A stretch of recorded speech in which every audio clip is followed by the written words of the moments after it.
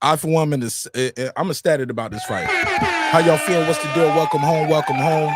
Another great episode of Breaking Beats, where we break down business, entertainment, art, technology, sports, anything else you and I feel like talking about. It's a hip-hop political sports show with a comedy twist. How y'all feel, man? Y'all hype? Are y'all hype? Y'all ready for this fight, man? We'll drop this link out here early. We're going to make some predictions.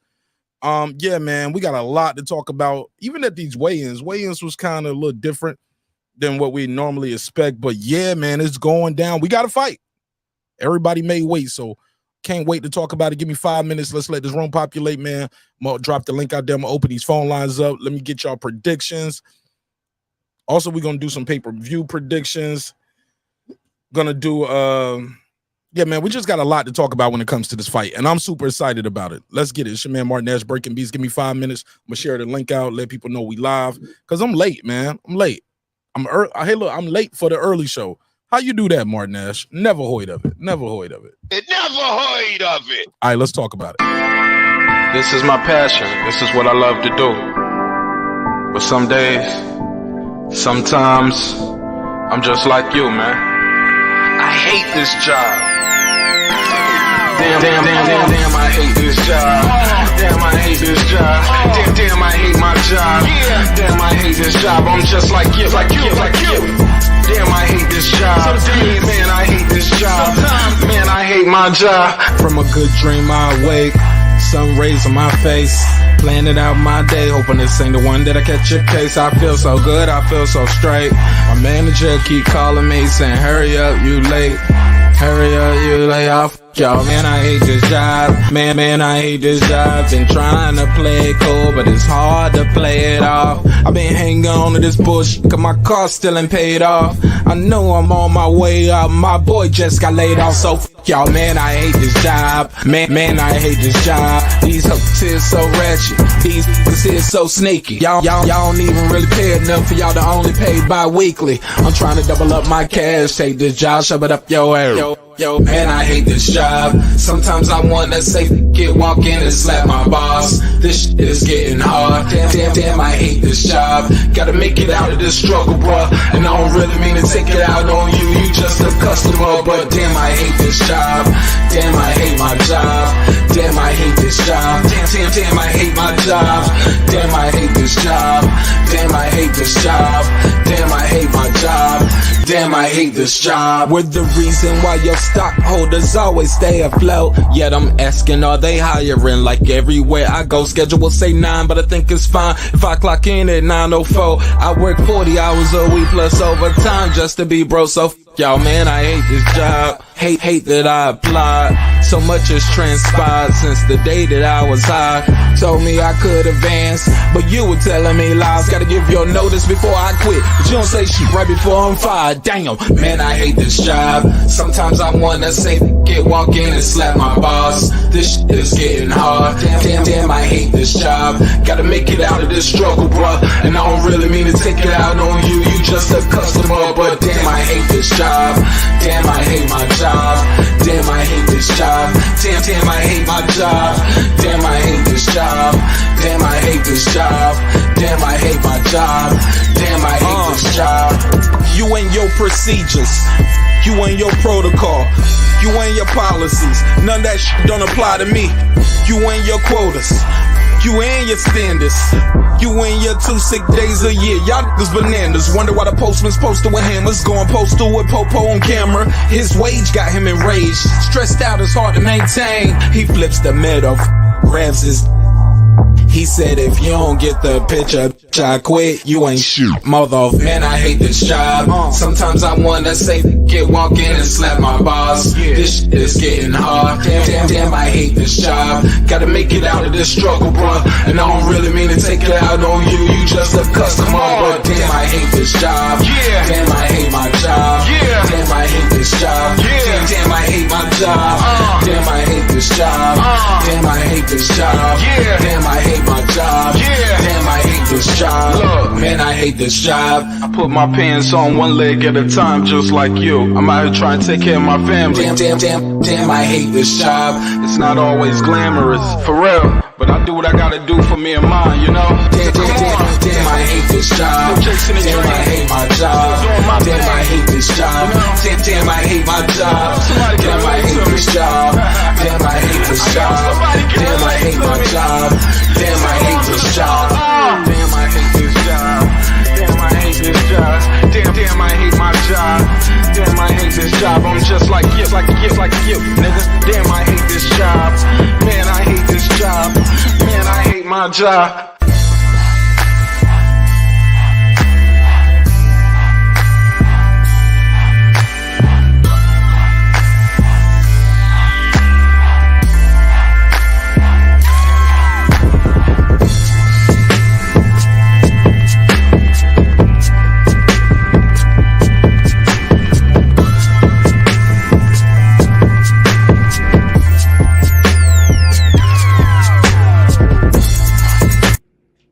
The views and opinions expressed in this program are those of the speakers, commentators, experts, and or the host. They do not explicitly nor necessarily reflect nor represent the channel's policy or the views held by the channel or broadcaster. The broadcaster or its channel cannot be held accountable for all or any views expressed during the program. Basically, if I didn't say it, don't come for me. You come for the person who said it. And please don't sue me for somebody else's words. With that said, let's start the show, motherfucker.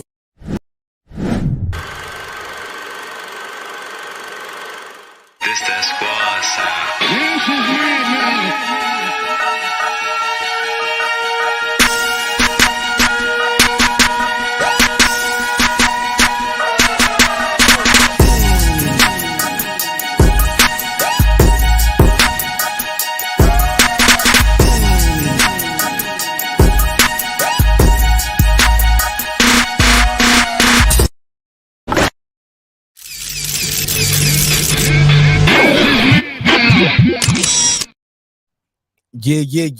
Yeah. How y'all feel, man? What's the damn deal? What's popping? What's happening? What's going on? You back in the lab. What's your favorite neighbor? Your man Marq Nash. He is I am he. Fight weekend. We got the fight. We got a fight, baby. Got a fight. They both made weight. Tank Davis came in at 35.1. Ron Garcia came in at 35 and a half. From what I understand, though, they did the weigh-ins this morning. So this whole thing right here was just a show for the fans, and what a show it was as well. I gotta share my screen, let y'all see all the people that were there, man. It was electric. Like my boy Smoke would say, it's electric. Man, it was lit. It was lit. I'm gonna put a survey in the chat. We got to get some predictions. Did anybody change their pick based off the weigh-in? Did everybody see the weigh-in? We're gonna talk about it. Let me do this neighbors only roll call. Also, man, how do you guys feel about these the NBA guys doing some of this pre-fight stuff? Because I heard Stack 5 say some stuff, and I was like, man, you don't even know what you're talking about. I felt like Brandon Washington. You don't know what you're talking about. Like, man, they just getting these guys up here because they on the Showtime network. I get it, but they need to know some boxing. And I got a question. I got to put the question Stacks. And what's the other girl? Rachel Nichols. She was up there doing some of the talk. I'm like, Rachel Nichols? Thought you was the NBA lady. What you over here for? It was like, What up? See, other sports y'all can swap them out like that. Boxing is kind of funny about who comes into their space. You know what I'm saying?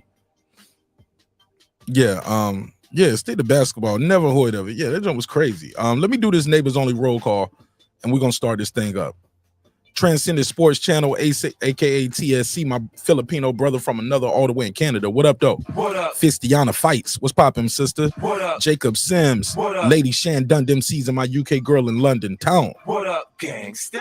Ace Retro. What up? The Boxing Scholar. Holla. What up? Cooking with the Champ. What up? Haplo Type 0. What up? Taylor Bell. What up? Mike from Boston. What up? C. Jones 0224. What up? Kansas City Mac. What up? Patricia Shelton. What up? That guy Eclipse 330. What up? Miss Queen Sunkissed. What up? Rockman. What up? Beyond the Ring with Nonito and Rachel Donaire. True Media Today, USA Boxing. That's my guy, Coach Malachi Williams. Budo, Full Revolution.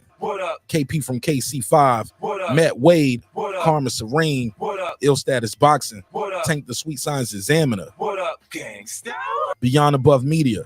Pittsburgh T. SF City Slicker. I Know Boxing. It's Mex. Rider of the Storm.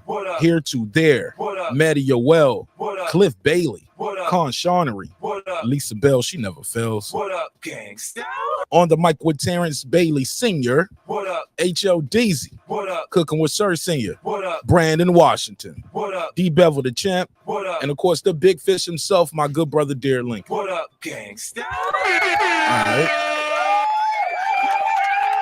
Tomorrow, somebody's getting knocked out tomorrow. You're only a punch away. Man, I'm so excited about this damn fight, man. Excited is an understatement. I'm geeked, man. I'm geeked. Aaron Parker, what it do?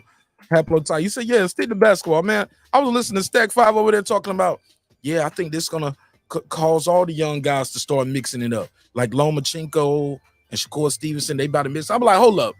Loma is not about to fight Shakur, and Loma ain't no young dude neither. Like, what are you talking about, Steven Jackson? It never heard of it. Get Steven Jackson out of here, man. I'm sorry. Him, Rachel Nichols. They got NBA correspondents and an MMA dude, Ariel Hawani, up there doing our boxing talk. Man, get out of here, man. Asking some dumb questions and everything, too. I'm sorry. Got to put a case on it. Make sure I got that link out there. I'm going to pin that link to the top. I'm going to open the phone lines up early. Going to take some calls. And I'm going to chop it up with y'all, man.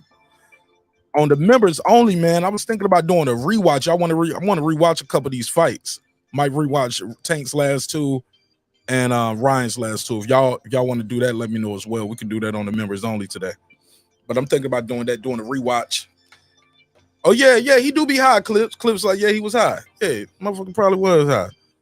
Yeah, and I like Steven Jackson as far as other commentary he do for other stuff, but leave my boxing alone, Steven Jackson. Like, everybody can't do everything. I get it. Everybody can't. Look, remember when Stephen A was trying to do the boxing? They got him out of here. He tried to do the MMA. They got him out of here. Like, nah, bro, stick to the basketball and football. You know what I'm saying? Leave our other sports alone. So everybody ain't good for everything. All right, Clips said he down for a rewatch. All right, Clips. Let's see if we're going to get a rewatch going. We can do a rewatch later on. People want to do a rewatch because I'm geek, man. And hey, look, and tomorrow we don't have to wait all damn day and all damn night to get these fights going. We got I think the prelims start around 6 o'clock. Around 6 o'clock tomorrow. Oh, that's perfect. That's what we need. The main event, the main card is going to start at 8 o'clock. Facts. What do you mean by that? You broke back is broke. Yeah, nigga, I be hating doing these late. Hate when they start late like that. Marq, they're keeping you. I think they doing this too. I think they doing this too. I said it yesterday. They probably doing this because Tank probably gonna be late. You know, that boy Tank been showing up late for everything. Tank's like, I get there when I get there. So they told everybody else, probably told everybody an hour early just to anticipate the homie being late. But I'm gonna put a survey in the chat. Phone lines are open. The link is out there. How do you guys feel about these fights? Are you excited? We got to get some picks. Can Beck the Bully beat Gay Rosado in the rematch? That's the only fight other than the main event that I think is a gimme. Anybody could win. Jose Diaz, what up? He said, when they start late, I can't stay up too late. I can't stay up. It's too long. Bro, when they start late like that and like 9 o'clock, even then, if it's like a lot of knockouts, they'll hold the fight up. They'll start running pre-fight footage, have the guys up there just winging it in the pre-fight talk. I'm like, nigga, I ain't come for that. Came to see the fight. Y'all been pre-fight and showing me these same highlight reels for the last 2 months. I want to see some action. Let's go. My brother Haplo in the building. T said, he said, Bet going to KO Rosado. Why he didn't do it the first time? Shout out to the brother Teach though. Nick Rich said Stephen A was definitely not good in the MMA space. Nah, they got him up out of there too. Let me say, Fisty on the Fight said prelims early. Hell yeah, and I'm drinking early too. I'm gonna be rolling them up. I'm gonna have me some tequila. Hey, look, that's why I'm late doing this one right here. I had to go holler at my boy, give me some of that ooey. And man, going. I'll be glad when we get us a dispensary down in Atlanta. Man, you go get you some weed from somebody in Atlanta, man. You gotta wait for them to finish playing the game real quick. They're like, hold on, let me finish this play real quick. Niggas playing games. Nigga want you to hear his mixtape. I'm like, nigga, I just want the weed so I can go. I ain't lying. Somebody said Stephen A was high. I'm sorry, Aaron Parker said no, Clip said Steven Jackson was high. Nick Rich said, oh yeah, we got to talk about what happened with B-Hop. Let me share my screen. We got to talk about this weigh-in. It was some tomfoolery going on that weigh-in stage, won't it? Let me share the screen.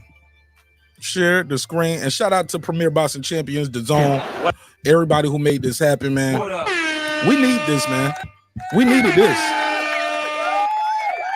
We needed this in this space, man. We definitely needed it. We needed a fight that fans could get excited about. We needed it. Damn sure did. I know I did. I ain't even gonna hold you. I damn sure needed a good fight. All right. That shit strong right there. That shit strong right there. I need to add some more mix to that one. Shit. Damn, that was too strong. That was a little too strong. Too much sauce. All right, so I got to talk about it. So Bernard Hopkins, now, as usual, he's the golden boy pit bull up there. And y'all know I love some B-Hop. B-Hop, one of those guys, the longer he fought, the more I liked him. Early on, I just didn't like him because, I was a Roy Jones fan. Roy was my guy, so I picked Roy over him. And since him and Roy had that rivalry, I was just always said, forget Bernard Hopkins. Plus, he used to do little dirty stuff in the ring, so I just ain't never been a fan of dirty fighters. You know what I'm saying? But let me play this part. It's a part in here where they had a little riffraff on stage. Look at all these people, though, man. Come on, fam. Come on. In the words of John Lennon, ain't it John Lennon? Imagine all the people. Yeah, it was a lot of people there. It was lit. Anaheim 69. What's popping? That guy Cliff said B-Hop is Oscar's guard dog. Been that way for years, to be honest. Yeah, he does kind of remind me of like he the golden boy pit bull. I give you your street cred, but I'm the muscle too. Like, nigga, you ain't about to do nothing for real though, are you? Like, you're a businessman now. Hell yeah, smoke them if you got them. We still celebrating 420. And we celebrating 421 because it's the weigh-in. And we celebrating 422 because tomorrow's the fight, baby. Somebody said, pour up. Somebody said, and I ain't being racist or disrespectful. What do you say? With no titles on the line come Saturday night and still undefeated and new black. Oh, man, you on the blacks stuff again, bro. Come on, bro. Bro, we support black people over here. We support white guys, Asians, Hispanics. Like, we don't rock like that over here, Anaheim. I promise, bro. Yeah, we don't rock like that. We got members that are Puerto Rican, Mexican, white, Canadian, Filipino. Yeah, bro. Yeah, we don't rock like that over here, homie. Definitely not. All right, somebody said wrenches look. These comments, right? Yeah, they're gonna get you up out of here, Anaheim. No. It's a part of boxing history. All right, but you did it yesterday, though. How many days you gonna tell us that? Like, chill on that part, bro. Like, my homies are Mexican, bro. My Pudo's my homie. HLD Puerto Rican. Taylor Bell's a white guy. You know what I'm saying? Like, we cool over here, bro. This ain't the channel for that one. All right. There's a lot other boxing history you can tell us other than about race baiting, bro. Let's not do that. And we got enough people up here always race baiting. Let's not do that. You're ruining my vibe already, Anaheim. Nigga. We'll call you a nigga, make you mad.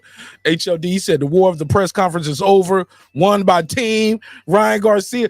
Hey, look, the war of the panel was yesterday. My boy HLD. I'm back in the studio today. I got my sound effects. Oh man, we're gonna have a blast. I need HLD to pull up. HLD, click that link, nigga. Oh man, I need you to click that link. He was giving all the Tank Davis fans some work yesterday. This shit was entertainment. Shout out to my brother Bruce Leaf. Bruce Leaf, did you get my email I sent you? I sent you an email. Let me know you got the email in regarding the package. Where we at? What was I gonna say? Oh yeah. So look at all these people there, man.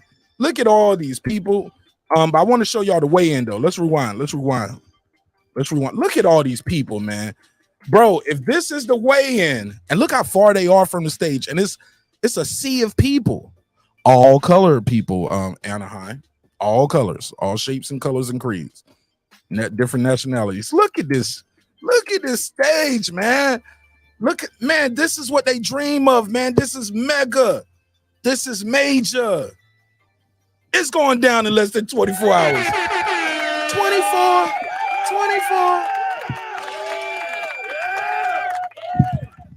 And if you are in Vegas, if you're trying to go to the Ryan Garcia after party, holla at me. I talked to my boy Rooster again today.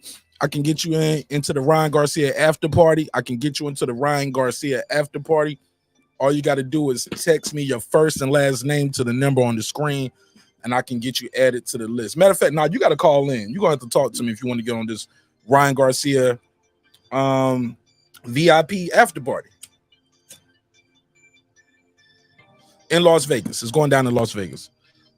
So let me see. So where we at? Well, let me see. Where we going with it?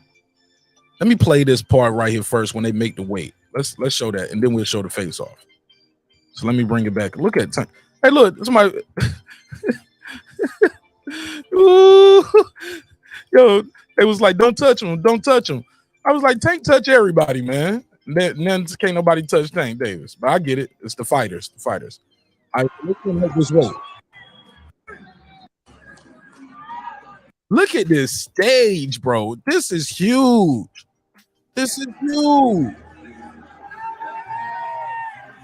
Making that weight.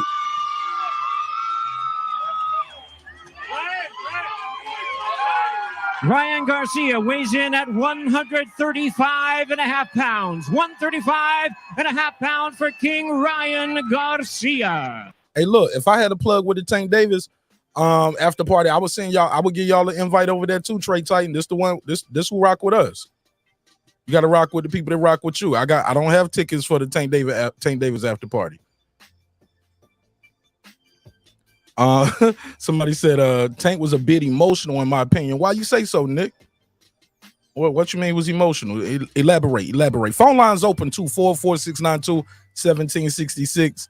44692-1766. Let's okay. So Ryan makes the weight. Ryan makes his weight. What was the weight again? Ryan Garcia weighs in at 135.5 pounds. 135. How he look though? How he look? He look how he normally look to me. He don't look too weight drained. He don't look too deprived. Did we make too much about this weight drain? Did we make too much about it? Was this just another talking point for the fight? Because Ryan looks fine. Look fine to me. Pause. I don't mean fine. I mean, he looks okay. He looks well. He looks healthy. Let me see what they're saying. Clip said, he said, I see Ryan landing a critical body blow by round 2. What? Tank can't take nothing to the body round 2 or early round 1, depending on how Tank. I don't think he's gonna get him out of there with a body shot that early. If a body shot gets it out of there, it might be later. I think Tank could take more than. I don't think it's gonna be no first or second round. I don't think nobody getting knocked out in the first or second round. What's up, HLD? What's going on, Mark? To HLD, the Tank Davis fan killer yesterday. I went back and checked that playback when my phone had died. Oh my God, you was going in, bro. You was giving them niggas hell. Because look, when I left, I was like, damn, it's like, all right, it's about 40 people here. I came back, it was 13. I said, damn, he don't. God damn. I was like, it's 27 people going. I was like, this nigga HOD farted in the room or something. Clear this shit out. What's up, bro? Good, man. No, man, all in jest and fun, man. Yeah, I know you don't mean no harm, bro. That's all. But this man, I mean, I out of everything that I took, what matters, you know, as far as going with the fight that we saw today, is that Ryan Garcia looked very healthy. I like the way he looked. He didn't look dry, sunken in. He didn't look like no Skeletor. He looked strong, man.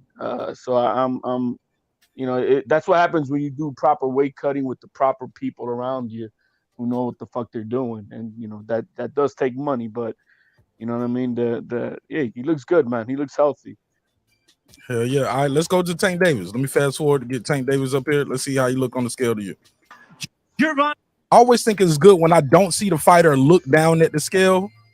It's like they already know they under, you know? Tank Davis. 135.1. All right, how Tank look to you? Yeah, he looks strong, man. I mean, he doesn't look, you know, at all drained. You know what I mean? I don't see that. You know, like when we see Devin Haney get up on there, bro, and everything's just crunched in, super shredded. Muscles look like they're hurting and shit. These guys are looking good, man. Well, to be honest, Tank ain't never had no the body like Devin's like one of those gym rats. He keep an 8-pack too. Like he's one of those guys too. You know what I'm saying? Yeah, but Tank looking good, man. He can't. You know, there should be no weight issues. I'm hoping as long as tomorrow goes well, I don't see no issues, man. These guys are coming in strong for this fight. Okay, let's fast forward to the smoke because you know some smoke during the face off, right? Oh, we got to talk about it. We got to talk about it. Here we go. Let's react to it. And he Tank gonna be telling Tom Brown. Well, look at Tank's eyes right there. Oh no, they do look a little funky. Right there. Not as bad. You see what I'm saying? But you are cutting weight though, you know what I mean? But his body didn't look like that. There it is. Tom Brown, move back. He's like, move, get back. That got Mike Tyson right there. I missed that the first time I watched it. Tyson right there too. Yeah. Ooh. Tyson predicting Tank too. He what? He's predicting Tank. He predicting Tank after all that hyping Ryan up for the last 2 years. Yeah, he likes the way he punches. He reminds him of himself. That's he does that. Get out of here. Mike Tyson is not saying that. Yeah, he said that, bro, on today on First Take. He said the way he throws his punches reminds him of him. How he does that jumping punch, you know? Okay, I gotta play that. Let me put that in the private chat so I don't forget. Play Tyson on First Take. Y'all smash the like button on the way in the room. I'm gonna put a survey in the chat. Y'all let me know how y'all see this fight going. But let's react to this clip of this epic fight. Is going down again tomorrow, pay-per-view, $84.99 if you can't get a ticket and get out to Vegas. And look, if you ain't in Vegas right now for this fight, you ain't going to the fight, bro. You might as well watch it with your man Marq Nash on Breaking Beats backstage. Let's play some more of this. Now, who is saying no touching? Okay, that's good. Don't touch. That was a parole officer.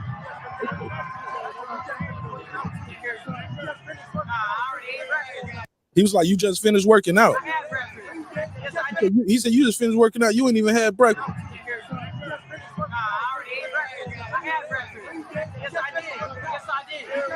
So what if he just finished working out to make weight, though? Who cares? That sounded so elementary. Yes, I did eat breakfast. No, you didn't. Yes, I did. What the fuck? Who cares? Gen Z's, man. Gen Z's, baby. He good. He just made the weight. He good.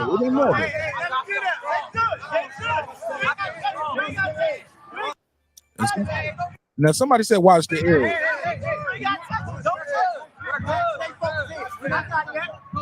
He said watch the edge. Oh, yeah, he said watch the edge, right? Because you know Tank will push a nigga off stage. Well, all he said was watch the edge, so he wasn't grabbing all on Tank. Like people trying to say, oh yeah, Bernard was trying to fight Tank.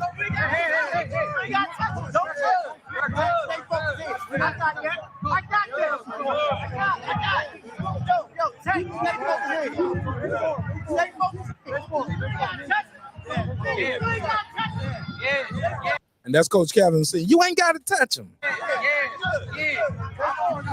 Oh, now you pushed.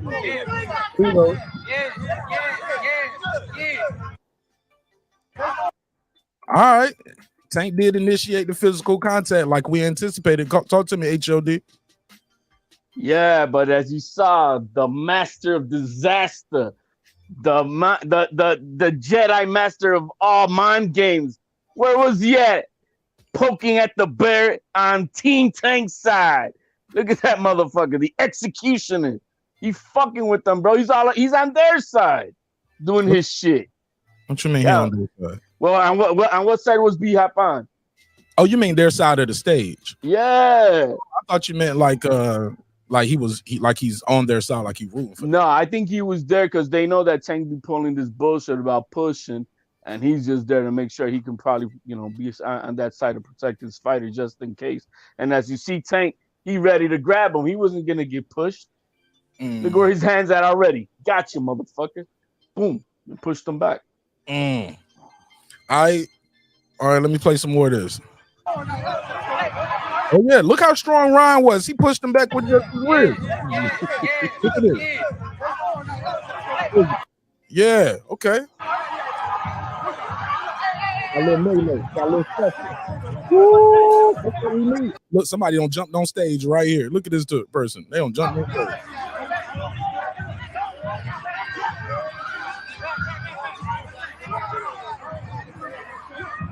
There they are, ladies and gentlemen. That's what we need. If this don't got you hyped for the fight, I don't know what's gonna get you hyped for this fight. Talk to me, HOD. I'm hyped, bro. Yo, man, this is what it's what we needed, man. I mean, to put the spotlight back on the sport, and finally, these two young men are showing the rest of this generation out here. Yo, man, you gotta get the smoke up, man. You gotta talk your shit. This is what boxing's always been about. This is what sells the fights. It's what makes you want to be one-sided to one fighter to the other. That's what gets everybody flowing. That's why we all hyped up over here. This is what's needed. We don't need this dead fish shit. Nobody talking. Yeah, he's my best friend. He's a good fighter. Nah, fuck that. We need this type of ruckus. I'm happy with it, man. It didn't get out of control. Just a little bit of barking, man. I mean, a little bit of fight, a little bit of WWE type of shit. It's needed. Is it though? Because some people sell without doing that. Canelo sells. He don't do that. AJ sells. He don't do that. I think Canelo has learned to sell a lot more once he's speaking that English. Get the fuck out of here, man. Right. So it's a new personality that we now got from Canelo, that he can talk his shit. What you think about Tank focusing on B-Hop? That's exactly what they wanted, Marq. Is that a problem where he's? I mean, it just says he could be easily distracted. It just says that the little things could get him off focus. Because if you saw, Tank did not stop staring Ryan did not stop staring at Tank. He's the one talking to B-Hop. I mean, is it indicative of who's going to win? No, it's not. But it just lets you know that, yo, man, you focused on all the wrong motherfucking things. Yesterday, you focused on Ryan's brother, his advisor, and he was talking about, we got film, something like that. He was trying to show Ryan right now. Like, dude, man, focus on your fighter in front of you, bro. So it just says he's easily distracted. Is it going to be anything indicative of what's going to happen tomorrow night? We'll see. All right. Man, how you see this shit going, man? How you see this shit going, bro? Look, man, Tank has all the experience, coming into this fight. And he has the eraser. So as it is, he is. But he hasn't been tested for a fucking reason. He has not been tested without I'm bringing somebody up from a lower weight division, or I'm gonna pick on the Happy Meal champion of another weight division. No, it's always something. No, right now he's facing somebody of his equal stature, size, competitiveness, pedigree. We gonna come in. I'm coming at you. I've been wanting your ass. And he's finally gonna have a 50-50 fight. It's the first time. He never had a 50-50 fight. So I think this is gonna it's I got Ryan. I'm choosing Ryan for not only those reasons, but I don't put my vote on no man who wears purses, man. So I'm cool with King Ryan with that. Shit, even before the purses though, I think you won't rock on because of the abuse stuff too, right? Well, it's just sad, man, because I mean when I saw a specific interview from Tank and he's reflecting upon his life and the shit he's been doing and how he stopped drinking, and he said I'm not drinking anymore. I know all the bad stuff that's done to me. I'm like, all right, young man, because I know what it is to come from the gut, and I understand that shit happens. But if you show me growth, I'm cool with that. And then we get all this other bullshit happening. So it's I'm done with it. This other young man, he's clean record. He doesn't have any. What he does is does some goofy shit on TikTok sometimes. I mean, can I say, man, Gen Z? But that's the worst to hear Tank about. does too. You ain't seen that video of Tank in his in the spandex shorts up there dancing in the kitchen with a shirt off. Oh man, yeah, man, all that fruitcake shit, bro. But I think he was tipped. I don't know, bro. I'm not. Let's focus on the fight, man. I'm just saying I'm going for Ryan because he carries more the standard of what I like. Was that? And he's got what it takes to beat him, man. He really does. If he's disciplined enough not to overcommit,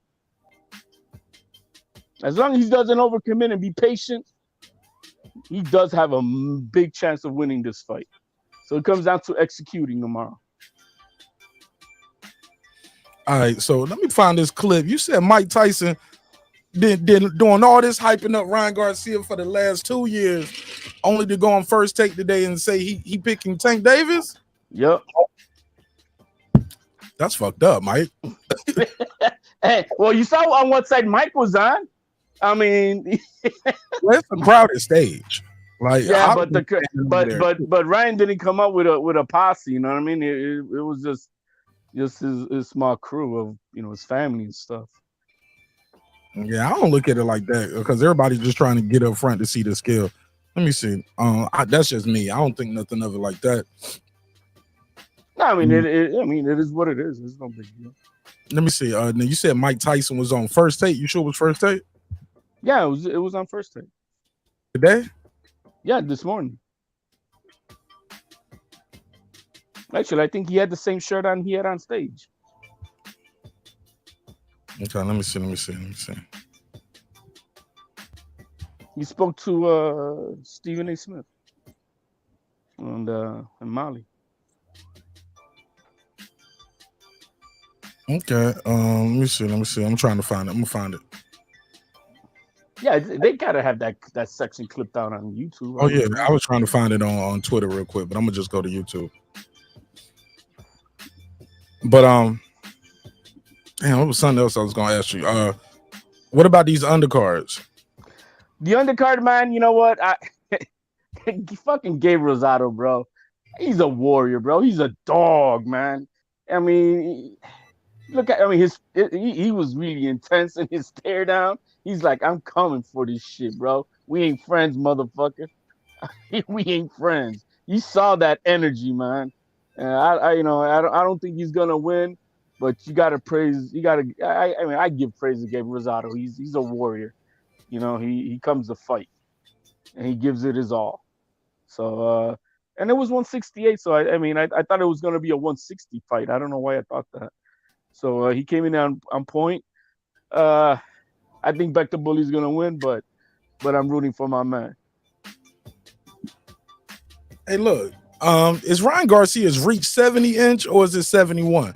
I thought it was 71 On the Luke Campbell fight, first takeover, he got it as 70.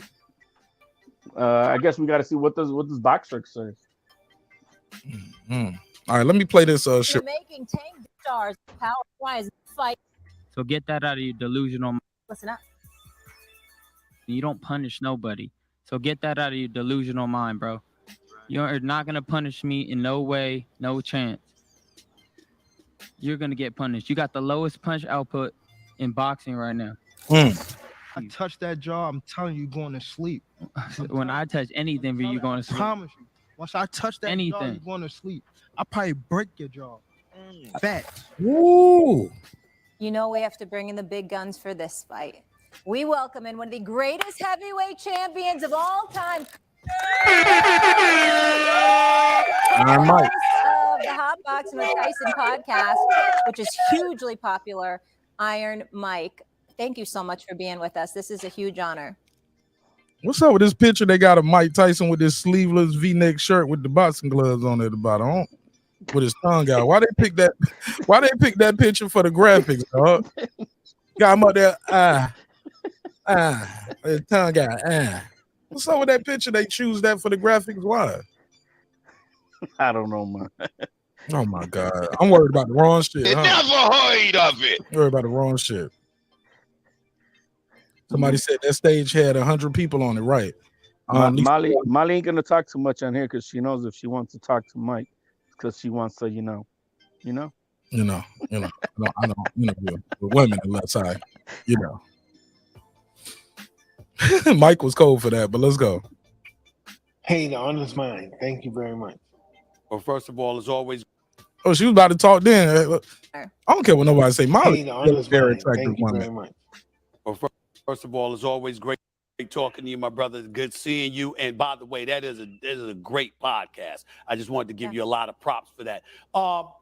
This fight. Hopefully you come visit me one day. Man, please, anytime you call me, I'm coming. I ain't gonna say no to. You ain't gonna smoke no weed. I know Stephen A ain't gonna smoke no weed on the Mike Tyson show. That's for damn sure, huh, H? You can't smoke weed. Period. Stop the weed. Get off the weed. Yeah, how you gonna be on? Yo, he can't go. Somebody said Tank gonna break him. Shout out to my brother KP, boxing scientist. What up? Somebody said Molly can get bit. No bullshit. All right. Mike Tyson want me on the podcast. I'm coming on the podcast. Can I say one thing about the podcast? Yes. It is incredible how you've connected with all walks of life. I mean, everybody listens to that podcast. Young, old, men, women. It's really impressive because it's your authentic self. Yeah. Thank you so kindly. Thanks so kindly. Now, what's up with that? No, I'm joking. Mike Tyson, Gervonta Davis, Ryan Garcia. What are your thoughts about this fight? I think it's the fight of the year. It's hard for me to pick one, but it's hard for me to pick against Davis. Is it too early? Is it too early to start calling this fight of the year, guys? Like, or it's probably, or it has fight of the year written on it. I think if you talk about the hype, right, the media hype, and how we all here because of it. Look at it, we're talking about after a weigh-in, so there's a buzz about it. Is it the fight of the year? No, but is it the promotional fight of the year? Maybe. Yeah, you could put that in on paper right now. But the fight, no, man, we don't know what the fuck is gonna happen. Somebody could get knocked out in the first round, and that's it. So I mean, we can't say that until the fight is over. Hey, shout out to Rider the Storm. He said, "Can't wait for mañana. Listo por las help me out. How you say it? Chingosos. What Rider is saying? Salute to Marq Nash. Salute HLD. Can't wait for mañana. Listo por los chingazos way." Mm-hmm. Yes, you remember when Plant said that? A chingazos at the press conference with Canelo. I don't remember that. Yeah, man, he started speaking Spanish, man. He started saying, mañana puro chingazos. That's we're gonna throw down it all out. That's what it's about. Oh, okay, that's what I meant. All right. Well, look, let me give him the drop. I got 5 on it. Hell yeah! Shout out to my brother Rider the Storm. supporting the show in a major way. Let's play some more of this interview with Mike Tyson. What are your thoughts about this upcoming fight? See, I kind of lean towards Davis a little. Oh my God, Mike Tyson, you leaning towards Davis after all of that talk about? Oh my God.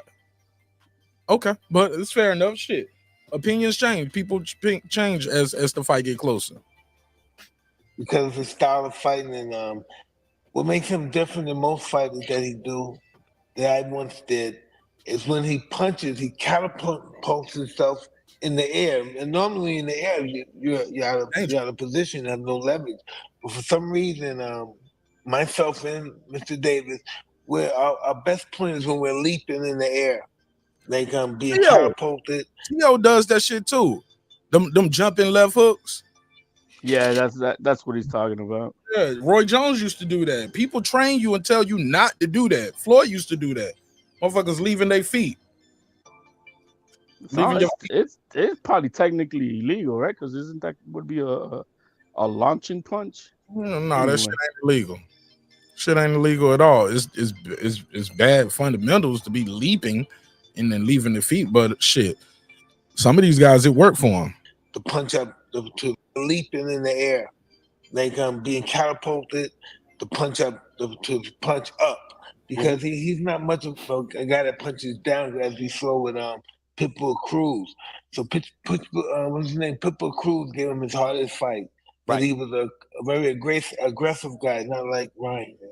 Yeah, you talk about Isaac Cruz. Definitely, he gave it an aggressive fight. Yes. But I thought that particular fight, Gervonta showed me boxing skills that I didn't even realize he had because, Pitbull comes at you and he's very good defensively, so he covers himself well. But I thought Gervonta did a great job boxing in that particular fight. Here's what I think. I think this is the kind of fight Gervonta Davis is going to have to get the knockout because Ryan Garcia is taller. Obviously, he's fighting at a catch. Well, let me hear that again. He said Tyson sounds worse. You think Tyson sound bad? Punches down as we saw with Pitbull Cruz. So what's his name? Pitbull Cruz gave him his hardest fight, but he was a very aggressive guy, not like Ryan. Yeah, I hear what you're saying now, KP. You hear it too, HOD? Sound worse like how, you mean? The cognitive response, like if you listen to him real close, he's not as clear and crisp as my man chews on mushrooms morning, day. I mean, he's on weed, he's on mushrooms. I mean, yeah, he flying high himself. You thought everybody saying that Jackson earlier was man. No, Mike Tyson is right now seeing birdies and Star Wars ships and shit. Okay, hold on, let's go. That's funny. Yeah, you talk about Isaac Cruz. Definitely, he gave it an aggressive fight. Yes. But I thought that particular fight, Gervonta showed me boxing skills that I didn't even realize he had because, Pitbull comes at you and he's very good defensively, so he covers himself well. But I thought Gervonta did a great job boxing in that particular fight. Here's what I think. I think this is the kind of fight Gervonta Davis is going to have to get the knockout because Ryan Garcia is taller. Obviously, he's fighting at a catch weight with that dehydration clause and all of this stuff, but he's longer, he's taller, he's got a jab, he uses it to avoid that power that Gervonta Davis is going to give him. He wins the fight. I think the only way for Gervonta to beat him is to knock him out. To that, you say what? I believe he can beat him if it goes the distance as well. You think Gervonta can beat him if he goes the distance? He's going to win the fight, yes. Damn, he said he's gonna win the fight. It ain't just I'm leaning to him. He's straight up picking him. Said he's gonna win the fight. What's your take? And I'm gonna come back with some more. When it comes to that, like picking fights and stuff like that, there's certain things about Mike I just don't. You can hear him on other takes, and he doesn't sound too. He's very knowledgeable historian wise, right? But when it comes to like picking fights and stuff like that, I don't pay much attention to. Yeah, he picked Pacquiao. So I mean, that's why I don't. But when it comes to like listening to techniques and listening to, he's a historian. Or listening about life. True, nowadays you could listen to Mike about that shit. But when it comes to picking fights, I don't pay much attention to it. I think Stephen A. Smith is on point. At least maybe my confirmation bias, but I think the same. I think that Tank is gonna need to stop Ryan, and I think Ryan has the has the options or the Oh my. capabilities of winning on the points or by knockout. Let me put the survey in the chat too. Let me get these predictions. But look, God forbid, let's say he got. Yo, I can hear people I can hear the conspiracy theories calling me now after the show. HLD saying, Marq Nash, of course they was gonna let Ryan win. You know, they want him to be the face of boxing. You know, they're gonna be like, they don't want him. They don't want it to be a black guy. They needed to be another. Oh, come on. They needed to be a clean cut Stop guy. it. It's on Showtime. It's on their promotion. It's everything. I'm telling you, if Ryan Garcia pulls off this man, upset, they're morons. it's gonna be the conspiracy theories. Same people said Tank was gonna win by knockout. Ain't gonna be able to explain why he didn't knock him out. They just gonna have a conspiracy why he got robbed on the cards. When it comes to all these, those crazy fans like that, yeah, he should be able to handle Ryan Garcia like nothing. He should be like, man, I'm gonna take you out within 4 or 5 rounds. It should be like that. That's the way people want to talk about Tank. So no, I think as far as, and if he gets knocked out, what the fuck? They wanted him. So what? He wanted to lose. Come on now. We can't go through that. They probably gonna say shit. You got paid. Gloves was loaded. This is boxing, bro. We've heard all that shit before, bro. And we gonna keep it, bro. People said Crawford cheated in his last fight. Well, I mean, those gloves. I never seen gloves explode. But look, that he don't keep the gloves at his crib and fuck with them. They bring him the gloves, he pick them out, and they keep those gloves until fight night. Why did they turn off the camera when he was putting them on? They don't turn off. Man. Stop it, man. The people have somebody there watching them. I'm fucking with you. Nah, man, but I hear what you're saying. But he don't. Y'all said he was a cherry pick. David Kardashian. He shouldn't have to cheat for that. He shouldn't. I mean, so is Ryan Garcia, but we got spies, we got cutting weight, catch weight, we got rehydration clause, we got late weigh-ins. I don't know, man. So you think this whole shit can be going conspiracy wise, huh? Nah, I just think that one side is not so confident in their fighter, and exactly what Oscar said yesterday. It does ring some truth to it, which is why he's never fought a 50-50 fight in his life. Has Ryan ever been a 50-50 fight? Or is he Campbell? He was the favorite there too, though, right? No, I don't think he was the favorite. Yeah, I thought that was a 50-50 fight. He was the favorite, bro. We got to look that up, Marq. He was the favorite, dog. Because at that time, Campbell only had one loss, right? So no, he had like three. He had 3 losses around that point. Well, he lost to Lomachenko and who else? I don't remember. I think he was. I believe he was 3 losses. I think I was trying to rewatch this fight the other day. I fell asleep and I was like, you know what? I'll just rewatch it with in a group setting. But yeah, okay. I didn't see that much. And what I do like about that production, they showed the ring walls. I don't like PBC not showing the ring walls when they do these replays. I need to see those ring walls, man. I like to see the whole shit. Okay, let me see. Tank Davis, KO, Ryan Garcia, KO, Tank Davis decision, Ryan Garcia decision. All right, let me put the survey in the chat. Man.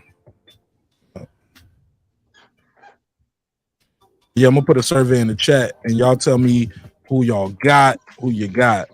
Also, we're gonna do I need to get y'all pay-per-view predictions again because I remember before Pudo was first one to jump out there with me. 1 million. Shit getting close to 1 million. This shit gonna get close to 1 million. Hold on, let me take this line. Absolutely. 831, tell them your name, where you from, family. This is Tony from Sacramento, California. Tony from Sacramento, California. What's on your mind?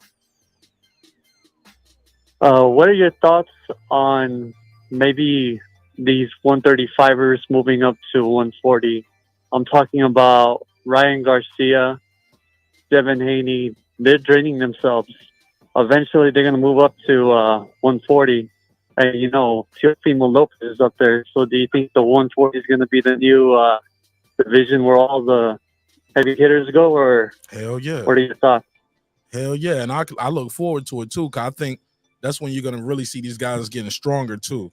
You know, yeah. Like, so I also think maybe Tank might have to go 140, too, since all these guys might be going up, because you can see it in Devin Haney's face. That guy looks drained, and he can't go to 135 no more. So I'm thinking Tank's going to have to go up, too, and take those belts. I'm not sure. I'm with you on that. I believe you'll see him move up to 140, especially when those 135 guys are at 140, like guys who came up like him versus guys who are bigger guys like Regis or Ramirez, Josh Taylor. These are naturally big guys already. Oh yeah, that's right. So he don't want no problems like that. That's why he fought Barrios. You know? Oh, okay. That's my opinion. Yeah. But I think Marq Nash finally admitted it. Yo, T.O. big guy as damn self. He was too big for 135. But that you admitted that he fought Barrios for those reasons. No, I'm just using your talking point because you up here, and I don't want you to pick on me. I'm scared of you, bro. It never heard of it. No, I ain't scared of no damn. He loves Devin. I don't know if you've seen some interview with Tank. I forgot who it was who interviewed him. They asked him which fighters he wants on his list. He said Shakur, yes. Devin, yes. And then it was the guy from Complex. I don't know if you've seen that Complex interview. Yeah, I did a reaction to it, but I don't remember that part of it. What else? What was the other name? Yeah, and then he said Teofimo Lopez. He said yes, and then all of a sudden he said, nah, not Teo. I don't know what his explanation was, but he kind of said yes, but then he said no to Teo. So I know they used to spar, or they did spar back in the day. So that might be a tough fight for Tank Davis if he were to move up to 140, and if Teo beats Josh Taylor, I'm thinking maybe Teo might be the 140 king, and Ryan might have to challenge him too. So I think, yeah, for sure, 140 is going to be the new weight division where everyone has to fight each other. Yeah, it's a lot of good fights up there too. Even with the guys that's already there, mixing it up with these guys coming up. But all right. Yeah, for sure. So who you got winning the fight, bro? And tell me how many pay-per-view buys you think is going to do it. How many pay-per-view buys? Do you guys know how much the Pacquiao Mayweather sold for?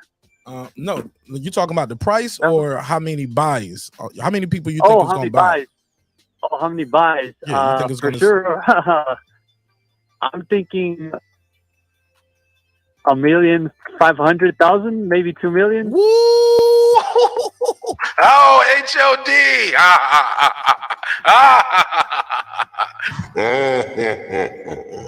I got another one.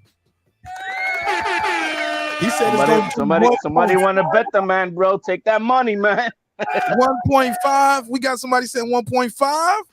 Okay. Yeah, 1.5 to 2 million, between that range. Yeah, because I see a lot. Okay, I'm a driver, and I see it everywhere I go. Everyone's talking about it. So yeah, everywhere I go, I hear people talking about it. You're gonna watch the fight. You're gonna watch the fight. Everyone's gonna watch it. So I'm thinking for sure everyone's gonna watch it. But your question on who's gonna win, I'm thinking Tank for sure. You got Tank. Ryan, he's good, but he's just a kid. I think he's, like all these other teenagers, they're impatient. And then I heard Calvin say, "Oh, these guys, take your time. Your time will come." And yeah, he should have taken up that warm up tune-up fight that Oscar wanted Ryan to fight in January, but he didn't. That was a big mistake. Ryan is fresh. He's fresh, so he's gonna win for sure. Hold up. You said Ryan or Tank? I thought you said Ryan was supposed to fight in January. Yeah.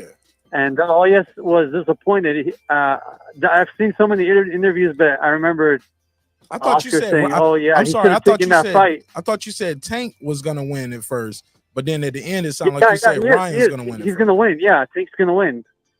Okay, because he's been more fresh. active and more active. He just got off a fight. Yeah, so he's warmed up. Okay. Okay. All right. Well, shit. Well, thank you so much, man. You're more than welcome. Call back anytime. Tell the people again your name and where you from, bro. This is Tony from Sacramento, California. Go Kings!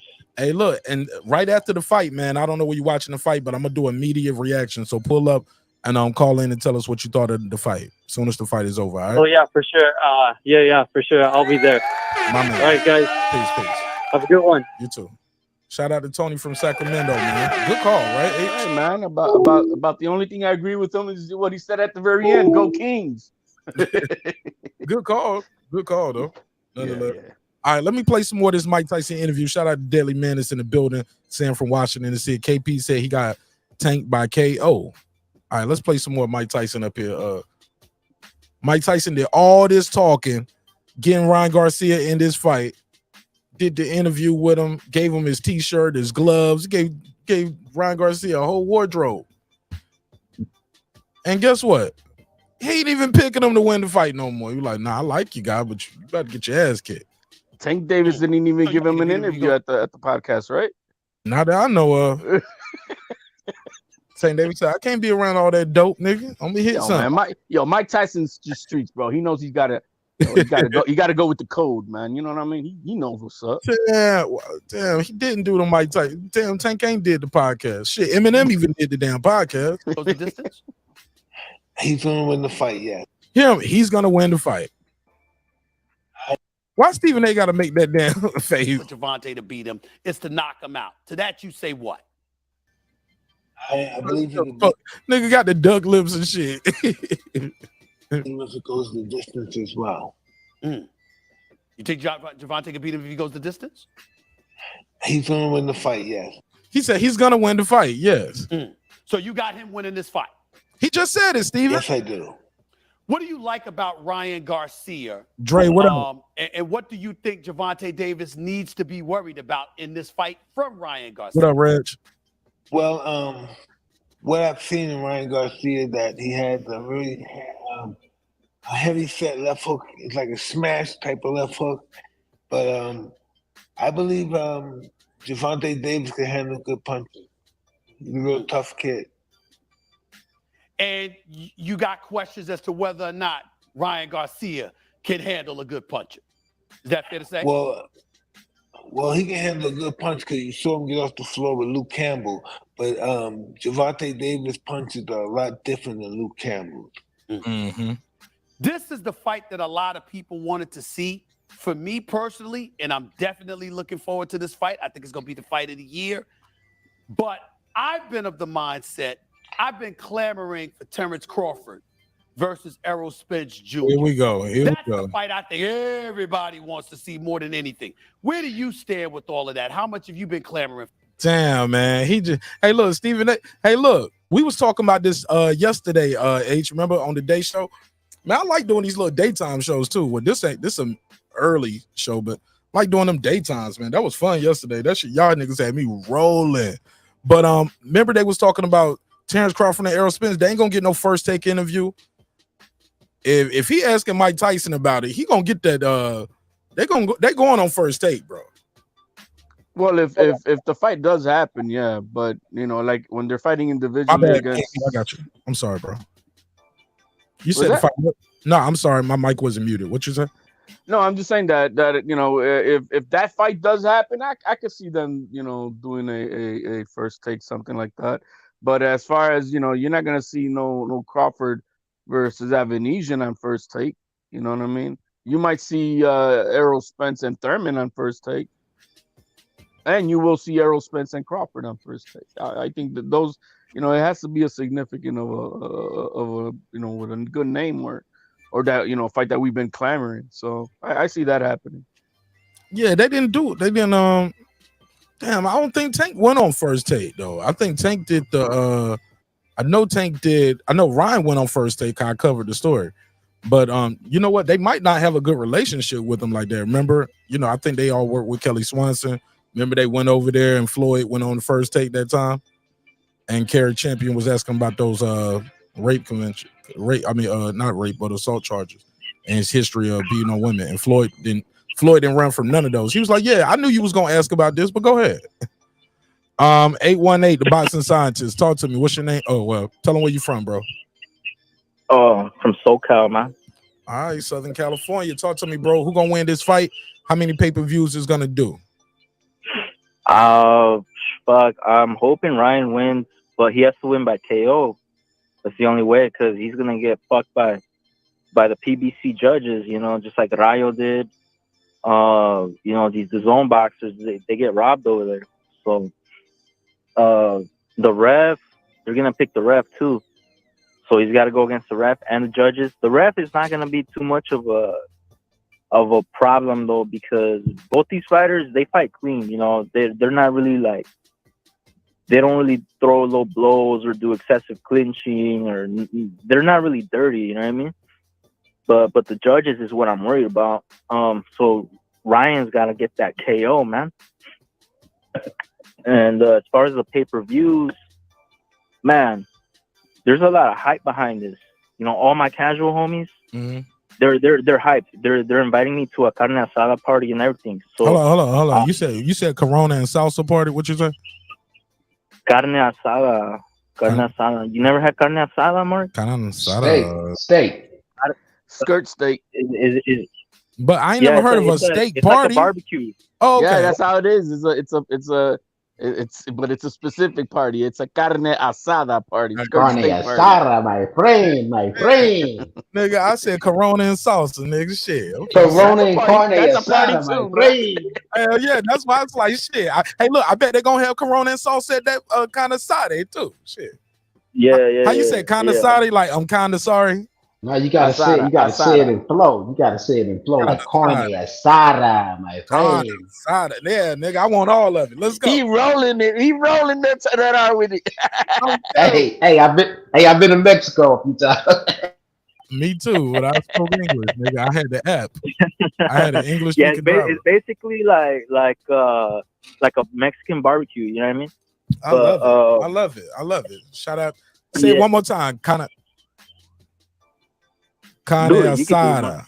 Carne asado. Asada. Carne asada. Carne asada. All right. Somebody make that a clip. Damn. You got it. Carne. You good, man. We good. We know what we do. I don't roll my tongue like that unless it's a woman around. HOD. You got it, Mark. Hold on, Mark. You're not a woman, Mark. Yeah, Fuck you. The thing is, I because of that, I'm thinking that it's gonna do anywhere between 800K to $1 million. And yeah, man, I'm excited. I don't think that the winner will become the face of boxing, but it is a good fight. So I'm not gonna just shit on it. But yeah, like I only have like one hardcore boxing homie, and he's not even fucking watching it. But all my casual homies, they're throwing a party for this shit, and it's gonna be like 5 of us. So yeah, it should be good. It just goes to show you most people are casuals, man. It is what it is, you know. Okay, so you said this shit is gonna sell, and you got Ryan Garcia winning by KO. I just think that Tank is not looking confident. Ryan has the eye of the tiger, homie. You know, he wants blood. He wants to break Tank's jaw, man. And I'm hoping he wins, because if he wins, I think he will step it up after this. Whereas Tank, I don't see Tank doing. If Tank beats Ryan, Pitbull Cruz rematch. He's not gonna give Ryan a rematch. It's only if Ryan wins. Yeah. It's only if Ryan wins, then Tank gets the rematch. Well, right? From what I is understand. guaranteed. He's the only one guaranteed a rematch. But if it's a good fight, it's competitive, and the numbers do crazy, I can see Tank saying, "Hey, look, the fans want to see it again. It was a close fight. Let's run it back." I don't know because he didn't do that with Pitbull Cruz, you know. Nah, Pitbull Cruz was the last minute replacement anyway, and he didn't have a lot of, and he didn't like we didn't sell this fight and get here because of Pitbull Cruz. We got here in his mind all because of me, not and I'm sure he didn't say me and Rolly. Yeah. Probably think even Rolly's here because of me. You think that was all because of him, but this right here, he can't deny this is you didn't do this alone, homeboy. You got to give Ryan Garcia's props. This kid, he taking all the chances, bro. Yeah, for real. No, you're right. You're right. And so I mean, both of these guys deserve our respect tomorrow. You feel me? I don't want nobody saying Tank was a hype job if Ryan goes in there and stop him. No, y'all said he was the future. He was the truth. And if Ryan loses shit, I don't want y'all to say he was a hype job. Y'all said he won't shit in the first place. You know what I'm saying? No, respect to both boxers for making the fight happen. But I just don't, like I said, I don't see Tank doing anything. I just don't see Tank doing anything after this if he wins. Like maybe a rematch with Ryan. At best, he don't want to see Devin. He don't want to see Shakur. And yeah, with Ryan, I think he'll move up. He'll either fight somebody good at 135. Or move up to 140 because he looks like he's draining himself, and then mix it up with those guys at 140. Okay, all right. So that's why I'm rooting for Ryan for those reasons. Because you think he's going to be more competitive, right? He's better for the sport, in my opinion. All right. Well shit. I can't get mad at your opinion. Your opinion is your opinion. You know what I'm saying? Like my boy Mano said. What he say? Where I got to drop it? What he say? We're not gonna continue to go back and forth about what my opinion is. Right? My opinion is it's a fact. Shout out to the boxing scientists, man. Hey, look, soon as the fight over, man, pull up tomorrow. You know we doing that after party, man. Win, lose, or draw, no matter what happens, man. We doing that party, man. I'm excited for both guys. Yeah. If I'm sober enough, I will pull up, man. All right. It's an early fight. It's an early fight. These fights gonna be early, so you should be all right. What's an early fight? We'll see, man. They started. Okay. All right. Peace. Peace. Yeah. Have a good day at work too, man. Be safe out there. They doing this earlier. The whole card starting earlier. KP instead of starting. For real? Instead of starting at 9 o'clock with the pay-per-view. And the undercard started at 9, and they started production. No, they starting at 8 o'clock on the East Coast. Like the preliminary for the other shit started. Is it 8 o'clock at East Coast, Mark? Are you sure? 8 o'clock, bro. Mark, we getting old, bro. That's what I'm saying. They better have it on time. We getting old, bro. We gonna be making it to 1 o'clock. Yeah, bro. I get so tired, bro. I love doing the after party shit. But that's part of the rehydration, Mark. So that means that Ryan tomorrow's got to weigh in again at 2 o'clock. You think it is, or 3 o'clock? 9 in the morning. I already heard about it. I think they're doing 9 o'clock. I heard 9 o'clock. 9 a.m. Yeah, no, I saw. Let me see here. 9 a.m. because he got to have 12 hours to hydrate, bro. No matter what they do, he got to have 12 hours. I thought it was gonna be a late rehydration weigh-in again. Nah, and then they starting the fight early, which means they're giving them less time to hydrate more. Oh shit! I ain't think of it that way. Yeah, slick motherfuckers. Damn, I didn't even think of it that way. I thought they was doing something good for the sport. Nah, bro, it's just to give them less time to rehydrate. No, see, I'm thinking these shits be going on too late. They be ending too late. They keep ending too late. They do end too late, bro. Hey, look, and having this at that fucking arena, what's it called? What's that shit called? T-Mobile. Having it at T-Mobile Arena ain't the same as having it at the hotel. Like it ain't. MGM and all that, Mandalay and all that. Yeah. You got those relationships with that a little bit different, and it's a building, it's a hotel. They all there, but they got to get their ass up out that T-Mobile on time. They do. The reweigh-in is at 11 o'clock Pacific time. 11 o'clock. Yeah. Okay. So it'll be 2 2 hours o'clock. later than It'll the be 2 Canelo o'clock fight, East and- Coast time. Where did you get that from? 'Cause I just heard something different just today. I could send it to you. It's from what's his Put it on name? I'll give you the name. All right, you gonna send it on Instagram so I can put it on the screen? Yeah, But give me a also, second. shout out Anthony Thompson, my brother SLG, Reggie O in the building, Deli Manis. I see you, Nick Rich, Lisa Bell. She never fails. Yeah, man, love y'all, man. Appreciate y'all, man. Hey, Reg probably gonna be down there on the strip then, since it's gonna be Reg ain't gonna be on the strip. He gonna be at the house. That nigga gonna be on YouTube or pull up he over gonna here be- and chop it up with me. Yeah, he gonna be on Yeah, YouTube. Yeah, cause I can get him in that Ryan Garcia after party, but Reg don't party like that. Reg ain't messing with them like that. Yeah, he ain't messing with And he don't want to be at the Ryan Garcia after party anyway. You know what I'm saying? Nah, yeah, the Ryan. Yeah. Hey, look, it's gonna be Carne. Ryan gonna be in there with Oscar. Carne outside in that bitch. Corona's Yeah. Check your IG, Mark. All right. But while I do that, KP, talk to me about this fight, man. Before I cue up this next clip from Mike Tyson, and I'm gonna get what HLD got on the screen. It's gonna be a good fight, long as it lasts. I like it as a fight. I'm glad they're doing it in their 20s versus Stephen A. talking about a fight about guys that's almost 35. They're doing it in their 20s, so if they end up doing it again later, 3-4 years down the line, it might be cool. You know what I'm saying? So it's good, man. They get it over with. Then we can get to some other fights, whether it be Shakur, Devin, Tank, all of them can kind of go in the same age because Tank is almost 30, man. So good, man. It's a good fight to have, man. It's worth it. It's worth giving buzz about. I'm tired of them talking about that other fight. I don't even want to mention it. I don't want to hear it. My man, I like that. For real, bro. I don't want to hear about no fight, man. That's hypothetical, man. That's like me and you talking about Black Panther versus Superman. It is, bro. That's all it is. I feel you. I definitely feel you. But Hey, man, what if LeBron was able to play Jordan? That's what that's like.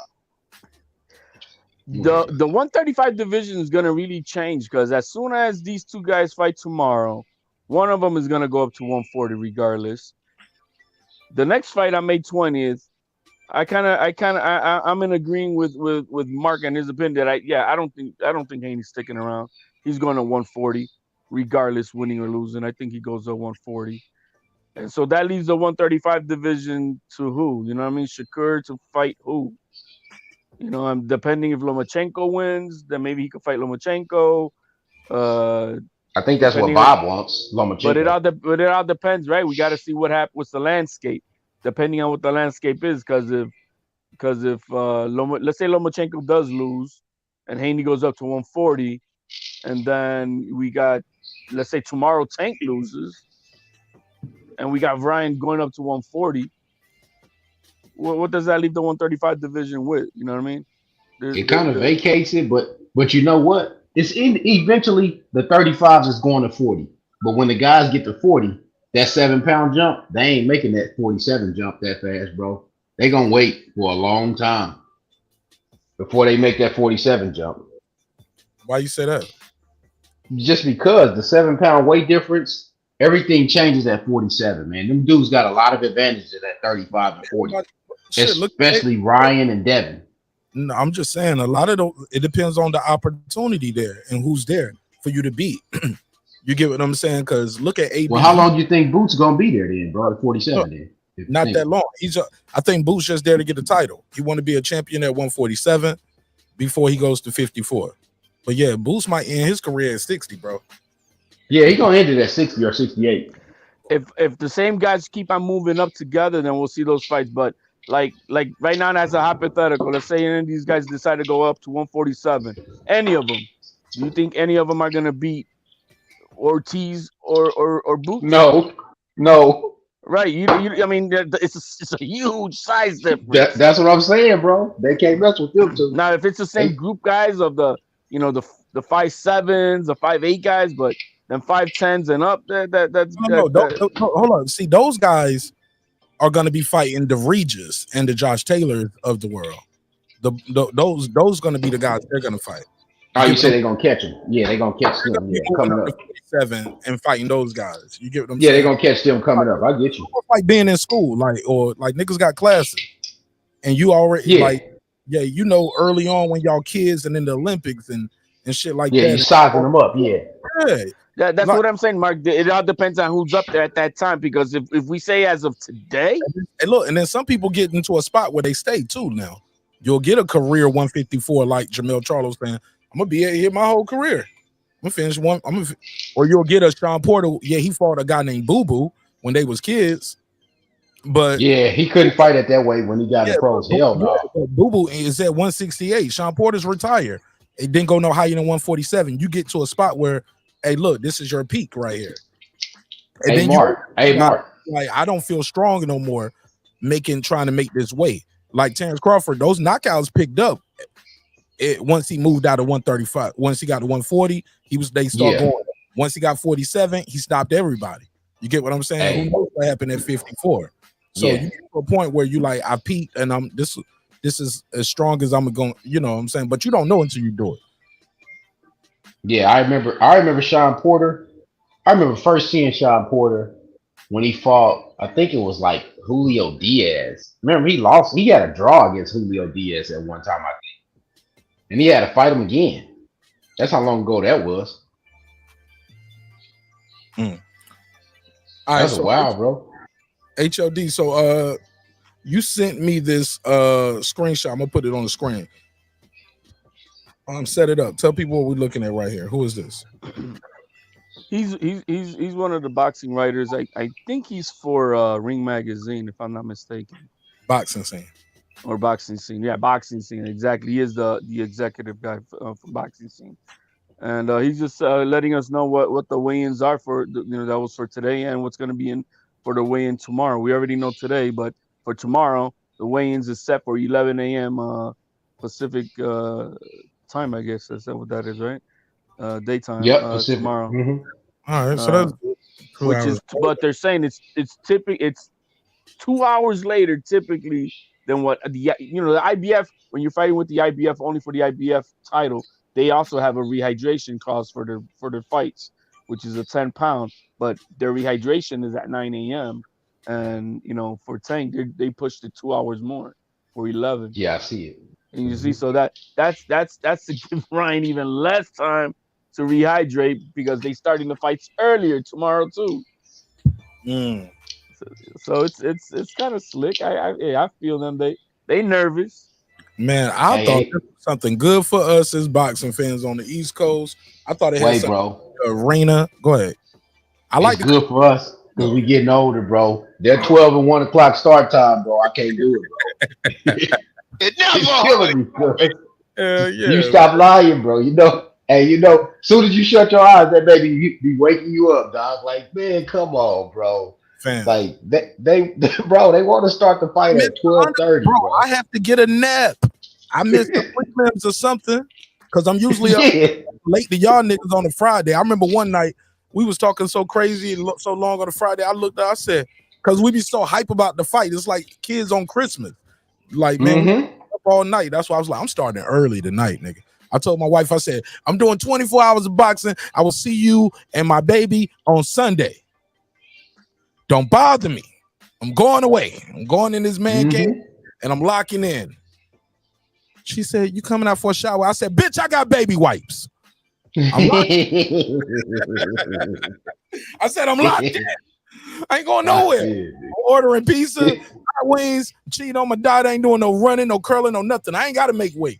I'm doing Don't nobody mess with me. Get the piss bucket. Ryan Garcia, these hot wings with the lemon pepper sprinkles are for you, brother. Tank Davis, this is for you. Hey, look, I'm being here toasting wings, nigga. Be toasting flats and drumstick wings.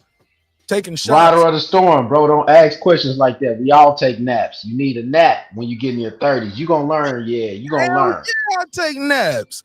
Bro, that's why the show don't start at 10 o'clock no more. I gotta have a nap to do the show with y'all. If not, the show gonna be shorter. I'm gonna be grumpier. You ain't gonna see no like whenever y'all be like, damn, Mark, what's up with you today? Why you acting like that? That's probably one of them days I ain't getting no nap, dog. And He said he's 43. Yeah. Naps are needed, bro. Naps. Right of the storm. How old is your youngest child? I have a 3-year-old, and she needs my time and attention. And I have a wife. You know what I'm saying? She needs my time. And Hey, you know, hey, Mark. Every time you add another woman to your life, you need an extra nap. bro, I had to give away my third bitch, nigga. Had to give away my third bitch. I took my pit bull back to my sister house. I took the pit bull back to my sister. I was like, man, look, 2 is enough. 2 is enough. Hey, my Colombian partner from work yesterday, he gonna call me, right? He said, hey, KP. He said, hey man, I gotta hurry up and get to the house. My wife calling, man. I said, what's wrong, bro? He said, man, the damn pit bull, man, she just had all these damn puppies, man. I'm about to call somebody on this dude dog next door, man. I need to call child support because he left her with all these fucking bro, I did them dirty too. I dropped I dropped the pit bull off. I dropped my dog butt off for breeding, right? She supposed to be breeding. Split the puppy. I ain't going back and get her, nigga. I'm a deadbeat dad. You a deadbeat. Cause look, that nigga said, yo, I need her for like 2 or 3 months before I try to mate her. Cause if not, once she get pregnant, she gonna get real grouchy and she gonna be real protective. She ain't gonna let me deal with her. So I need about like 3 months, 2 or 3 months before she get pregnant. And then, you know, the pregnant period is like 2 months. And then after that, you know, he gonna have her for like another 2 or 3 months while she nursing and dealing with kids. I was like 2, 4, 6, 8. Like, nigga, this your dog, nigga. Like, nigga, you can't take the dog for 6 to 8 months and tell me shit. I got after 30 days, it now has residency at your place. It established residency over there. Yeah. Hey, you might as well start getting mail for the dog over there. Facts, nigga. You better file on your taxes like I did too. So dogs are a dependency. Y'all didn't know that, man. Yeah, hell yeah. Yeah, you file that shit on your taxes, nigga, like a child. Long as you got receipts, you take them to the vet, taking care of your dog. Yeah, all that. Hell yeah. Let me do the super chat and we're gonna go back to this interview. SLG said, what is the penalty? Oh, damn, man. I'm gonna call Rooster real quick. What time is it on the West Coast? Because me and Rooster was talking about this earlier. 6 o'clock on the West Coast. 6 o'clock. I'm about to call his ass. Let me plug my phone. All right, I'm muting up. He said, what is the penalty if Ryan says screw the cowardly rehydration clause? I lost respect for Tank on this one. That's what he told me this today. He told y'all this on air, so I don't feel bad about saying what we spoke about today. He didn't say, hey, look, this is in confidence, this between us, off the record. He know who he talking to. He said, man, 250K. He said, man, he gonna do what he do, and it is what it is. He reiterated that to me. He said normally Ryan comes in about 10 and 12 pounds over. So he might be there. He might be a pound over. He might be a pound and a half over. He might be right. He might be right on it. He might be a half a pound over. But we ain't worried about that. We made the weight for the fight. The rehydration clause, it is what it is. Because at this point, they got you, Tank. What you gonna do? You gonna pull out the fight? Exactly. You ain't gonna pull out the fight. Showtime ain't gonna stop the fight. Nobody's stopping the fight at this point. Y'all can try to sue me for whatever y'all want to sue me for. They're not gonna stress it away, and I'm like, yeah, he might charge him $1 million. All right, here's $1 million. People today, remember Mayweather gave away $1 million to wear whatever gloves he wanted. Yeah. But Oscar today on the Porter podcast, he said, look, Ryan doesn't even blow up that much, on the next day. He normally does, 8 to 11 pounds itself. So he's not worried, they're not worried about it, and if, so I really agree with what they're saying. If he comes in at 148, then that's what it is. I heard it's like $250,000 a pound. That's a lot. Hey, yeah, but for this fight with the pay-per-view buys that they're gonna have, nigga, that ain't shit. That nigga got a married sponsor. You see him wearing them Amiri pajamas coming to the shit. He's sponsored by them. Yeah, he even brought that up. He said, "I'm the first fighter that have 3 different brands in 3 different fights before they even get the pay-per-view." You know what I'm saying? He said, "I had Dolce & Gabbana first." No, he said I had what do you say? Dolce & Gabbana, Gucci, Dolce & Gabbana. Well, and Mark, let me interject real quick and pop my shit to afterwards- HLD real quick. I'm just about to talk some trash. HLD. Before you do that, let me give SLG the drop, because some people say, Mark, you didn't hit my drop, bro. You put my cash app on the screen, but you ain't never give me my drop. They like the drops. I got 5 on it. Shout out to SLG. Go ahead, KP. HLD, your boy modeling all these gear. He gonna model that shit on his back tomorrow, dog. Man, on his back, he's gonna put it over the body that's gonna be in the ring flat. His name is gonna be Gervonta Tank. Hey, that's who's gonna have that gear HLD. on. You know how they do the bodies when they put the chalk around them and all that. And then I got it. Yo, Nah. man, we got it. Yo, man, this Mark, thing is too ugly. Let's Mark, put this tell on him. him. You should remember this scene from the 2000 NBA Finals when AI did the one step past the body. That's what's about to happen to your boy. You do know your guy is gonna get it. It's over tomorrow. It's over. All the bullshit, all the cherry picking, all the fake 3 division champion bullshit. It's over tomorrow. It's over. HOD, I'm gonna be honest. They slandered this shit though. They still slandered this shit. Like, I ain't gonna lie, y'all. Unless Ryan still wins, I'm still holding this shit over Tank Davis' head, yo. All these stipulations.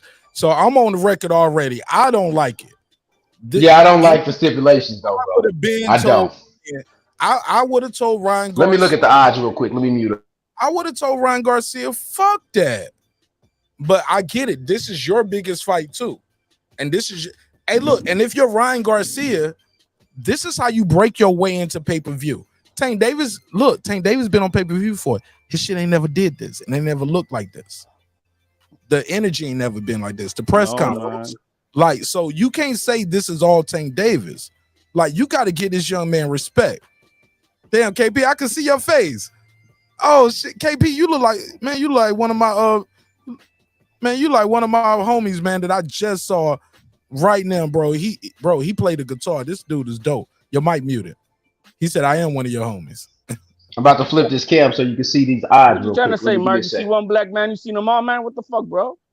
What you trying to say, Mark?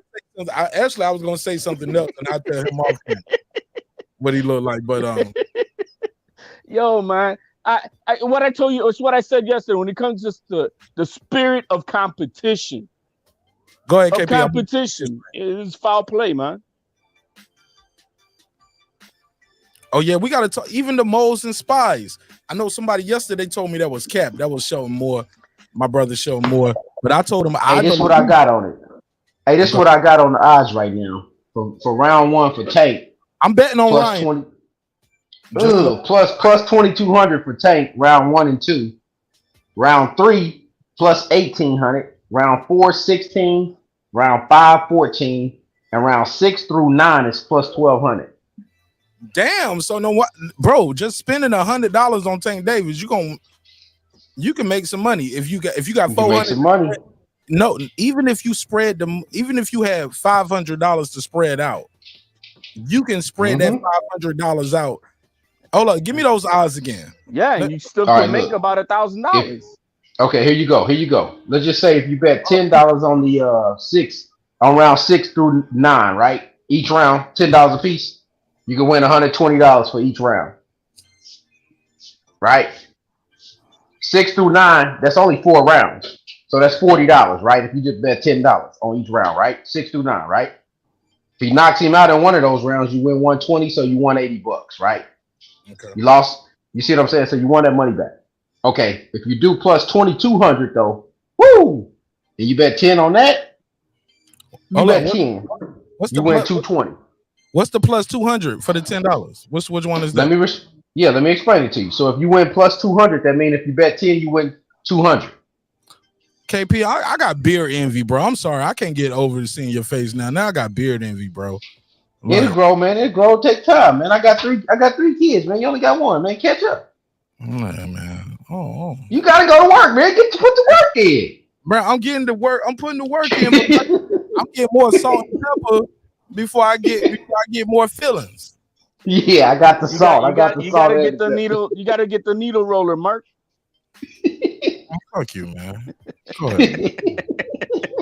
I still got this nigga showed me his beard. I said, Marq is stupid, man. You a fool. When they see somebody, we'll see one of them girls who they got that weave laid all out. Hey, I be like, who did your beard? He was like, no, that's natural. I just line that shit up when I get out the shower. And I was like, I hate y'all niggas. Hey, it's not FanDuel, guys. It's on Bovada. Bovada. That's where I got. Yeah, but the problem is that they won't let you put 100. They won't let you put 100 for this round and another 100 for another round. They will, bro. Bovada will. They'll let you spread it out. Yeah, Bovada will, bro. Bovada. Bovada. I'm about to put it in the back chat. HLD. Okay, that works. That works. What state are they out of? Do you have to register at a damn casino and shit? No, it's online, bro. Online. Okay. Matter of fact, I'm about to stop promoting them. They need to give Marq a sponsorship. Something. Yo, absolutely. But all right. If they let you spread that money across all these rounds, and it's worth putting. Yeah, let me flip my cam so you can see it. Let me see if I can flip this, bro. Give me a second. Hey, look. Give me 1 second, bro. Low key. I need to start getting into it. Cause I got a homie who does this. He got a channel too. And he was like, Marq, you know that you can sign people up to bet under your channel and you can make a couple dollars off of it. You know what I'm saying? Can you see that? Can y'all see that? Okay. Hello, look. Can y'all see that $10? No, we don't. Your camera too far. Well, we see more background than computer screen. Yeah, we see a girl on a pole. I don't know what is that.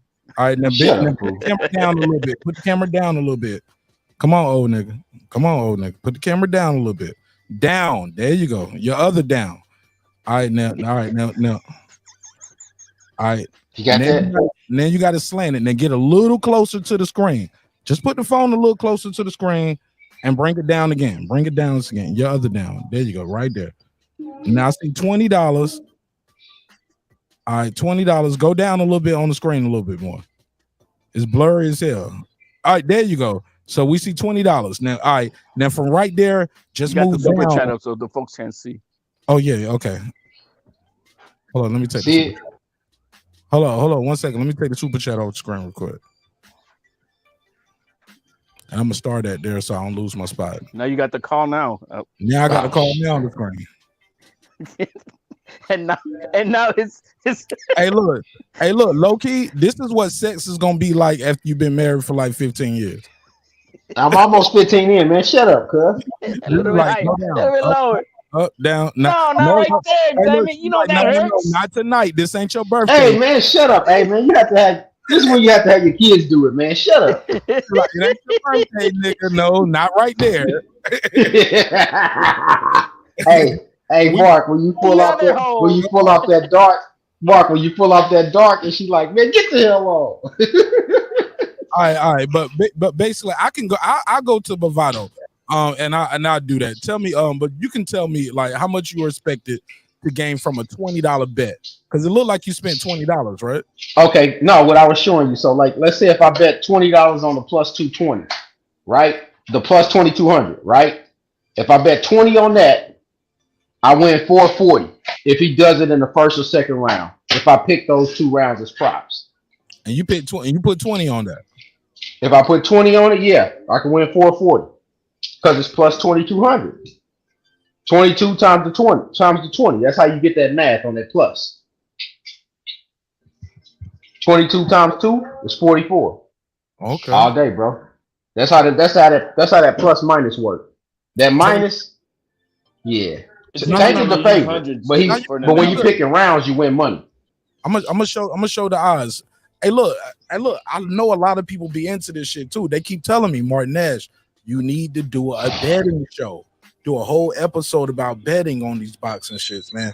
Like niggas love that shit, man. You're gonna do good at it. Look, Mark, I'm about to tell you the prop. Let me tell you this prop. No. I'm gonna tell you my problem though, KP.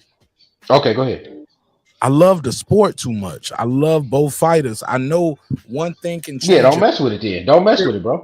Yeah, and I don't want to be one of those guys that's like, because you know how, like, even when you watch stocks, like some people got whole shows on stock trading and tips, and people trust their opinion.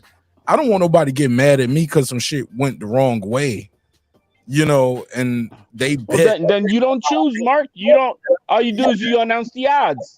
Yeah, I get the odds, but you get the odds, and Mark, who you picking? You don't bet. Nah, it sound good, but HLD. Notice right now, even in this, look, I normally can finesse my way through it, but eventually somebody say, "Well, Mark, who you picking? You've been talking about this fight for the. You always hyping up both sides. The only person people know who I'm picking is Bud and Crawford. I mean, yeah, but you could pick without putting money on it. None of these fights. Yeah, but you could pick without putting money on it. You know what I mean? Without promoting, I'm putting my money on this. This is my pick. Man, when I'm doing it though, nigga, I'm gonna be betting with them. Shit, fuck. I'm gonna keep it real. So you got Tank by K knockout, my man. You putting your money on that, huh, KP? Tank winning by knockout, bro. I'm just trying to figure out what round I'm betting. But this is what I'm saying, HLD. The odds is basically saying Tank between 6 and 9 is plus 1,200. So they all the same.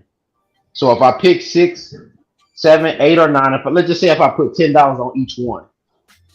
So if he wins in 9, instead of 6, 7, or 8, I lose the 6, 7, or 8 bets on the $10. So I lose $30. Right. But I will win 120 on the 9th round. So if I win 120 on the 9th round, I won $90. Yeah. Somebody gonna make some money. You don't lose. Yeah. And what are the odds for Ryan? Like my boy side of that. This why I got to bet. I ain't worried about the odds for Ryan. He ain't winning. This why I got to bet. Come motherfuckers like the homie Rooster. He's won $500,000 on Ryan Garcia already. He's like betting rounds. I thought he betting on his homie. Shit, like nigga, this my homie. It's a little homie. Yeah, he betting rounds probably too though, bro. He ain't just betting straight out. Cause look, Mark, on the fight, Tank is favorite. I'm gonna call him real quick and get him to. Let me explain this part to you real quick before you call him. Tank Davis. Oh, he just told me to hit him too. I said, "Yo, hey, it's Mark." I'm muting in. Go ahead, hit him. He told me to hit him. No. Say what you gonna say. Oh, okay. Tank Davis is favorite at minus 225. So if I bet on him at $10 on that, I'm about to tell you what I win if I bet $10 on that. I win $4. Yeah. That's a waste of bet. I don't bet that. That's a waste of time. Yeah. Look, last time I bet on a fight, bro, it was T.O. versus Loma. You bet T.O.? Hell yeah. Got him. I won, bro. I just had a feeling. I was like, this guy gonna beat him, bro. He can beat him. Like, I believe in this kid. I don't think Loma's what they said he was. Back then, I trusted my boxing knowledge, my intuition, everything I see. And when I look back and watch the fight, let me tell you why I think helped T.O. win too. Quiet room. Small room. Like some battle rappers perform better. Like in a smaller room, it's more intimate. Like you won this shit. The oohs and ahs hit different in a quiet room versus like a big room. You know what I'm saying? In a big room. You know what I'm saying? And I don't want to get into a fighter psyche too much. I hate when people do that. Like, y'all know I don't really get. If y'all watch any of my shows, I don't never talk about somebody's mind state unless they do something and they mentally break in the ring. But other than that, I don't be like, well, I don't know. Like, I wanted to say this yesterday. I didn't think about it till I watched the playback. I need to call Shell more too. I'm gonna chew him up. Pause. But he was leave like, OG alone. No. He was like, I don't know if Ryan has the mental fortitude. I was like, He runs 9 miles. He's a fighter. He gets in the ring. He's been doing this shit since he was 7 years old. This is what he do for a living. This is his job. So when you start talking about a guy's mental fortitude before this shit happened, or before we see them crack in the ring, hey, look, we can all question Oliver McCall's mental fortitude. We saw him have a mental breakdown. Hey, look, Edgar Berlanga, we seen him have a mental collapse in the ring. The nigga bit the guy. You get what I'm saying? Mike Tyson. Y'all love Mike Tyson. We seen him have mental breakdowns in the ring. We seen, look, the guy was quitting. The referee had stopped the fight. Mike Tyson's still trying to punch and get the last lick. The dude don't recover and ready to fight again. And then the referee separated and Mike Tyson, all right, let's go. The nigga was like, nah, I'm good now. Shit, let's keep fighting. Fuck that. The dude recovered. I remember that. I think it was Mills Lane. So yeah, they broke the shit up. But that's a whole nother conversation. I said all that to say this, man. When I tell y'all I'm excited about this fight, I got you. Hey, bro, you sent me this King Kong shit. I was trying to buy some airtime while I queued your clip up, but you sent me is it what? Oh, the Denzel drop. The Denzel drop. I sent that for you after a drop. What you do whatever you want to do. Okay. All right, let me call Rooster. Shit. Let me see what he got on this fight. Fuck it. Let's do it.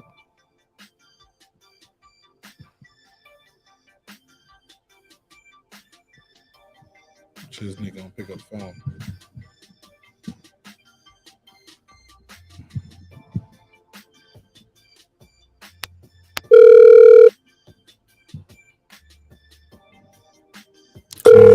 Come on, Rooster, pick up. Let them niggas know I'm popping out here in the street. Come on, don't let me down.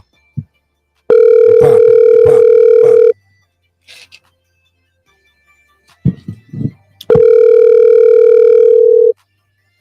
Damn, I should have called him when he said hit me.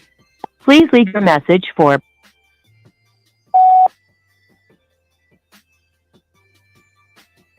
I'm gonna call him back. Yeah, man, it's the night before the big fight. He's probably all tied up too, man. Hopefully he has a chance.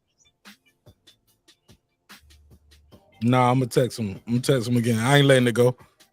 No, right, just text him and shit. But if he's caught up busy, I wouldn't be surprised.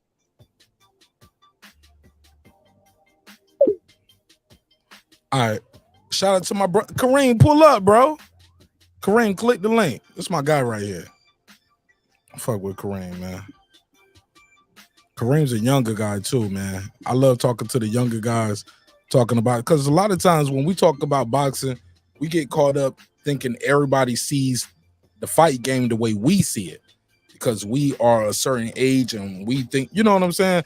And I get the same shit when I talk to guys older than me in boxing. Like when I listen to my dad talk, my dad talks to me. Y'all look, absolute, bro. Come on, fam. Hey, come on, fam. Like when I talk to my father, that's who we gonna be, cuz we gonna be. Stop him. with your hate. That's what you always say. But let me get this bar off real quick before I forget. Like when I talked to my father about boxing, I was like, wait, but Dad, he got this many titles and he this many champions. And we like that. Look, my dad. This how my dad talk. He like, but that don't mean nothing. That don't mean nothing. You get you enough money, you create you a Marq Nash belt, and it's the MNB boxing championship. And you get you enough money, and you get enough people trying to get it. Yeah, they gotta have your belt to be undisputed. Yeah. See what I'm saying? See what I'm saying? My dad said that a lot. No. See. Like my dad be talking like one of them old gangsters from back in the day. Like, nah, you see what I'm saying now? You see? you can have the MNB boxing championship, you see? It's all about the money. It's all about commissions, sanctioning bodies. You get enough people to tell the same lie, yeah, you see? It's the truth. Yeah, you see? Mark, I told you we gonna be that, man. We're gonna be like, remember when they first came out with that pewter? Remember that first pewter came out? Damn, man. The odds for Garcia to win by knockout in round 1, plus 5,000. Put 100. Told you, HLD. Get 5,000 back. Damn. You looking at him now? Yeah, I'm looking at it now, man. Which one? Which one? He looking at the round props. Look at the odds for him, dude. Plus 5,000 round 1 and 2. 3, 4, and 5 is plus 4,000. Well, I fucked with Theo was I bet on the knockout too, HLD. My wife was sitting there, she was like, "It's your first time, baby. Just bet for the win." I was like, "Nah, fuck that. I'm betting on I'm betting on the knockout." And I would have won more money if I just bet on the win. You know what I'm saying? No, man, these odds are good, man. If you know the group rounds 1 and 2, even the Ryan side, is even more crazy. It is crazy, man. I could drop $600 on all these rounds, and I'm bound to make my money. You know, if you ain't even got to drop 600 though.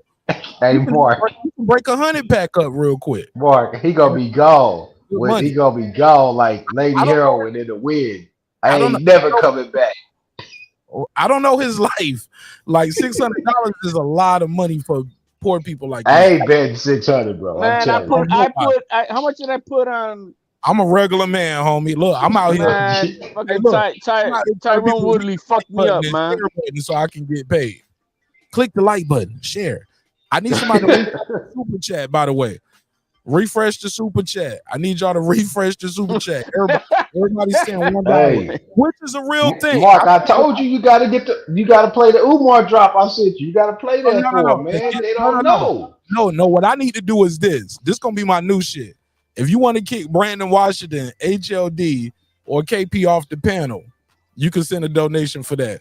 Kick or put them backstage for donations. Yeah, send them backstage for 5 minutes. I told you about that, Mark.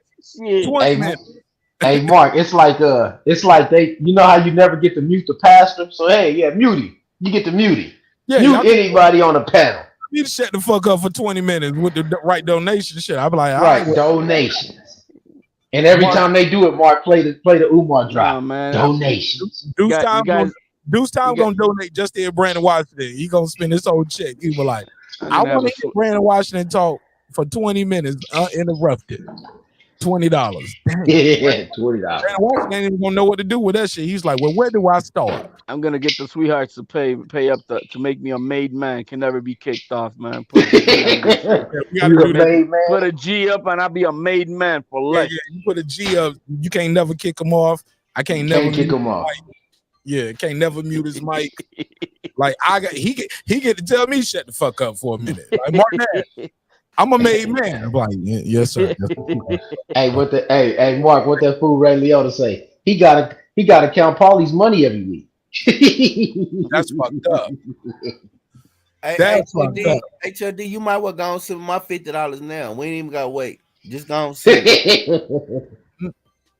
Man, B-Wash, what's up, B-Wash? You up here chirping on 50 cents, bro? Come on, man. Yes. Come on, man. Hey, about $1. What the fuck is 50 cents? It's 50 cents. Man, it's all the same, man. HLD, listen, here's the thing. We saw the way in. Man, he damn near pushed that dude halfway across the goddamn stage. Yo, Tank disappeared, bro.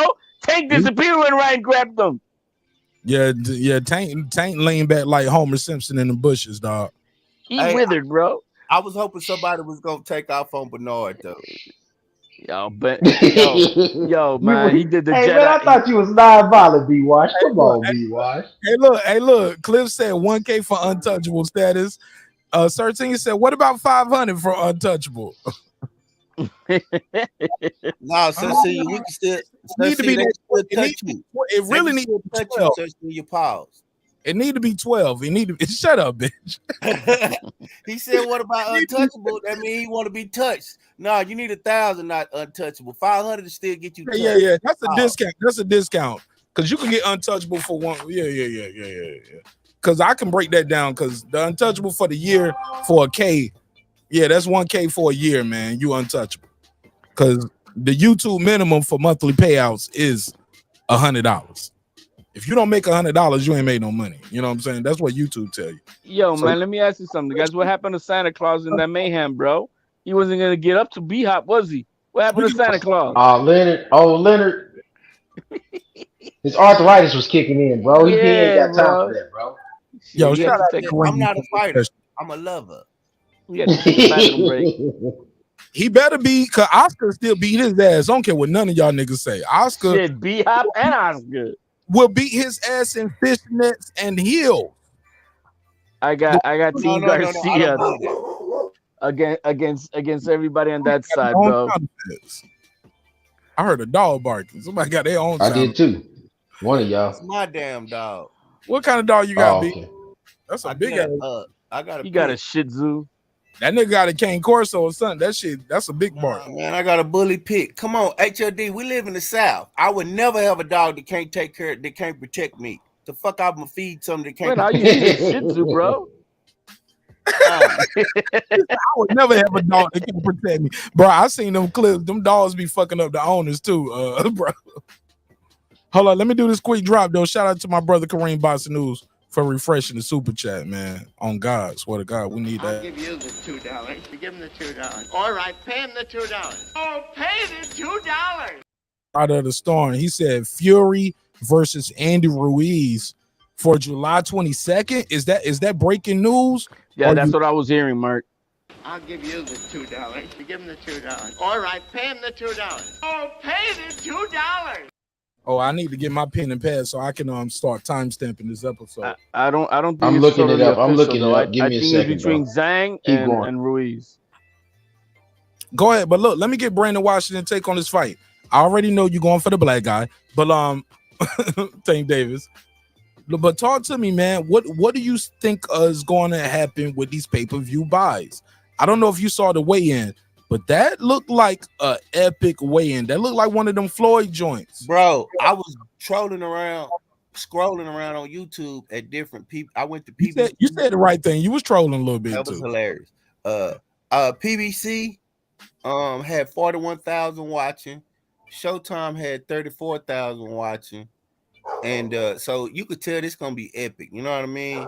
I ain't gonna lie. How many did DAZN have watching? I don't know. I never heard of it. I just had to ask.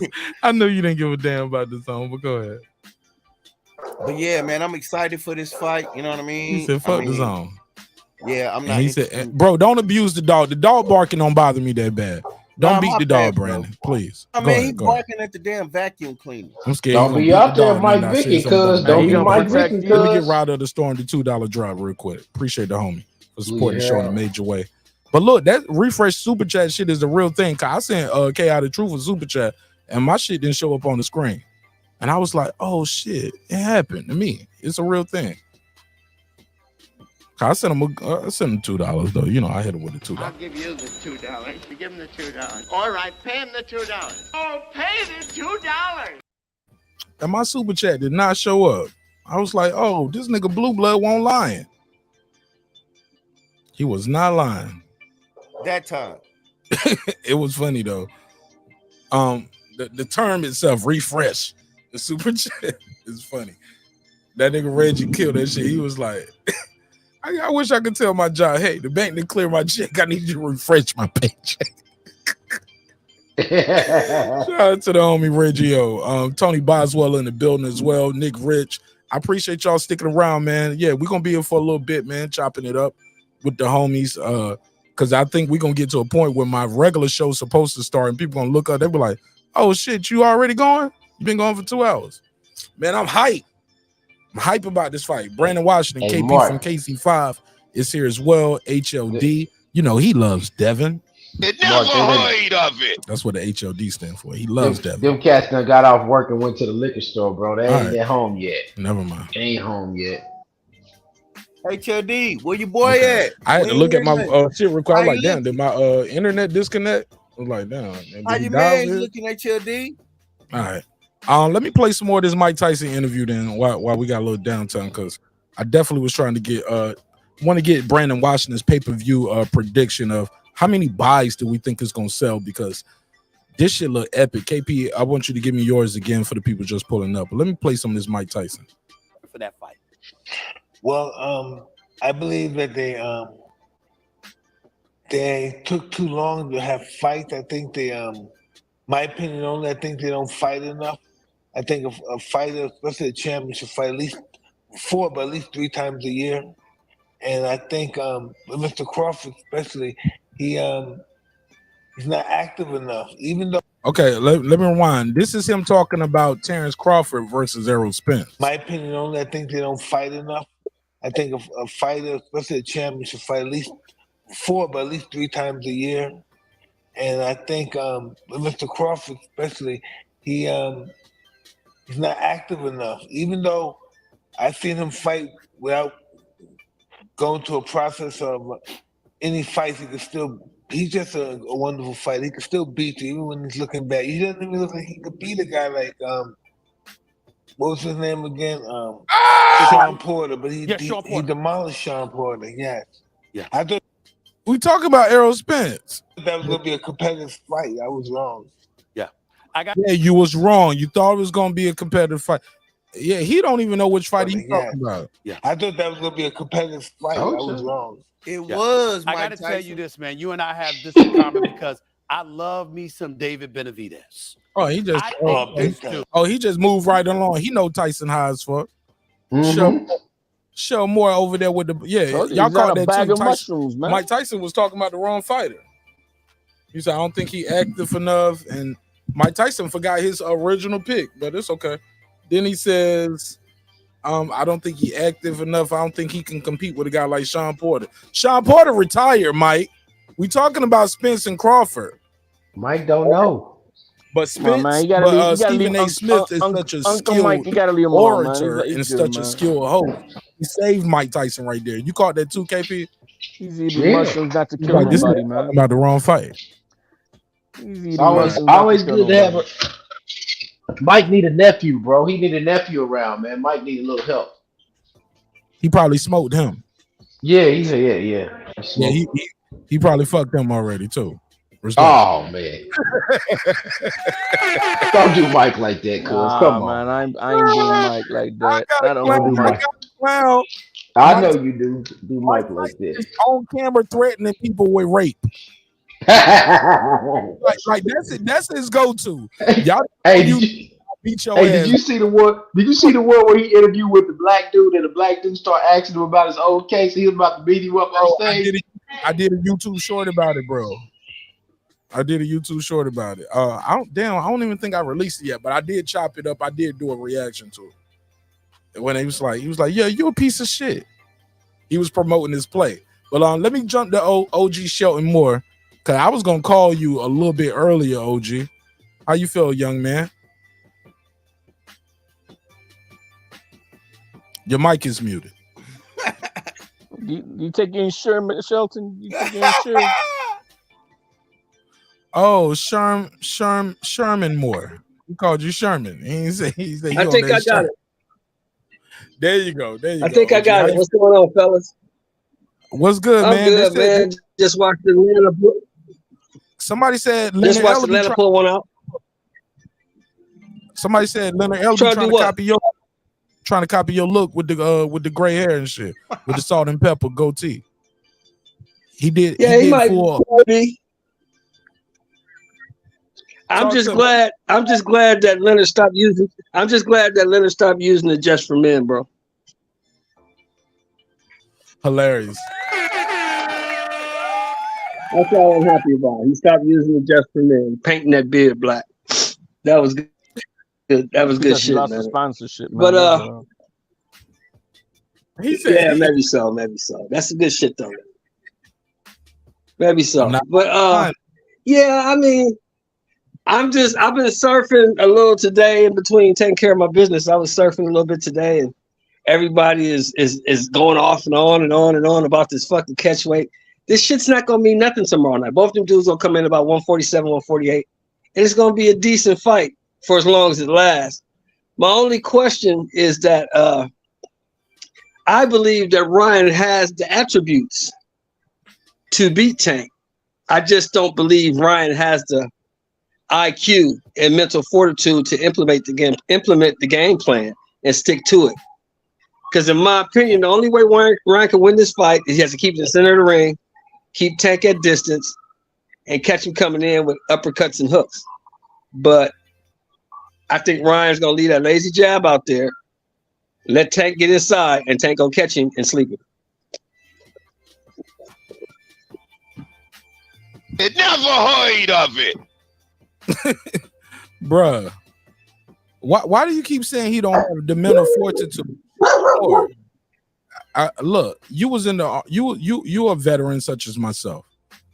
Show more. It takes mental fortitude to get up and run those miles, bro. That was a non-protected mark. Like basic training is one thing, but after basic training, it's up to you to got to work out pretty much on your own to make weight. Ain't nobody telling you what you can and can't eat and what you should and shouldn't be eating.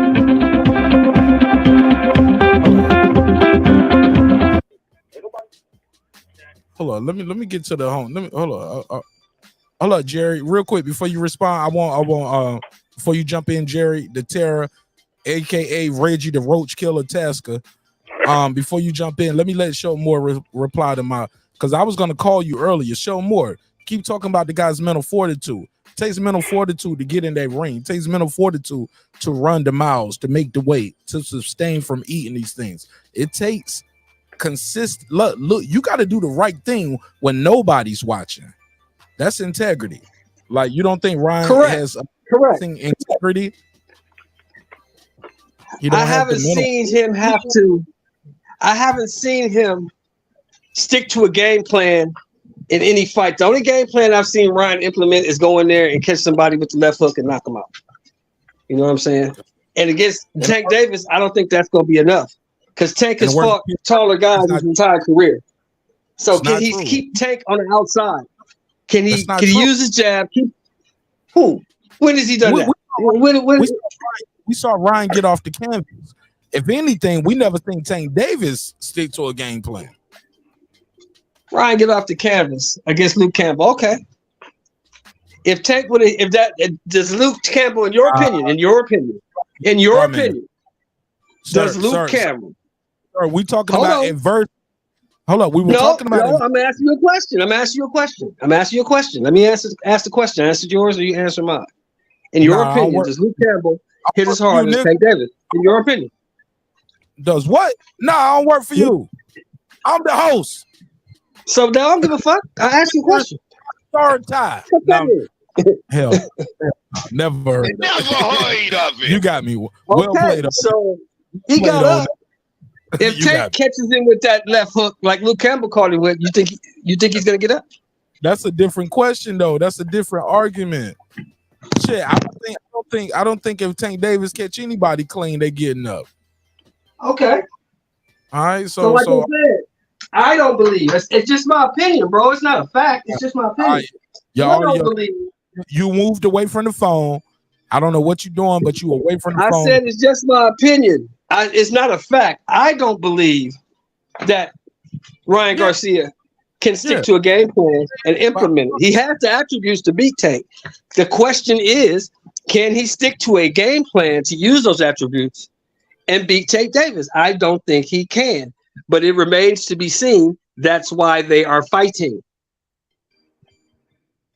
Yeah. And I fuck with you on that. That's my thing right there. Why I fuck with you on. But for the people who don't know, I got love for Show More, HOD, KP.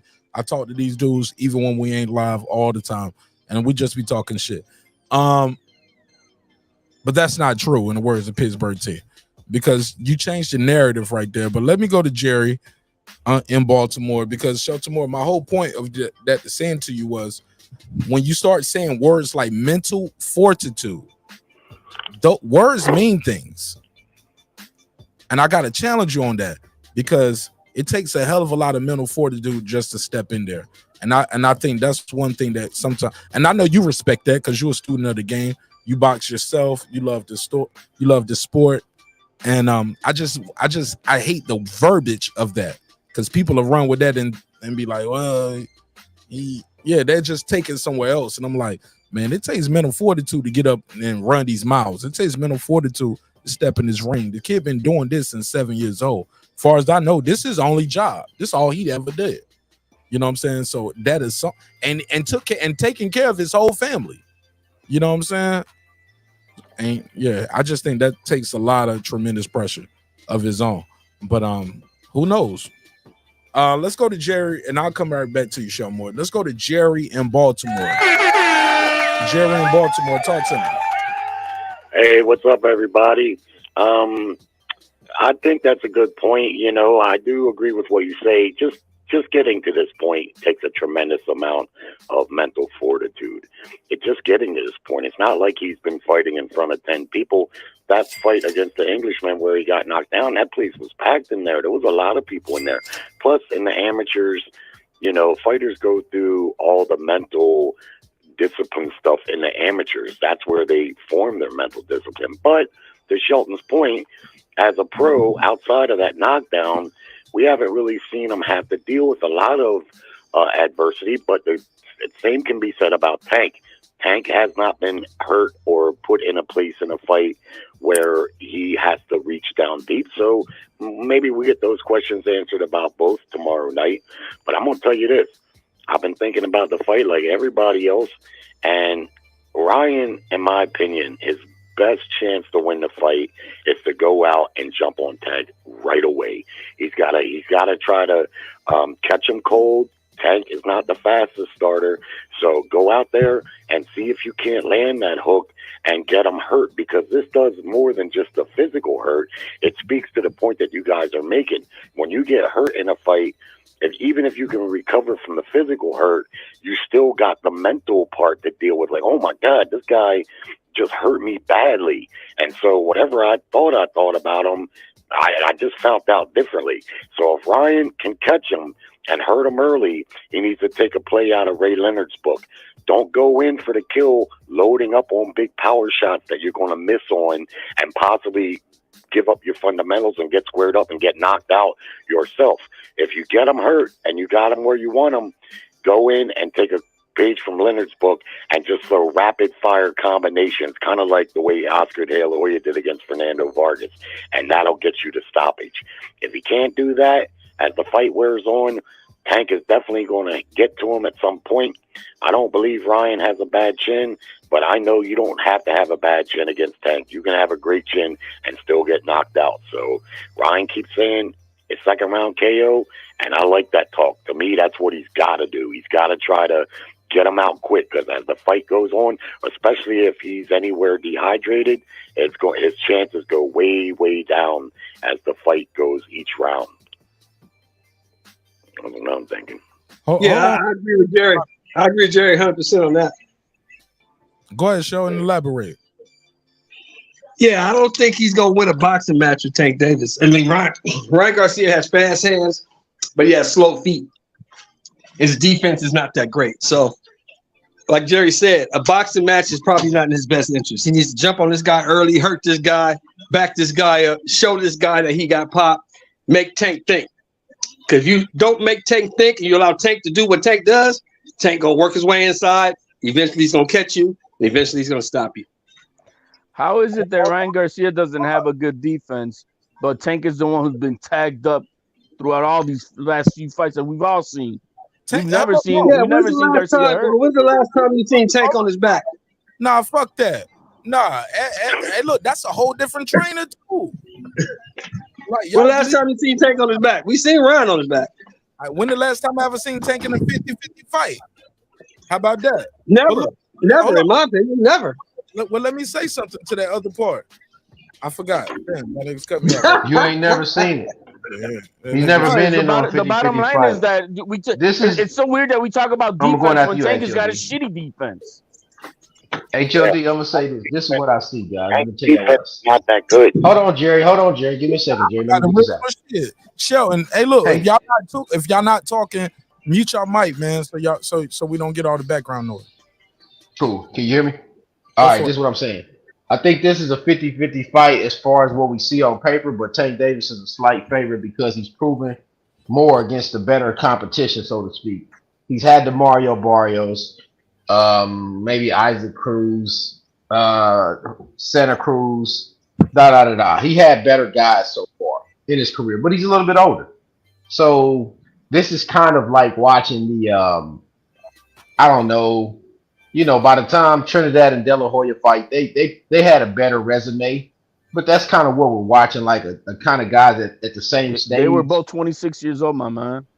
Yeah, so what is these two dudes? They 20 what? 26? 24 and 26 or 27? 24 and Tank 28. Yeah, see, Tank them to 30, man. It's about he got to shit or get off the pot. This is his time, man. If he don't make a run after this fight, he ain't gonna get the best Tank after that. This is his time. He got to run now. Tank should be on some Trinidad type shit right now. But as far as the defense goes, who's got the shittier defense? Because that's what Shelton said. Ryan, bro, his head is in the air, bro. Now his chin is in the air. Hold on. Now I remember what I wanted to say. Go ahead. Two things. One, you guys keep bringing up Isaac Cruz. Other than me, bro, I could probably name on one hand how many content creators was talking to who even knew who Isaac Cruz was. And it probably was me, Punch, Boxing Voice. Who else? Who knew? CJ Goodfella. Shit. Like, bro, I can. He's part of the reason I got blocked by Devin Haney. Look, I can't name everybody. But though it's a very small limit of people who knew who Isaac Cruz was before his Tank Davis performance. Man, I've been knowing Isaac Cruz, bro. He Tom Cruise's cousin. I've been knowing him. It never heard of it. So the second thing I wanted to say was to Shelton Moore was, damn, I forgot again. Go ahead. God damn. God.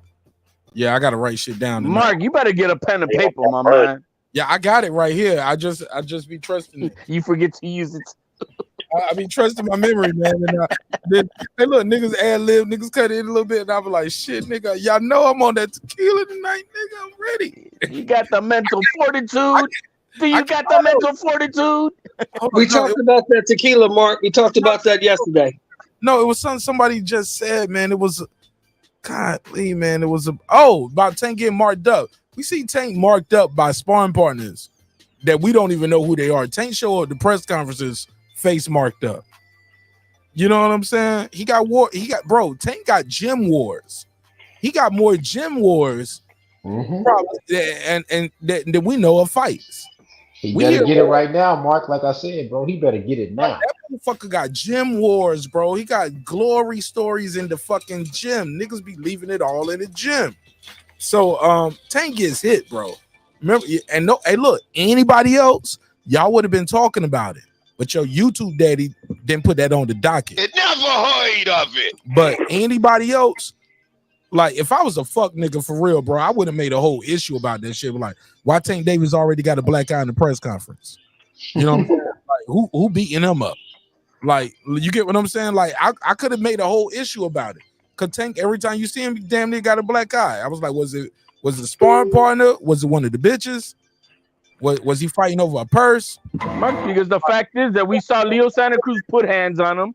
We all saw Barrios put hands on him. We all saw Pitbull Cruz put hands on him. We all saw Garcia put hands on him. And what happened to them? No. We're talking about defense. Sleep. What happened to him? We're talking about defense.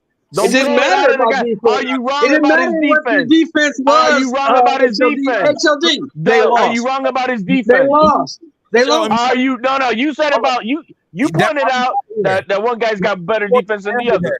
He can't handle that. We got here because we was talking about getting it. Like, I don't think Tank Davis can let Ryan Garcia just tee off on him while he trying to figure it out, like he did in his other fights. This guy can cut you. He might cut you with a shot. He might concuss you with a shot. He can hurt you to the body. He can hurt you to the head.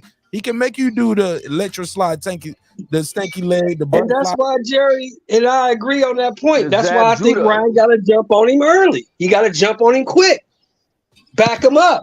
Make him know he's in a fight. Let him know that this ain't gonna be no easy night. Don't let Tank do what he wants to do. Make him do something he's uncomfortable with. I think don't fall into the traps. Don't think just because he fighting off the back foot and he going towards the ropes, you got him. That was Rolly's demise. But before we go back to Cape, after KP, let's go back to the caller Jerry on the line. Go ahead, KP. Hey, he Jerry- going to sleep, man. He gonna follow that puncher around, bro. He gonna break a cardinal rule. He gonna follow a puncher, and he gonna get slept at around 6 or 7, something like that. That's what he gonna do, bro. They gonna press him. That's all he gonna do. You gonna watch him get knocked down. He gonna throw that right hand. He gonna throw it lazy out there. His hands ain't gonna come back, and his chin gonna be straight up in the air. Shout out to the ladies of iTalk. Y'all make sure y'all subscribe to Ladies of iTalk, but also subscribe to iTalk. That's ITOK. That's if they only knew.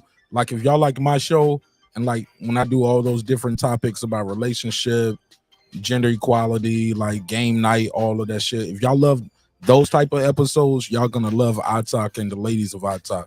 Damn, man, we could get on the panel too. Yeah. They actually was at the fight, the last fight that just happened, and they beamed in on that one. So like, Hey lady. Russian princess, RP. That's my girl, RP. yeah, man. But the girls of iTalk, the ladies of iTalk, man, it's 3. It's RP, Body, and I don't want to say the other sister name because she mad at me right now. RP, why the other sister mad at me? You criticize her nails, Marq. Man, she don't fuck with me, man. Don't fuck with me. I don't know what I did. Go ahead, Jerry. Thanks, Marq. I agreed with Rolly Romero when he said in the lead up to his fight with Tank that Tank gets hit. His defense is not good. If he has anywhere for improvement, it's there. The footwork, I think he gets overcredited for that. I wouldn't say it's bad, but I don't think it's great. But he does get hit. The difference in this fight and the catch weight and the reason for the rehydration clause is because the difference between Ryan and those other guys, Ryan can punch, just like you said. He's got fast hands and he can punch. Now, his defense is a little questionable, too. Ryan doesn't shoulder roll. He doesn't use head movement. His defense, and fighters got different ways of defending, and his is to keep his hands out in front of him and keep his hands moving to keep you back there. So, in other words, his defense is his offense and trying to not let you get off. But beyond that, no, his defense is not good either. That's what makes it an exciting fight because you got 2 punchers, both of them get hit, and then it's going to be about who can take it, So I still don't know. I still pick Tank. There's nobody below 140 with the possible exception of this ultra talented Shakur Stevenson that I don't think Tank will not. I'd pick him by knockout, And I'm kind of going with that, but I gotta say, even though I'm a Tank Davis fan, all these A-side concessions have turned me off a little bit on him. I don't really dig that. I don't mind. I wouldn't mind if he told Ryan, "Look, come to 135, you can get the fight and a shot at the title." That's not what happened. He brings him to 136, so he can't win the title. To me, that's a bit of a chump move. And he tells him, "Where's the weight I want you at? But you also have to. You can only rehydrate to 10 pounds." Now, to put it in perspective, we've seen what Devin Haney looked like in the second Kambosos fight, right? He looked bad, worse than Ryan did tonight on the scale, but Devin looked really bad. But if you notice, the next night he looked fine, and he performed well. But nobody told him, "Hey, listen, you can only put on 10 pounds." He was allowed to rehydrate to where he's comfortable. So you either have the fight at 135 for the title, or if you're going to put him at the weight you want him, don't also add the rehydration clause. It's hard enough for fighters to make weight one time, much less 2. And Tank knows that because he's missed weight a couple times himself. They know what they're doing with these clauses. And it's not because Ryan's a one-trick pony and a pretty boy that can't fight. There's a reason for it. Never heard of it. Never heard of it. What's the reasoning? You think they scared of Ryan? You think Tank Davis scared of Ryan Garcia, Jerry, the Reggie, the Roach Killer Tasker?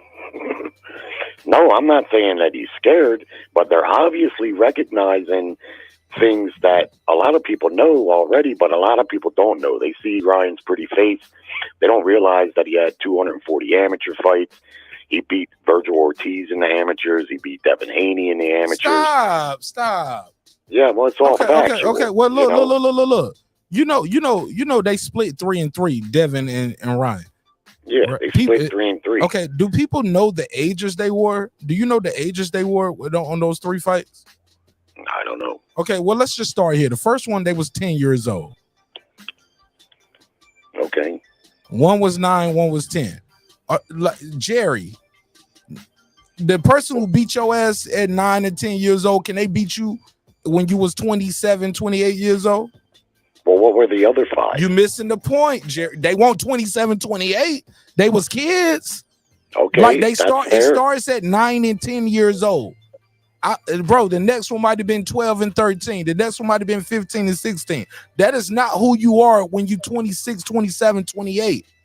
Well, my point is, No. I need you to acknowledge that, Jerry. Well, I Jerry, acknowledge that, but I don't know what the other 5, how old they were in the other 5. Jerry, you didn't know how old they was with the first one until I said it. So I didn't. And so fine. So fair just point. let's be fair. But here's my point. Let's be fair. You're not Now, going to be a jump and beat those guys. Jerry, I was quiet for a minute. Not.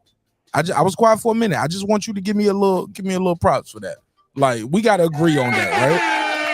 Motherfucker who beat Jerry the Reggie Roach Killer Tasker at 9 years old ain't gonna beat your ass at a 28-year-old man. Well, that's a fair point. So That's I all I'm recognize saying. what you're saying. That's all I'm saying, bro. Okay, but my point is amateurs are not 10 years, 15 years, 17 years. You not beating those fighters if you're some chump that, and plus he gave Haney 2 standing 8 counts in those 3 victories. And I'm here to tell you, 9 years old. Let's make sure those 3 videos. One of them starts their path in battle starts at 9 and 10-year-old kids. Okay, but there's still 5 other fights, Mark. Okay. There's still 5 other ones. I'm sure they were older than that then. Either way, it counted as their amateur record, and I maintain you're not beating him. You're not beating Virgil Ortiz and killers like this if you're just some chump. And the fact that they put these A-side concessions and the hydration clause tells me, now personally, I don't think Tank did it. Personally, I don't think Tank cares. I think he feels like he can beat Ryan at any weight. Those things didn't come from Tank. I would be shocked. They come in from Mayweather, because Mayweather knows how to exercise those A-side advantages, and he is, controlling the purse strings. Tank, I don't think cares. And frankly, I think Tank beats Ryan at 135, 140, and even 147. For the record, you do live in Baltimore, right? Yeah. Okay. I gotta let the audience know that. Know that. But I'm a fan of both guys. Full transparency. Full transparency.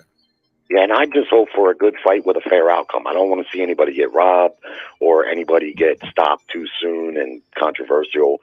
Who wins, we celebrate them, right? Because it's good for boxing, this fight. Yeah, we're all excited about it, and I'm just looking forward like but my point is Ryan's a real fighter, and they know that, and that's why you see these stipulations. That's why they're there. They're not there to benefit Ryan Garcia. That's clear. They're to benefit Tank Davis, and he's able to do it because he's the A-side. So, Ryan agreed, and it is what it is. And like I say, I'm just hoping for a good fight. Anything can happen, and hopefully we just get a fair outcome. It is what it is, and like I say, I'm just... My bad. All right, go ahead. Anybody want to respond to Reggie? I'm Jerry, the Reggie the Roach Killer Tasker. All right, well, I mean, he's pretty much on point with what he's saying. I mean, anybody who wants to say that Ryan's a scrub really don't know what they're talking about. Is he inexperienced in the pro level as far as with the amount of names as Tank Scott? Got an interim belt. Y'all love interim belts. No, I ain't talking about you. I ain't talking about you, but niggas be like, yeah, Joe Joyce, he had the interim title. Joe Joyce. They was heavy on Joe Joyce. But you know, I mean, I think look how quiet. Where the tanky guys at, man? I'm early, HOD. I started early tonight. Yeah, but this is the buzz, Mark. I'm doing a marathon tonight, man. This is the buzz, man. And like I said, I think Brandon was saying it earlier. Like when I hit you up earlier, and yo, man, these other channels, bro, they blowing up with numbers. Well, I don't think we let Brandon talk really, but I think Brandon to pull back up. I think he probably had some business to attain to. But he was, he was mentioning the numbers of, people were, I think the boxing scientist took my prediction, because last time we did a prediction on pay-per-view buys, I said between 8 and 1 million, and he said I think it was, you bitch ass nigga. And he came and take my shit now. Oh, no, you didn't. The only person that was with me on my $1 million train was fucking Porto, and I'm about to call his ass. No, you didn't. I'm saying boxing scientist. If I remember, he said $1 million. He said $1 million. I think $1,050,000. I hate y'all YouTube niggas because y'all know I be up here doing long ass shows. I'll probably be a little saucy a little bit, having a good time. You saucy right now, but yeah, I remember we had this prediction before. But look, once I get on point, start writing them timestamps down, y'all niggas get ghosts. But I think this was the time that Rooster was on the last time. Not this last time, the one before. That's gonna be fine. That's gonna be easy to find. I think he was on that panel, and he's the one who said, "Yeah, I think it's gonna make." And he threw out a crazy number himself. I think he threw like 2 million. I think.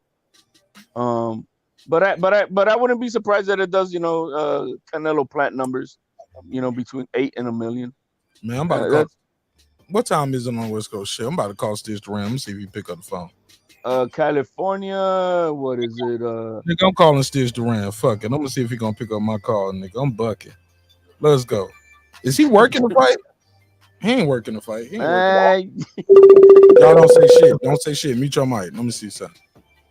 I'm calling Stitch Duran. I'm calling the home.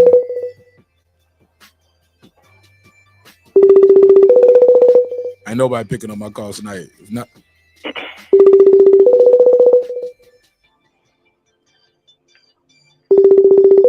I'm calling everybody tonight, nigga. I'm about to call. Them niggas all in Vegas. Shit. It's Friday night, Mark.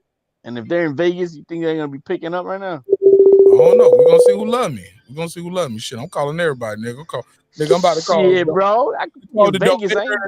I'm calling Donaires. I'm calling Franchon Crew. I'm calling Hank. Nobody loving, man. Nobody loving right now. You in Vegas? Shit. Yeah, they living their best life. Come on, man. I should have did this on a daytime show, huh? Like all the love is over there right now. Yeah, fuck them niggas, man. Hey, Mark, one last thing. I gotta go, if you don't mind. One last thing. Go for it. I agree with Shelton. Tank is in his prime. He wins this fight tomorrow night. He needs to start knocking off these top competitors that are around him. And the same goes for Devin Haney. And if Ryan wins, he needs to step it up. There's way too much top-notch competition around all these guys that we got to celebrate this one fight finally getting made, for that to be the case. If Tank wins, as expected, I don't want to see him go back fighting former featherweights and guys that are past their prime or never proven, like a Romero. I want to see him against the top guys. Enough of the bullshit. Now it's time to make that run. Nah, you getting Isaac Cruz next, homie. Well, that's fine. I'm telling you, like Cruz won the first time. You're gonna get this fight. You're gonna get an Isaac Cruz, and then after that, they're gonna be trying to set up something else. Yeah, you're getting Isaac next. Mark, we're gonna get Rolly's gonna become a champion at 140, and then we're gonna get a rematch with Tank. Or that. You get what I'm saying? Y'all see what's happening here, right? On paper, it looks one way, but in real life, like, man, it's not what you think it's gonna be. You know what I'm saying? Like I said, even this Ryan fight, as much as I'm happy about the fight and I'm excited about the fight, I'm excited about the fight because boxing fans are excited about the fight. You get what I'm saying? shit is interesting. It's something to talk about. Let's have a good time. Let's enjoy this event. But at the end of the day, Tank Davis is the favorite. He structured the whole deal to be the favorite. Everybody knows that going into it. He's supposed to win. On paper, he's supposed to win. Everything is from the weigh-in to the rehydration to the weight, because they could have just said 135 and you just do whatever. Even Leonard told us, like, Leonard never addressed it. He just kept saying, well, Oscar shouldn't say nothing because, like, look, that shit he did with Manny Pacquiao, like, that argument he brought up for Manny Pacquiao does not work in his favor. No, it goes against what Floyd always says. It's like, no, Manny Pacquiao beat a shrunk down Oscar De La Hoya. Manny Pacquiao made you come down. Versus Leonard saying, well, yeah, man, you wanted to fight, so you had to do that too. Like he tries to word it in a different way to make it seem like they don't like that Oscar and Ryan called him out on these. They make it seem like that was Oscar's thing to fight Manny Pacquiao at 147. No, Oscar wanted that fight, and that was the limit. You get what I'm saying? Yeah. Yeah, but it was no thing where. But Oscar was fighting on Golden Boy Promotions. He getting the lion's share too. So he acquiesced. He got nothing to lose. He got a couple losses. Got a knockout loss. He got a couple losses on his record. At that point, that was a payday. Oscar was dehydrated. Anyone could see that. Right. At that point, Oscar's just keeping the company going with his name and his face and his likeness, because he was the face of boxing. Floyd was pound for pound number one, but Oscar was the face, even in loss. So we've seen it before. So Tank's team does not like it that Ryan exposed the facts about the negotiations. They hate it. And that presser yesterday, it was obvious. LRB was getting angry. They are hurting, but the truth hurts, right? Look, you put them in there. You made these demands for the fight. Now, you're embarrassed that it's being exposed, but hey, that comes with the territory. If you didn't want to own up to doing it, you shouldn't have put them in there to begin with. That's how I feel about it. And if I was Oscar, I would have told Leonard, look, I made more money in my boxing career than you're ever going to hope to make in your entire life. You're not a promoter. I don't even know what the fuck you're doing here, which he did tell him, because he was kind of, he took it to an insulting level, Ellerby. I mean, he started cussing and kind of making it personal because he was butthurt about what he said. But I agree with Oscar when he said, there's got to be a reason why you're doing this. If my guy's a one-trick pony and your levels above him, why this then? They didn't like to hear that. Anyway, thanks for taking my call, Mark. Salute to everybody on the panel, and I'll talk to y'all tomorrow night. Man, I'm calling you back tonight. Be up in an hour. Be up in an hour. Yeah, right. Be up in an hour. I'm calling you back. Yeah, I hear you. You better hear me. Love you, shout out to Reggie the Rancid Roach. For sure. Yeah. Got nothing but love for you, bro, man. We gonna turn up for this shit, man. I'm super excited about this shit, bro. Yes, sir. And we need this shit, don't we, Jerry? We need this. Boxing itself need this shot in the arm. We got a lot of casual eyes on it. We need a spectacular performance from both sides. Hopefully the fight lives up to the hype, and if it does, then it's all going to work out well for all of us. Yes. It should mean more big fights. Boxing slowly rebounding from Corona and stuff, but we need more big fights, huh? Man, we need it, bro. We need it. The game need it, bro. Love you, bro. And I mean that shit for real, Jerry. Thank you. Oh, thank you, man. Love you too, buddy. And salute to everyone in the panel. All right, peace. All right, see. Hey, look, I'm keeping account. Every time I say I love you, I'm keeping account who say they love me back. I'll never forget Brandon Watson said, I told Errol Spence I loved him when I hugged him. He didn't tell me back. I was like, oh no. Like, damn. He was like, I hugged him. I said, I love you, bro. He was like, all right. You're not my type. And I said, and every time you tell me you love me on my show, I always tell you I got love for you back, bro. I was like, but you argue me every night. You defend that nigga. You argue me. That nigga didn't tell you he love you back. Oh my God. Jerry said he love me back. I love you too, bro. And I mean that shit. I told Nonito that night. Nonito was like, I did not say I love you back. I was like, yes, you did. We wouldn't be friends now if we did. You did. You did. By the end of that conversation, he was like, Marq, I love you too, bro. Lisa Bell, I love you. I'm gonna start off like that with Lisa. Let's see where I go with it. Hey, Lisa Bells, how you doing? Hi, how's everybody? Oh, hola, Lisa. I Hola. Hey, what you? I didn't hear you. What you say? Nah, I just said good evening. How you doing? I love you, Marq. I knew you heard me. I knew you heard me. I knew you heard me. I didn't because I was saying hola to HLD, so I didn't hear, but I heard you in the chat when I was in the chat. Yeah, I had my counseling session today. You know. Oh, okay, cool. I had counseling today, and I learned to be more transparent with my feelings, good or bad. But I learned to understand feelings are your feelings, they're your emotions. Like in the Black community, all the time we're like, well, I just feel like you should have said this, or I feel like you, bro. Those are things you create in your mind that you think I should do. Preconceived notions. So, like, listen to people out here a lot of times. Well, I just feel like, or I feel like, or I feel. No, what is the truth? What do you believe? What happened? You know, we don't. That's what happened. Just don't be telling us what color panties you feel like wearing tonight. All right, we don't want to hear that shit. Right. HLD is fight night. I don't wear no draws, nigga. Commando. I don't wear draws on fight night. I'm going there, no socks, no draws, ready to fight.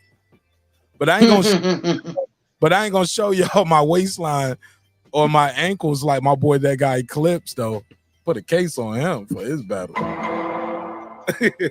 I mean, he was matching from the hat on down. Yeah. Did he? Yeah. Yeah, he was. I was like, wow. Performance, presentation. Even the other brother, and I got love for Megazord, but Megazord didn't have the visual aids. I mean, he had the visual aids, and he still lost, in my opinion, 3-0. I thought they were both great. They just had different styles, you know. I just thought one guy just won. Like I ain't say, look, it take courage to get in there. Flip just had a better performance. He had a better performance. They both brought stuff to the table. Like there was things that I didn't know about Jay and Nas. And if you didn't know it, Clips made you believe it. He didn't stumble or stutter. He right there. He just talking to you, smoking a blunt. You know what I'm saying? Clips was like this. So technically what happened was back in 88, you know what I'm saying? When niggas moving weight, you was a ballerina. I got your pictures. I sent you. And he just, Clips had the flow, man. Clips won that shit, man. I got to give it to him. Shout out to the homie. What's the next debate?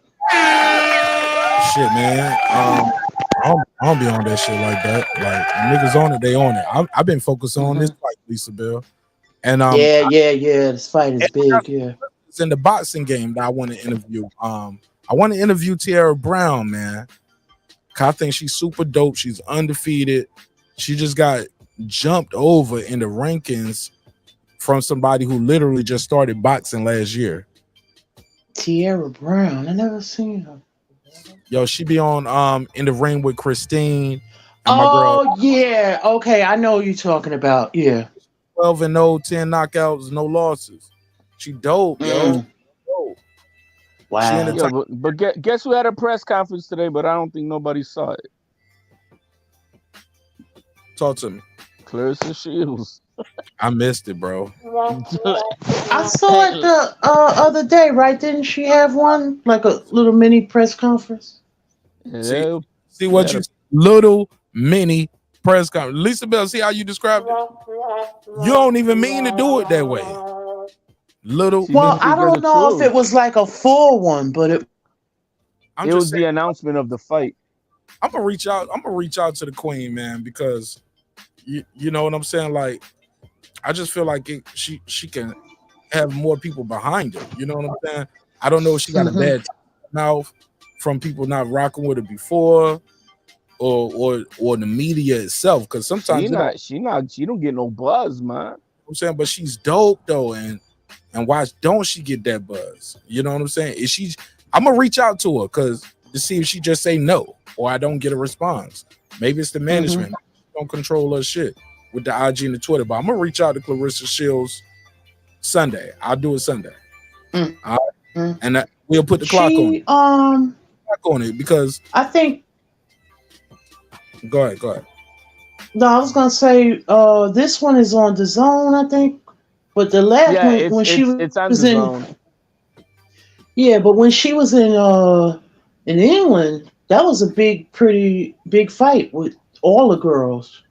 Yeah, but that was because Kayla asked for her to fight on this card, and she herself decided to take a back seat to let Clarissa have the main card. But also, that's that market over there too. Let's just keep it a buck. They look. They supported Tyson Fury Chisora trilogy in a major way. They supported.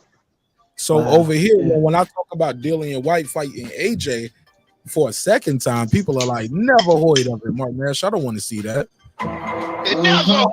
But on the flip side, I was like, "Where it wouldn't be over here? Like it'll be the same market they sold y'all Tyson Fury versus Dillian White, and it's DAZN is $20. You get what I'm saying? It's not like it's a different market. But boxing and everything else, Mark. Boxing, I mean, you got teenagers over there still buying Thriller, man. I mean, that's different market, bro. It's just a different. They like way behind. Like what you listen to? Oh, I'm listening to Madonna. I'm like, what? That don't mean they the behind. They know who Drake is. Because Drake sells out and go crazy over there. But they are more fans of the culture. Like they study it. They don't just how we listen to it and we just like, all right, that's Lil Wayne old album or that's Jay-Z old. They try to live it. Like, no, yeah, man, they study it. They emulate the culture. Hey, look, when you see shit come back a second time, sometimes it's because it got reached overseas because your favorite artist still touring overseas. Bro, they don't brought tight. I remember when they brought tight jeans back in style, bro. I lived long enough to see tight jeans go in style, out of style, boot cut. Then you can't wear boot cut jeans anymore. They call them mom jeans, like the Michael Jordan jeans. Like you can't wear boot cut jeans with sneakers. Yeah, that's nothing new. Overseas is always they were always like that. Like just say an artist is no longer popular here in America, they can go overseas and still tour and right. But over here, it's like kind of like they throw you away. But like over there, you'd be surprised. Like some old fashioned that used to be popular here, it's big over there. Like, but you'd be surprised. But also, like I know too early too, Lisa. Like I remember being in Korea and they was wearing jersey dresses before the girls in America. All the girls and everybody had it. I remember all the platinum FUBU and like the velour, like all the fly shit before niggas had it over here like that. The Averett jackets. The I remember those. North Face. And those shits leave out of style over here and then they come back. Like Averett's went out of style for a while. It was a while you'll be crazy wearing the leather Averett's, but then the leather Averett's is back in style. The bubble North Face bubble jackets. Hold on, Stitch Duran calling me back. Hold on. Cool. Hello. How you doing, bro? Hey, my man, what's up? Did you call? Yes, sir. Jacob Stitch Duran. How you feel, sir? Man, I'm doing all right, brother. Are you working a fight this weekend, or are you just relaxing? No, I got this weekend off, bro. I'm in the backyard. I'm just kind of doing nothing. Don't want to go nowhere. Man, I've been so busy. I got you live on air right now. Just so don't say nothing. I don't want you to get incriminated for anything, but I got you live on air. No. Of course, man. No, I appreciate you, brother. Everybody say hello. Right now. Everybody say hey. What's real quick? Lisa Bell, she's a big fan. HLD, he's a big fan as well. Hi. KP, everybody say hello to Stitch Duran. Salute, Stitch. How you doing, Stitch? How you doing? Our pleasure, Stitch. Our pleasure. Thanks, man. This is what it's about. Is not so much the fights anymore. It's the people that we gather with, and that's what makes it fun. Yes, sir. Yes, sir. We got a big one going down tomorrow, Uncle Stitch. You the OG. I always tell you, my uncle, I love you, and I'm biased. We getting you into that Hall of Fame, baby. We getting you in the Hall. I'm starting a petition, Stitch, but I know you say leave it alone. You ain't got nothing to do with it, Marq. If it happens, it happens. But you just gonna continue to do the work. But I'm letting everybody know we getting Stitch Duran in the Hall of Fame. No, I appreciate you. I love you, my brother. It's funny because last night I went to go see the pre-screening of the George Foreman movie, but the Nevada Hall of Fame invited all the the referees, Kenny Bayless and Joe Cortez and the whole Russell and Boza Edwards and Ishe Smith. Just everybody was there, and it was kind of nice just to kind of hang out with everybody. Oh man, how was the movies? Hey, you know what? Thumbs up. And people always ask me, well, how is it? I said, well, the way I look at it, Creed is fictional, so anybody could play Adonis Creed, right? But not me. Not me, Stitch. Not with this body. I can't play Adonis Creed. well, one exception, obviously, but also this young man that played George Foreman. He did a good job. I met him last week in Newark when Shakir Stevenson fought, and super guy, man, and the movie was good. Considering we all know, the life of George Foreman, but they portrayed it very, very well. I think you'll like it. Oh man, we're gonna support it. I gotta get your take on this upcoming event, OG. Now I don't give them, man. I just it's funny. Somebody I know, but I can't give predictions. But you know what you told me? You know what you told me? My job is to ask the questions. Your job is to answer. Yeah, you answer how you want to. Man, it's worth a try, bro. One of these days, I might say, "Oh yeah, I'll give it to." But I don't. And that's the thing about it is, I work on numbers, and in this, I got a 50-50 chance. That's not good. I know that's right. Not for my job, right? And so. But you also talked to me about the likelihood of cuts. You said, Marq, I always talk about the likelihood of somebody getting cut. Give me your take on that. Hey, you're real good, brother. You dug it out, man. Look at that. I never forget what you told me, OG. Yeah, I love it, my man. Yeah, listen, it depends on the styles of how they fight. If I see Ryan Garcia, jumping in, I can see a headbutt, and same with Gervonta. If he comes in, Mike Tyson type of fight. So anyway, it's important to keep eyes on these fighters every round. I think it's going to be that kind of fight. That I can tell you. Two good warriors. Okay, Stitch. Now, and I'm gonna get a couple questions from the audience as well. When you look at the fight, right, and because you study the game, first of all, let me ask you this: do you know who the cut man is for either of the guy? Do you know who's the cut man for either corner? No, that's a good question. I don't. Okay. And to me, I always look at the cut man. And because the cut man's their insurance policy. Yes, so no, on this one I don't. Be honest with you, I asked Bob Ware that works with Floyd if he was going to work with Gervonta, and he says no. And so I don't know. Stitch, do you? No, Stitch. You've been in the business 30 years, 40 years, right? Yeah, pretty much, man. Almost 40 years. You don't know the cut man for either corner. No, okay. But and well, to be honest, I haven't really studied both of them that much, man. I do so many fights that boom, boom, boom, So yeah, to really study the corner, and I haven't done that. And but they're winning, so they're doing something right. Okay. I'm not gonna ask you to make a pick, 'cause I know you don't like to do picks. You just because boxing, how do you feel about when you hear guys say they're gonna bet their purse?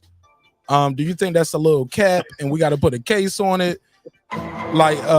I don't want to lead the witness, Stitch, but I always tell the audience, I say, hey man, if you're telling guys to bet their purse, other people got to get paid. Like you can't bet they can't bet Yeah, your no, portion, that's it. right, Stitch? Yeah, and that's the thing. That's a good point right there, because this is a business that these guys have, and there's other ways than to promote this thing than by giving your purse away. And you're right. Are you going to pay the employees, the sparring partners, the training camp, the nutrition? You're going to pay all these guys before you guys split up the purse. Yeah, I don't see it happening. I don't think it's a good move for anybody. Okay, Lisa Bells, HLD, KP from KC5. Anybody got a question for the legend, the living legend? And I know he doesn't like being called that. He's humble, but we're gonna give this man his flowers every time he pull up. Anybody got a question for Uncle Stitch? Yes. Do you have to go to school to be a cut man? No, you know what? And that's a good point. But I was talking about this even yesterday at the Mayweather gym, that we, the cut men, the coaches, none of us have to be certified to be considered professionals. So there's no schools to teach us what we do. Now, I'm doing seminars now to teach guys, right? Because when I was learning to be a cut man, when I lived in Oakland, this guy did a good job, and I told him I wanted to learn to be a cut man, and he said, "F you, I'm taking this to my grave, and you got to learn like me." And he walked away. And I said, "I'll never be like that, man. So my job is to teach."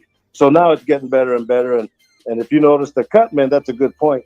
The new generation of cut men that follow the techniques I use with gloves and the wrist wrap, where you put the swabs on the wrist wrap instead of your mouth or your ear, the Vaseline on the hand, and all that is my technique. So good question. Oh, let me interject for one quick second before Thank we you. Thank you. Good question too, Lisa. Yeah, good question. Hey, Mr. Duran, did you see Joe Joyce last fight? I did. Were you now? You was one of my first interviews, the most frequent interviews. Like I said, man, you part of the reason why we just hit 15,000 subscribers. Couldn't do it without the uncle, the legend. Hey, OG, let me ask you this. I was screaming at the screen. I was screaming at Twitter in between round 4 and 5 when I saw the cut man when they got in the ring. Now, I know you're not going to be disrespectful and criticize nobody, but just tell me if I'm thinking right or wrong with the lessons that you taught me in our 3 years of conversation. The cut man jumped in the ring in between rounds 4 and 5. I counted more than 45 seconds where he did not attend to the eye before he even put an inswell on the eye. He started dealing with the bloody nose. He put a swab up the nose. Also, I noticed he didn't have gloves. He didn't have our legendary safety wrist wraps, that not only for safety, but it also makes you equipped. He had the Q-tips in his mouth behind the ear. What is going on there, Uncle Stitch? What is going on? You got to tell me. Yeah, that's it. It's a shame for Joy Joyce. Salas, a good friend of mine, Ishmael Salas, the Cuban trainer that trains Ugas and all these guys. Brian Mendoza just beat Pandora. He trains all these guys, and yeah, it was disappointing to see that. From the first round, in fact, I went to Salas's gym and I was talking to Salas's wife and Katomi, and I said, the third punch that he threw, I started seeing his eye reflex to damage. So he should have put ice on it right off the bat, and he went a small little bloody nose. You could just wipe that. Thank you.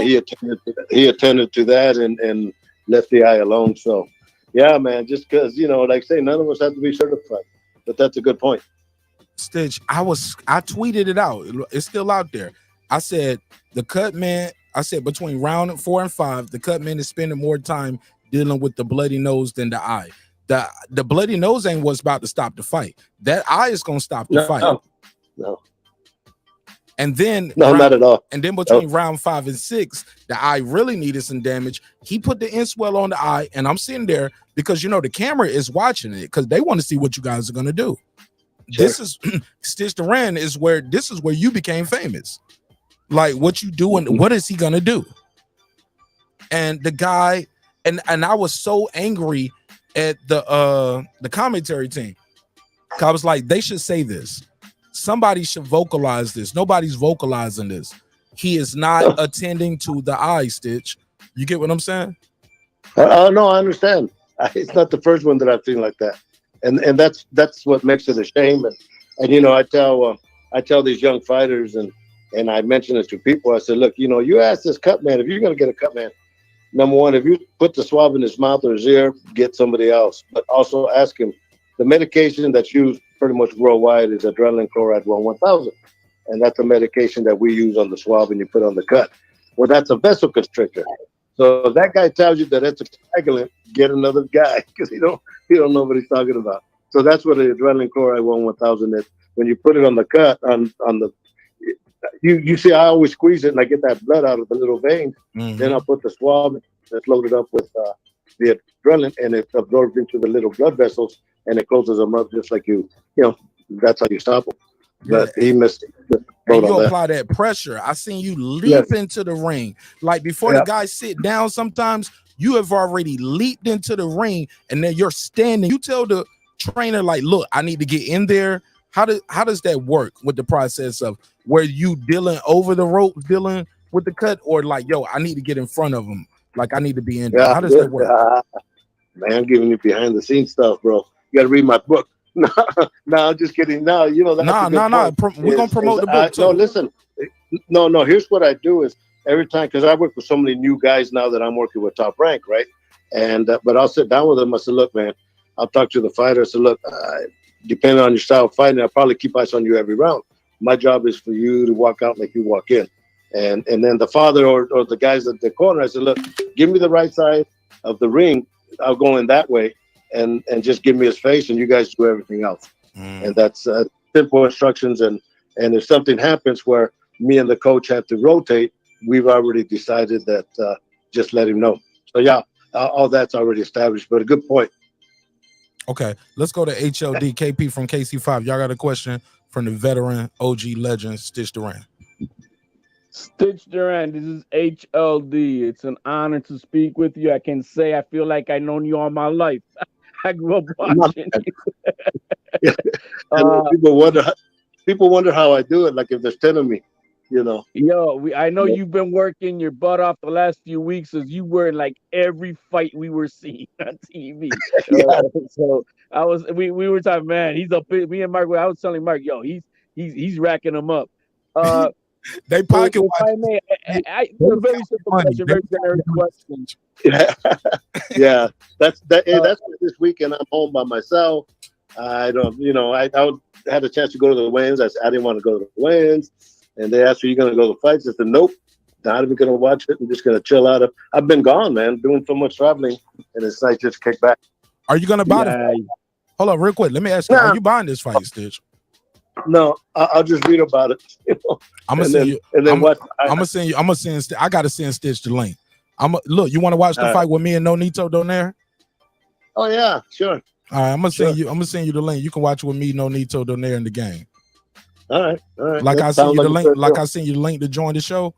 Just click that link and you can watch it with me in the game. Okay.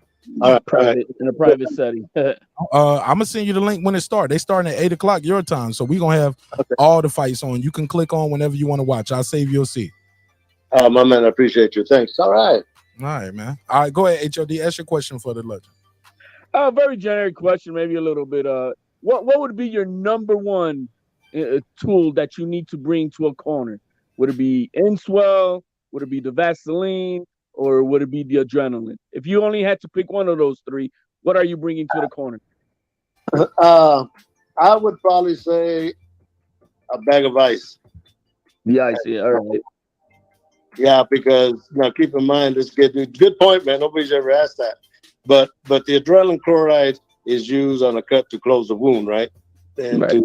The Inswell is for direct pressure for swelling, right? And but the bag of ice could do both. It could stop the cut from direct cold pressure, and if you got swelling, then that you're getting a larger area with that bag of ice than you are with the Inswell. Vaseline, so 2-in-1 tool, or so you don't get cut. But if that was the case, bro, I wouldn't have a job. Absolutely. That's also, yeah. Stitch, again, a pleasure speaking with you. Thank you for answering my question. I just want you to know, Stitch, I just want you to know I just dropped the link for your book so everybody can go cop the book. please support this man. You can get the Kindle version on Amazon, or you can get the paperback, and it's called From the Fields to the Garden: The Life of Stitch Duran. And they're filming a documentary on my life based on the book. And I was just talking to the director and producer today, and they're going through the final editing and all that. But yeah, Michael B. Jordan came forward. Sean Porter, Shane Mosley Jr. and his wife. I worked with them, and I got to hear their story. I never heard the story from my wife on how they feel when you work with their husband or even mothers or fathers. And I got to hear a good story from her. So we got it in the documentary. So that's coming out.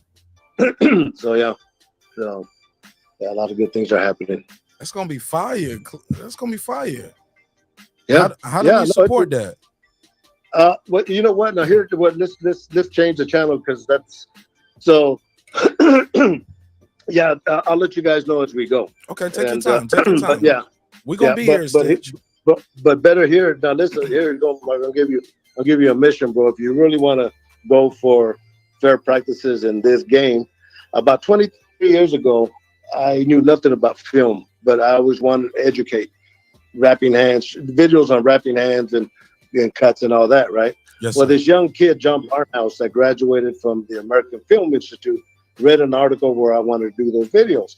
So he had just graduated and green as shit, and he called me, and anyway, we were going to do this video, but we ended up interviewing so many great guys that all the issues that are happening in boxing now, we addressed them there. And anyway, I didn't do nothing with this film, this documentary called Boxer's Nightmare. I did a private screening. Yes. Remember you told me about it. Remember you told me, and you sent me a private link. I did a private screening for about 20 of my members. Yes. But I deleted it. I didn't leave it up because I didn't want to steal your content. So I told people, I know he wants us to see it, so you can watch it live with me one time. But I want to drop some of those clips. What can go ahead, Stitch? It sounds like you about to give me the blessing. Yeah. Listen, if you want to be part of the team, I'm going to let you know what's happening. All right. So this film we did 23 years ago, and John, he's like 43 now at this point. He lived in Denver where he OD'd, and he passed away. Right. So I haven't seen this film, and I told you 16 so many years, and I looked at it as a tribute to him, and it blew my mind, because everything that is hurting boxing now, fighters, everything, we have it documented. I asked those questions to these guys that are all Hall of Famers. Mike Tyson, a week before he got his tattoo, he gave me quoting Nietzsche, gave me great interviews. Fernando Vargas, Eddie Mustafa, Muhammad, Rocky Gannon, Joe Cortez, Richard Steele, Mills Lane, Emmanuel Stewart, Chuck Bodak, Miguel Diaz. All these guys are all legends. Mark Ratner. And so I'm resurrecting this film, but I'm doing that to get awareness that something has to be done in boxing, and now MMA, all combat sports, because I've been gone from the UFC for 8 years, and when I started with them, nobody had any punch-drunk syndrome. 8 years later, guys that I've run into, I noticed that there's a change in speech pattern. So anyway, here's where you're going to come in. Going forward, everyone I've done a podcast with, I've sent them the video for awareness. Well, this guy in the UK last week, I sent it to him, and we did it on a zero budget, bro. But it's a classic. We watched it. Stitch. Nobody. Stitch. We've seen the whole thing over here. I did a screening, and everybody on my panel was like, we would stop it, we would pause, we would do interactions, and I told him, I said, this is unseen footage. You guys are the only people who've seen it. It got 5 likes on this private link that I got. Nobody's seen it. I said, I got to get with Stitch because we got to get this stuff out here. And everybody was saying, Mark, we keep talking about these same issues. Nothing has changed. Anyway, Mark, so I'm sorry, I'm passionate. No, please listen, and I'm glad you are. But this guy, Jonathan, in the UK, liked it. And in the original video that you have, there's a 20-minute blank before it starts. He took that out for me. And between at the end and then my last final thing with Mike Tyson, there was like a 7-second gap. He took that out. And then I misspelled Emmanuel Stewart, and he took that out. So anyway, he's helping me take this film from, I think, like he said, 540, whatever it is, to 4,000. And so he's helped me with that. And my wife, my daughter, my son-in-law, that's a nerd in this, we're all going forward. But the guys from ESPN, I went to the I press missed the conference. plane, man. I could have did all that shit. Damn. Yeah. I didn't even know you. I didn't even know you wanted that stuff done. I thought we was gonna revamp it and change the music and all of that. No, listen, it's just that's the way things are falling. So anyway, yesterday I went to the press conference for Top Rank, and this guy from ESPN comes to me and introduces himself to me and says that they want to do a series of things that affect fighters in boxing. I said, man, hold on. Let me send you this documentary, and every question you wanna ask, I asked it and I got the answer. So we're gonna start the movement. Something's gonna happen. Wow. Well, I'm gonna call you off air, and probably on Sunday. I'm gonna hit you up on Sunday after we see who won the fight, and we can come back and and I'll talk to you offline and we can revisit it. Revisit that because the whole time we was watching the video, people were telling me, Mark, we can fix this, we can fix that. Yeah, and I was like, and then certain things I was like, where the music kind of go with the times, but I was like, we can do a split screen because I got fighters here that I follow here in Atlanta, and we can follow their journey as well and mix that in and talk to them and mixing like it's Stitch Duran, man. He's the Godfather. He the cut god, man. You know, so like, and there's so much. It's the thing about it. It's me because the story with me is I grew up as a farm worker. So my family were fighting for the rights of the farm workers with Cesar Chavez, right? So, and then I speak up with the UFC and they fire me for speaking out about the Reebok deal that screwed everybody. And, I became the hero. But going fast forward, I've always been fighting for the rights of people. And then to find out that this documentary is just proof that I've been doing this shit for years. And so, yeah, but, like this guy in the UK, for his services, he's taking that up to the 4K. He sent me a song of a guy that he's working with, a rapper, to see if we could incorporate it somewhere like that. And I said, well, you know what? If you're helping me do this, it's teamwork, plus you're a voice from the UK. So for me, it's not about the money, Mark. It's about getting the word out. Yes. And do it at the highest fashion, and I even told the guy from ESPN yesterday, I said, look, here's a possibility. Here's what I would like to do is do all this, the mechanics of getting this film, because it's raw, but we could polish the shit out of it. Just forget that. The great stories, the great questions, the great answers, bottom line, with great people. So we could even modernize it and ask the same questions to people in current days and include MMA and see what kind of, there's been no progress. Nothing. But we have an answer for everything. The money comes from the pay-per-views. Who's going to be the first to volunteer? So yeah, So this is the way I want to handle it. Look, it's not about the money, bro, not at all. It's about saying these guys deserve it. And and a tribute to John Barnhouse. He's cool guy, man. But even at the end when I was talking to him, he was spacey, paranoid and I didn't know. And then his brother calls and says the demons got him, and so that kind of blew me away. But he knew nothing about why he did. He's the one that did the editing shit. With my opinion, and but he's the one that cut and paints it and everything. And so there's a story to that. He did, but look, times have evolved, and yes, and the way 100%. And the way it can be presented can be, like I said, the whole time we was watching it, I was sitting there trying to figure out what I can do to make it better, and then but then and even ways to repurpose the content, but I got a dope idea and I'm gonna present that to you and I'm gonna submit something to you and see what you like, and you can put that on your social media and you can push that out, you know what I'm saying? And I'm gonna send it to you on Sunday. But, okay, and then you'll be dealing with like I said, there's the four of us. Our family just the whole team. It's all up. No. So what happened? Our family saw what's going on, and homie is the nerd for everything in the high tech shit. My daughter's when it comes to social media for boxing and MMA, and she's a savant, and she's helping change the rules for taking tests when you get your license. Take a test on CTE, and they're simple, true, and false, but she's getting the commissions to honor it. So we're now we're taking a big step bigger, and some unions. I've talked to some unions that are interested in not unionizing, but making an association, but giving them the same benefits. So yeah, there's people talking behind the scenes, bro. And it's gonna take more than just me.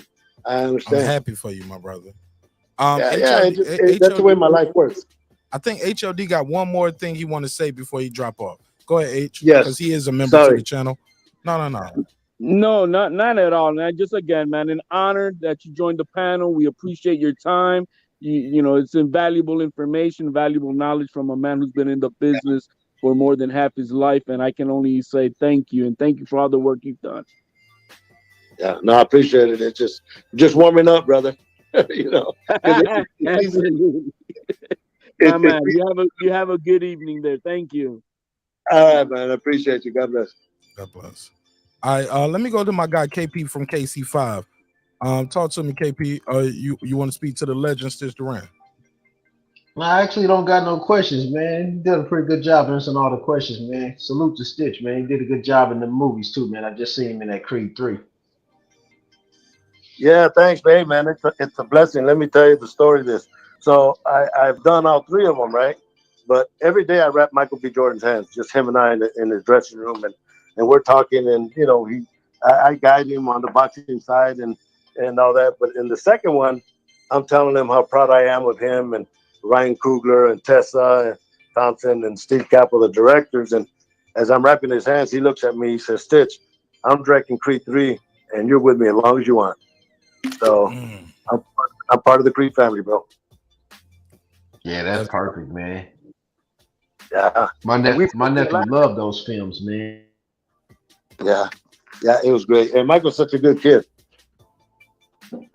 Yeah. Can you tell us a story about working with Michael B. Jordan? Because I heard they're making a Creed 4, and I saw the movie myself, and I can tell they're kind of setting up something with the daughter boxing too. I don't know. What you think of that? Yes. Yeah, they're working on 4 from what I understand, and the daughter's going to have a piece of one of the roles, and there's so many channels that are being created with the Creed story that it's a mind blower. I mean, even like me, I go to the premiere, and Keenan Coogler, Ryan's brother, he co-wrote Creed 3, but he told me, he said, Stitch, I didn't understand the language, but now I do. It says we gave you a lot of center shots. So it's not like my work is. I didn't have a lot of lines, but I got a lot of action, and that's what I do. Yeah. So that was right. Yeah, we saw your face a lot in there. Go ahead, Lisa Bells. You got anything you want to say to Stitch? Oh, okay. What was your Yes, it's an honor and a privilege as well to speak to you, Stitch Duran. And my name is Lisa Bells. Lisa. Pleasure to meet you. What was your worst injury wound that you had to attend to, like cut in your career? Ooh, there's been hundreds, and it's not so much because I've seen it just about every cut. Broken bones, broken leg, broken foot, major cuts. But the last one with Vladimir Klitschko when he fought Anthony Joshua at Wembley Stadium was like 90,000 people. And I've been with Vladimir Klitschko for 8 years, right? And I didn't see him until Friday because my daughter Carla had gotten married and Wednesday, and I flew into London Thursday night. So when I talked to him in the dressing room before he get on the scale, and as I'm going, I put my hand on his shoulder and I said, look, don't worry about nothing tomorrow. I'm going to take care of you like you're my son. And I leave because I know these guys the night before the fight, they can't sleep. I'm putting the Vaseline on him, Lisa, right before Michael Buffer does the announcements and millions of people. And he's 6 inches away from me, and he says, you could call me son. And that was great. And I saw him like 3 months later in Germany. And I said, Vladimir, that moment, why? And he said, Stitch, there's very few people I trust in my life. You are one of them. So yeah, but cuts, broken bones, I've seen them all, man, and it's it's in multiple cuts. So good question. Wow. Hey Stitch, Wow. I'm gonna ask you a question that's a little off the cuff, and it's just excuse me, and it might be an uncomfortable question, but I gotta ask you. I would be remiss if I didn't.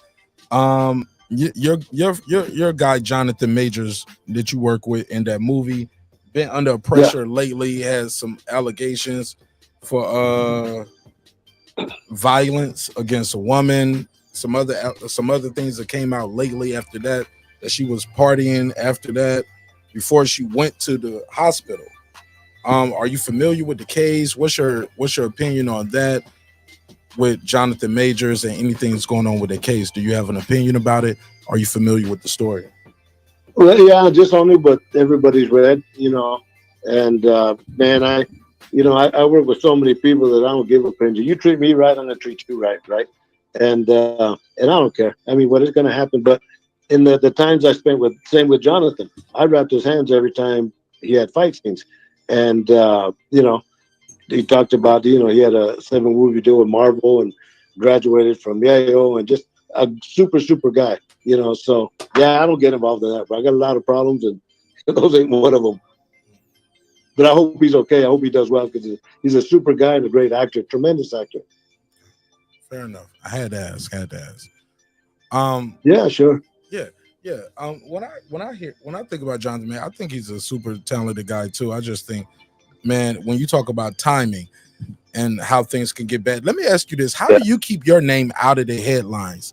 Like, how do you become a ghost in the corner? You're like you're famous by accident sometimes, Stitch Duran. You get what I'm saying?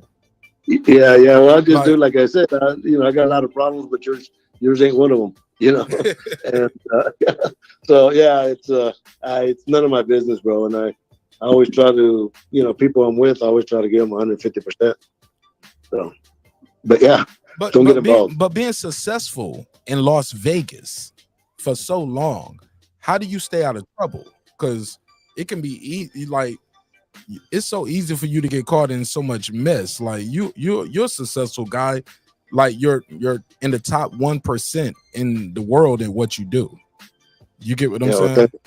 Like that's not me saying it. That's what the scoreboard say. That ain't me saying it. I appreciate it. My brother, how do you stay out of trouble? Well, when I moved here, it's going on 28 years. April will be 28 years next year. I gave no partying, no gambling. I came here for business, and when I go, like say, after a fight or something like that, everybody wants to go party, and I don't party, and like when I was, they have a lot of, people in the hotels and they want to buy me drinks, and I walk in with water because I tell them I don't drink, and I do, but there's certain times and places and doing what I do here is not one of them, and even taking pictures, with women, I got to be, careful. Number one, respect to my wife, right? And but just to, you always got to watch out for those moments. How long have you been married, sir? 30-something years, bro. 37 or 30-something? 30-something. Don't ask me how many. It's in the lower half, though. 30, I think it's like 33. I'm about to say, Stitch, I need to put a case on you. Yeah, but mom was, and that's when I moved from the Bay Area to Las Vegas, I took a job transfer and I took like a $25,000 a year cut in pay, and they gave me 2 weeks, and I moved my family and gave my school, my kickboxing school to a student, and put my family in a U-Haul and drove 9 hours to Las Vegas, but she supported me all the way and still does. Wow. So she's part of the four of us, me, my wife, my daughter Carla, and my son Omi. And we all specialize in, my wife's the one that keeps me straight. Nah, it's not going to work this way, and try this and all. She's my concierge. They call them, not concierge, but like the guy. I know exactly what you mean. Yeah, like James Gunn. Yeah. Right. So, but you have to have a tremendous trust to be gone. Because look, we see you on TV, every fight, every major fight. We see Uncle Stitch right there in the corner. We might look. It's been times I've seen you on Friday fighting in the corner somewhere, somebody fighting. I seen you Saturday somewhere else. Yeah, you get what I'm saying? Like, what do you do? What do you do Sunday through Thursday to make everything good? We got to know. We need to know the secret. Man, you know what? It's funny. Somebody asked me a question one of the interviews the other day. With all the work you do, all the traveling and restaurant food, how do you like it? And I said, well, I got it up to the top. I'm tired of them, but if that's the worst that could happen, I'm doing pretty good. And so yeah, I just when I'm there, I normally if the fight's on Saturday, I'll get there Thursday, do the weigh-ins Friday. Work the fight Saturday, and then Sunday I'm home. And what do you do? And it's funny, people think we do this, do that. Bro, we're all in the hotel. I stay in my room watching Forensic Files and Undercover Boss and all that. So yeah, it's my job. I got to take care of it. So does your wife travel with you? Like, I think one time you told me this. Like, she travel if she want to go there. Like, she's like, oh, where's that? Nah, I'm good on that. Is that still how it goes? Yeah, she does. Yeah, sometimes. I think July I'm the tired 1st. of New York. I'm gonna stay in Vegas. You go to New York. She don't like New York. Right. Yeah, she don't like New York. July the 1st, Jared Anderson, the young heavyweight that I work with, he's fighting in Toledo, his hometown. And my son Dan lives in Ypsilanti, and it's 52 miles away. So of course my wife's going to go. And so yeah, she's done some overseas trips with me, and like say New York, and she was in Atlanta for 6 weeks when I filmed Creed and all that. So yeah, but there's times with she's seen too much of it, so it don't excite like my kids. It's second nature for them to see me on TV now. Look at God. Look at God. Yeah. But look, so I said all that to say, like, how do you keep the relationship fresh? Like, I know this is not a boxing question, but we got a call. I think somebody got a question for you. Hold on 1 second. 831. What's your name? Where you from, family? This is Tony from Sacramento, California. Tony from Sacramento, California. Stitch, can you hear him say his name? Can you hear him? Yeah, of course. Okay, cool. So how you doing, Tony? All right. Hey, what's up? All right, go ahead, Tony. You're talking to the legend himself, Jacob Stitch Duran. Oh yeah, I've seen him in UFC for sure. But my question to you is, what was the best compliment you gotten from a fighter? You know what? I got it from a trainer. Well, you know what, man, I get some good question, Tony. When the guys give you a kiss and they tell you they love you, it's nothing better than that, right? So that's a real nice compliment, man. They go in there, and I mean, Caleb Plant, when he just fought Benavides the other day in the dressing room before we even start rapping, he's walking around, he comes to give me a hug and kiss and says, I love you. Those are nice compliments. Hey, but a little trivia now. The first world title fight that I worked was with Tony the Tiger Lopez from Sacramento, California, when he fought Julio Cesar Chavez in Monterrey, Mexico. And I used to have a school in Fairfield. And so I've worked many fights in Sacramento. Oh, nice. But you know that, huh? Okay. Yeah, so it was nice hearing from you. Hope you do well. And what's the next fight you're gonna do? I'm doing the bare knuckle fights, the 29th in Denver. I just booked the flights. I'm doing a top rank show in Sacramento the 13th, the one here in Vegas on the 20th, and so on and so on and so on. So I'm back on the road. Oh, okay. Yeah. All right. Yeah, sure. but I'll be in Stockton May the 13th. Hey. All right, well, shout out to Tony. Tony, thanks for calling back in. I could tell you was a little nervous right there, a little too, Tony. It's all good. Yeah, it's all right. All right. Nice hearing from you. Don't be. Hey, look, Tony. Hey, look, Tony called in earlier. Stitch. He did not sound nervous talking to me at all. He was talking to me like around the block. Yeah, I was a little. See, I'm starstruck because I've seen this guy.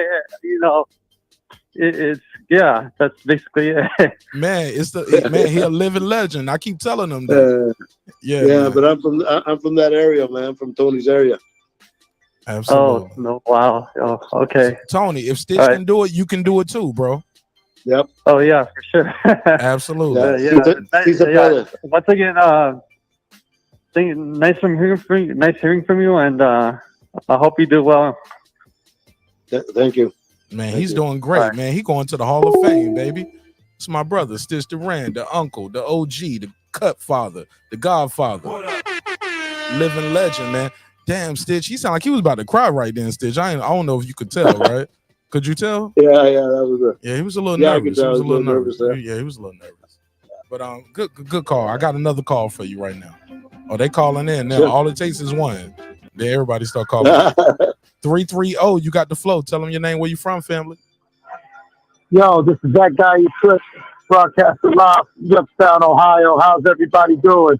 Peace to the panel, peace to the chat, and big shout out to the legendary Stitch Duran. How you doing? Yes, my man. All right. Hey, look. sir. I think Clip's been on every conversation we had with you over the last 3 years, OG. You know, Yeah, I think so. Yeah. He's been riding with me the whole time. He never folded. Go ahead, Clips. Go ahead. What you want to say to the OG? Oh, man.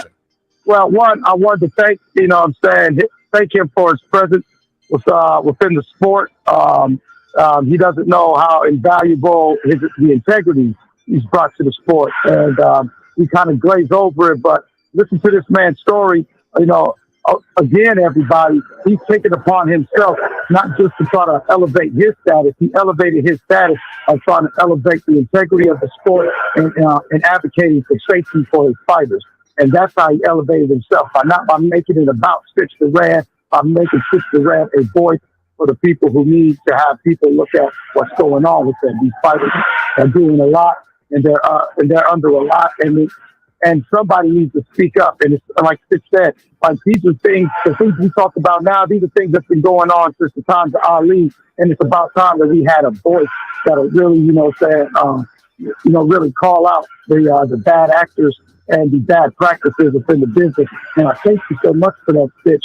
And I just want to say that it's an honor. It's an honor. I, as a member of the neighborhood, I just feel honored to be chopping up with you. I look forward to possibly chopping up with you during the watch party. I know you don't do predictions, but honestly, Stitch, how do you feel about seeing these young lions early in their career getting in there instead of waiting all day and waiting till it's the end of their career to actually get in there with another lion? There could only be one bull on the grass. How do you feel about these young bulls trying to see who's got the longest horns in the herd?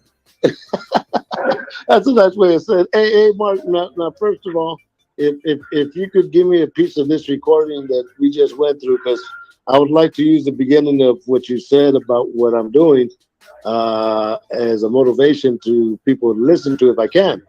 And Clips, mute your mic. Clips, mute your mic while you're not talking. Yeah. So. So I appreciate that. What part, Clips? I'm sorry. What? Clips, mute your. I'm sorry. I need to mute the caller. Yeah, that's a lot of background noise. All right, say that part again. What part do you need me to clip a Stitch? Like the first 15 seconds of the conversation when we first started tonight. Yeah, when he first started. Okay, with I his got comments. you. Okay, I got you. Yeah, because I think that describes everything that I've been doing. Nobody has described it better than that. So, and but I think one of the questions that I think was Tony that asked, maybe you, is what's the best compliment I've gotten from a fighter. But this happened when I was doing it was with a trainer, UFC trainer, Luis Doria, that trained Anderson Silva, a lot of the great UFC fighters from Brazil. And I hadn't seen him in 8 years since the UFC let me go. And I see him in the bubble. We're having lunch. And he comes up to me and he says, Stitch, we, the coaches, the fighters, we thank you for speaking up because we couldn't. And that's been the best compliment ever in my whole life. So, and then not yours. So thank you. All right, that's my boy Clips. No. His call dropped. But I told him it was a good call. I said, man, Stitch want to drop. That's dope. But he also said, speak to the fact of these young fighters, because you've seen a lot of fights over your time. What's your take on these guys getting in there while they're young? Like they both. One guy, the oldest guy is 28 years old in this fight. Oh, fighting in this one? Yeah. Well, it's a game of economics, and that's fine with me. Because there's a group of them, Shakir and Lomachenko, them just Devin Haney, Romero, and there's a whole slew of gangsters that I'd love to see these type of fights. Just the drama. Now, out of those, I know you work with Haney. Who else have you worked with out of these young guys? That's it. That's now. I with Haney. I worked 2 fights with him, and it is real good. Oh, Shakir. I've always worked with Shakir, and so I work with both those guys. All right, let me go. I got somebody right here. Milo, Pangang Milo. I believe I don't want to say your name wrong, brother. What's your name? What's your question?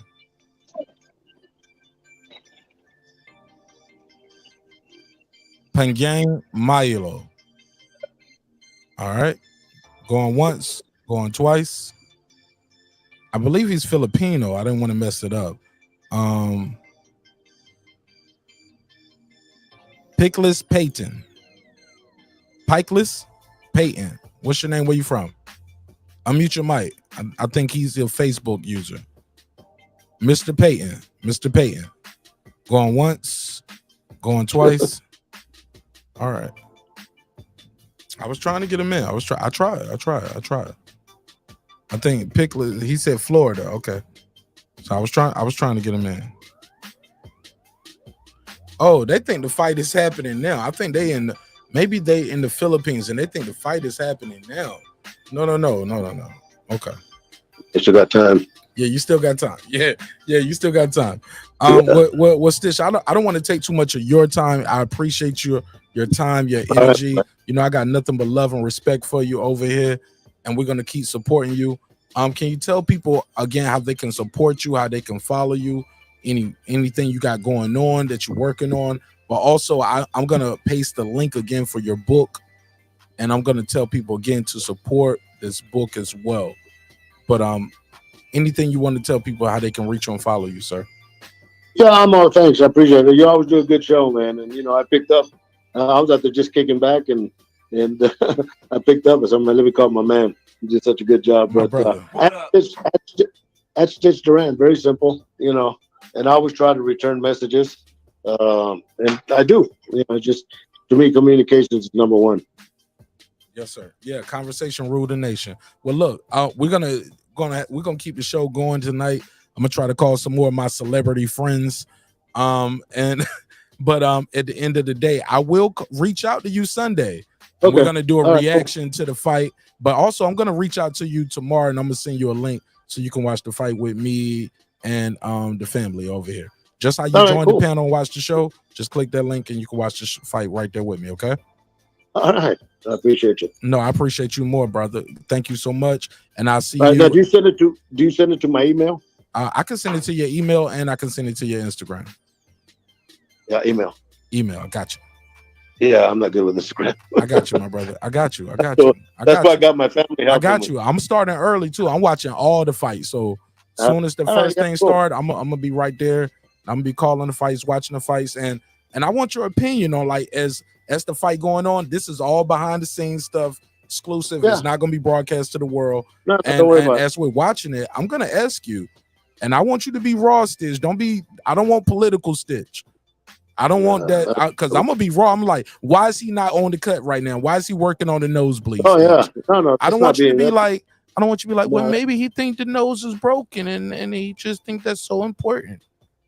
And like, no, don't be nice. Like, that eye is getting messed up. Yeah, keep it real with us, Stitch. That's why we love you. How we roll, bro. My brother, God bless. I'll see you on the next one, okay? Adios. Yes, sir. Bye. Peace. Shout out to the OG, the legend himself, Jacob Stitch Duran, pulling up in the neighborhood, man. Y'all make some noise for this brother, man. He didn't have to take my call tonight. And he did not have to call me back, but he definitely called us back. That means something, man. That means something. What you think, Lisa Bells? How do you think my impromptu interview? I didn't expect him to call me back. Oh, it was really great. He's a really nice man, very classy gentleman.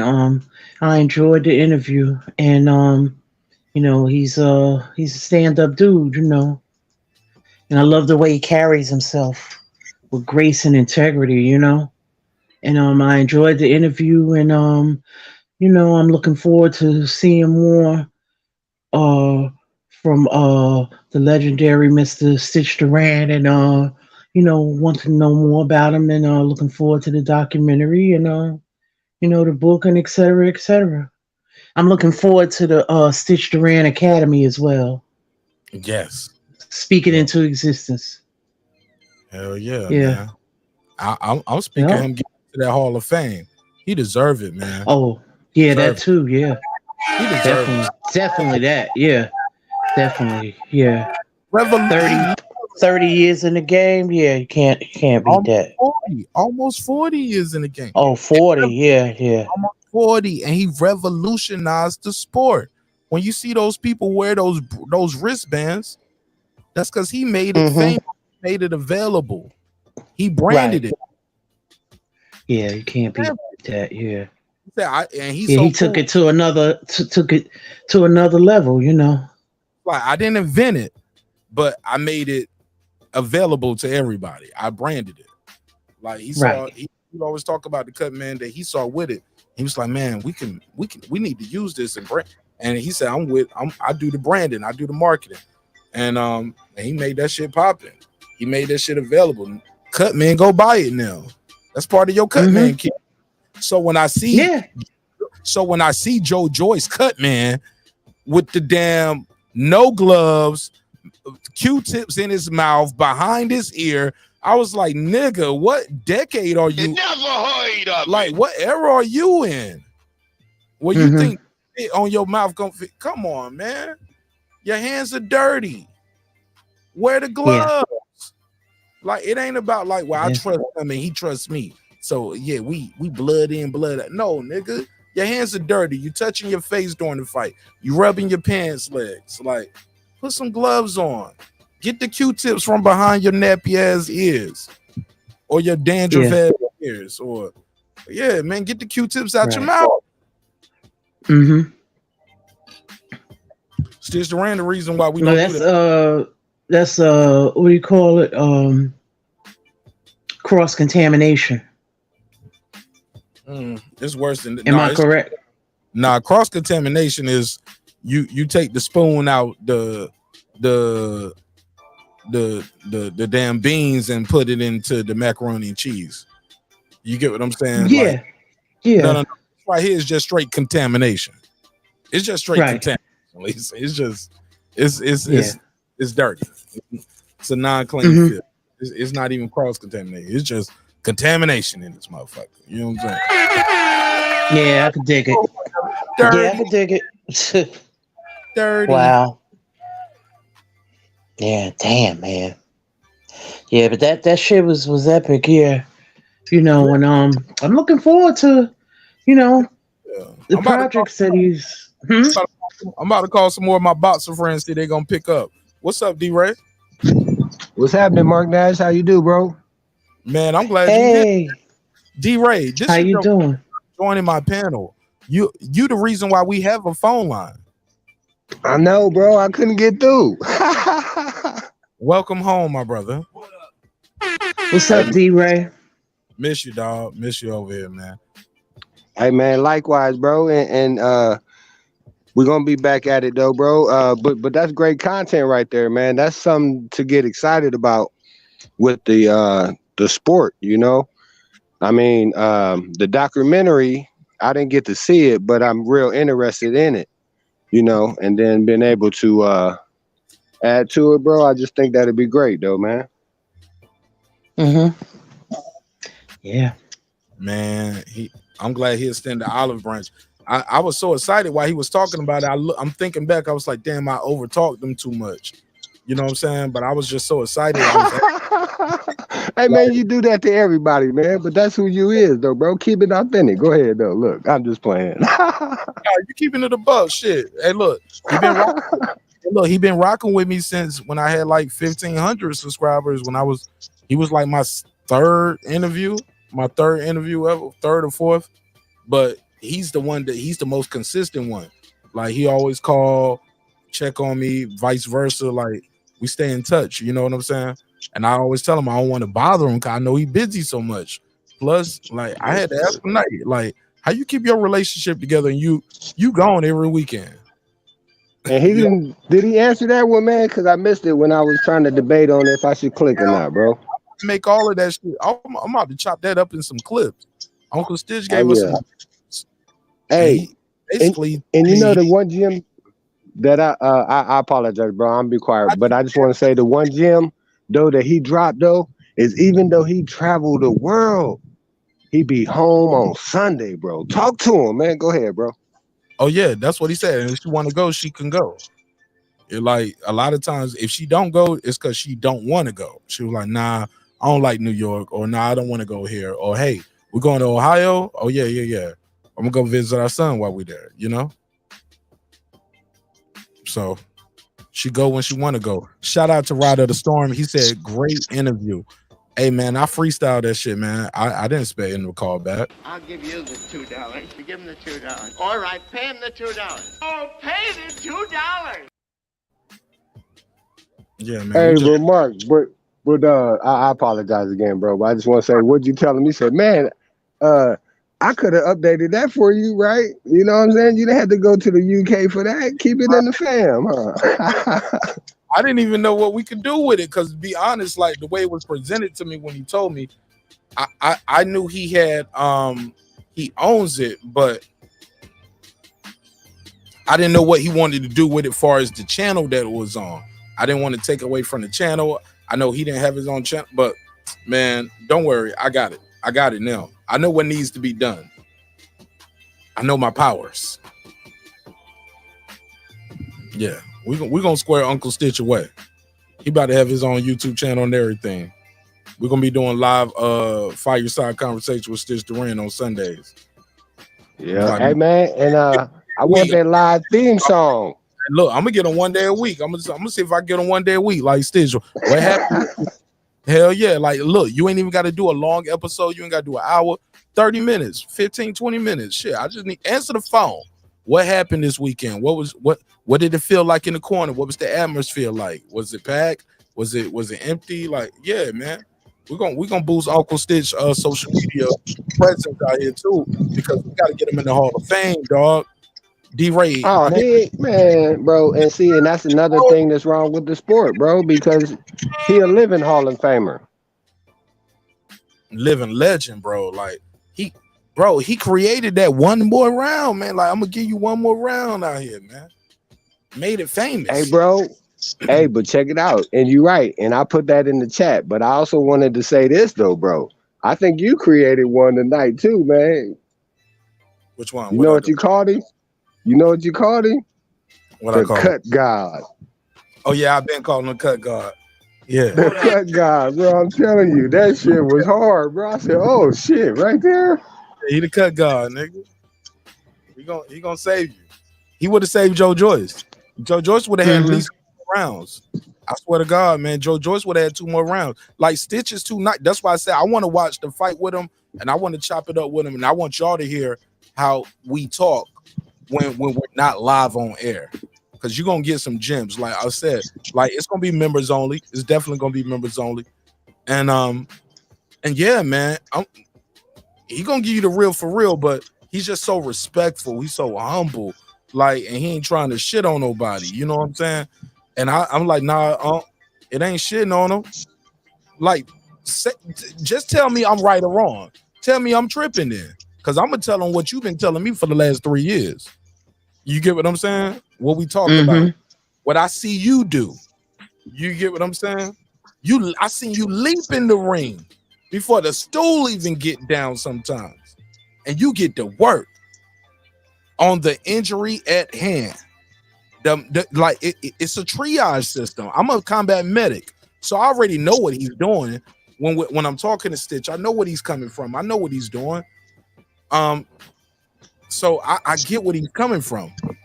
But yeah, when we do that members only, yeah, we're doing that fight party tomorrow. It's going down. It's going down. Let me see if I get Rachel or Nonito on real quick too. We're gonna bother all our celebrity friends real quick. Yeah. But go ahead, D-Ray. All right, bro. Hey, I appreciate it. No. Chop it up with us. You one of my celebrity friends too. At least to me. That's all that matters. No, but I was just saying that I was happy to hear Lisa up here too, though. Go ahead. Yeah. Yeah, I come through. Sometimes I'm more. I talk, and shit when I get ready. Come on the panel, yeah. Chop it up. You know what I'm saying? So, what's your thoughts on this fight, then? Who, me? Go ahead. Yeah. I am picking Tank for I want to say 9th round TKO or KO.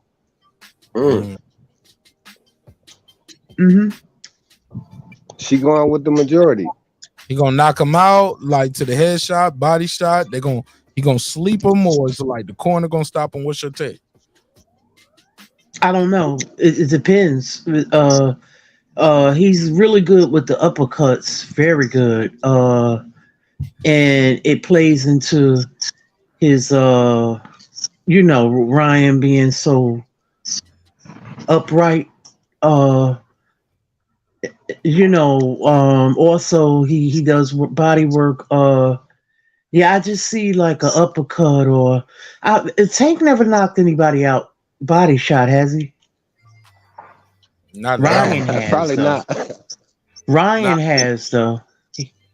Ryan got very fast hands. You got Ryan losing though.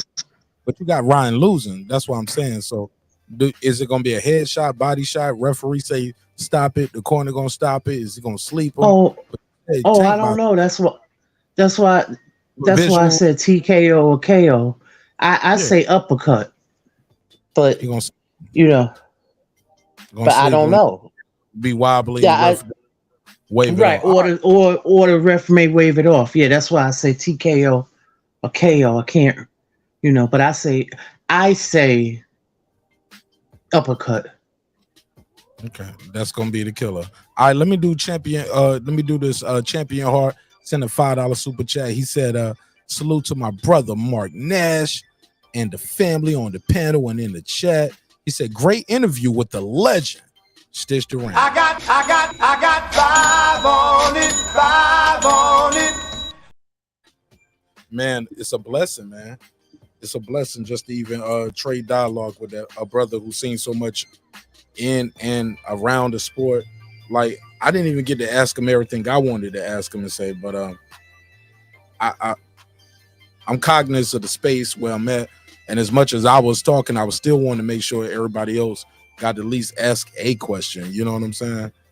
And if they wanted to go more, I'm sure I could let them go more. But yeah, man, shit, I be having a lot of questions my damn self, Lisa Bell. Yeah, I wanted to ask him what was his favorite fight. See, I got to get him back on. I got to ask him that. I gotta put that. Can you type that in the private chat? I could screenshot that. Next time you're on, I'm gonna ask him. Nata Silamu. Silamau. All right. Say I don't know what it was on. I ain't get it. All right. Shout out to the Boxing Science. He said, "Khan, where you been?" That nigga, hey, look at Boxing Science to tell a Khan you need to check in with him. He's like, "Where you been, Khan Shawnery? I've been at all the Marq Nash lives. You ain't been around here." Go ahead, the Boxing Scientist. Check his report card. Let me make sure I got the Boxing Scientist wrenched up too. Just like I'm at all the shows. Boxing Scientist, I need you to leave a comment though on the videos when the videos drop. Like, so even if you miss a live or if I just do a random pop-up episode or video, leave a comment on the videos, leave a comment on the shorts, even if it's just an emoji. I need you to leave a comment there, the Boston Scientist. Do that for me. We're gonna square you away. I appreciate you calling in. I'm definitely gonna rinse you up though. Lisa Bell, when it comes down to this fight, how do you see it playing out? Do you see Tank fighting off the back foot? See him pressing the issue? And while you do that, I'm gonna see if I can get Rachel Donaire or Nonito on real quick. Matter of fact, I'm gonna call. I see him fighting in angles. Matter of fact, I'm gonna call Hank Lundy. I'm gonna see if Hank Lundy gonna pick up for me. We call Hank Lundy. Okay. I love Hank Lundy, yo. Hank Lundy's like real raw. You know that, right? Yeah. Yeah, he ain't shy about shit. Let me see if I get you pick up. Let me see if I call him. Love Hank Lundy. One of my favorite people in boxing. Like Gabe too. I don't even talk to Gabe like that, but like he's one of my favorite people. And I just call him. Fuck it. They pick up. Gabe Rosado. Hell yeah. It's one of my. Yeah, I like him too. He's one of the people I probably talk to him. Hank may be down there in Vegas for all we know. He might be.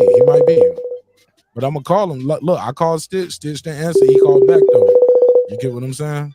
Hell yeah. We gonna call him though. We gonna call him. We gonna call him. Lisa Bill. Hold on. I got to call back. Right. Hold on. Hammering Hank Lundy. What up, OG? What's up? What's poppin', OG? How you feel? I'm good. What's the deal? Man, it's your favorite neighbor, your man Marq Nash. You live on air, bro. I was calling to let you know, first and foremost, we love you. We respect you. But we got to get your take on this fight, OG. How you feel? What's the deal? You got some bread on this?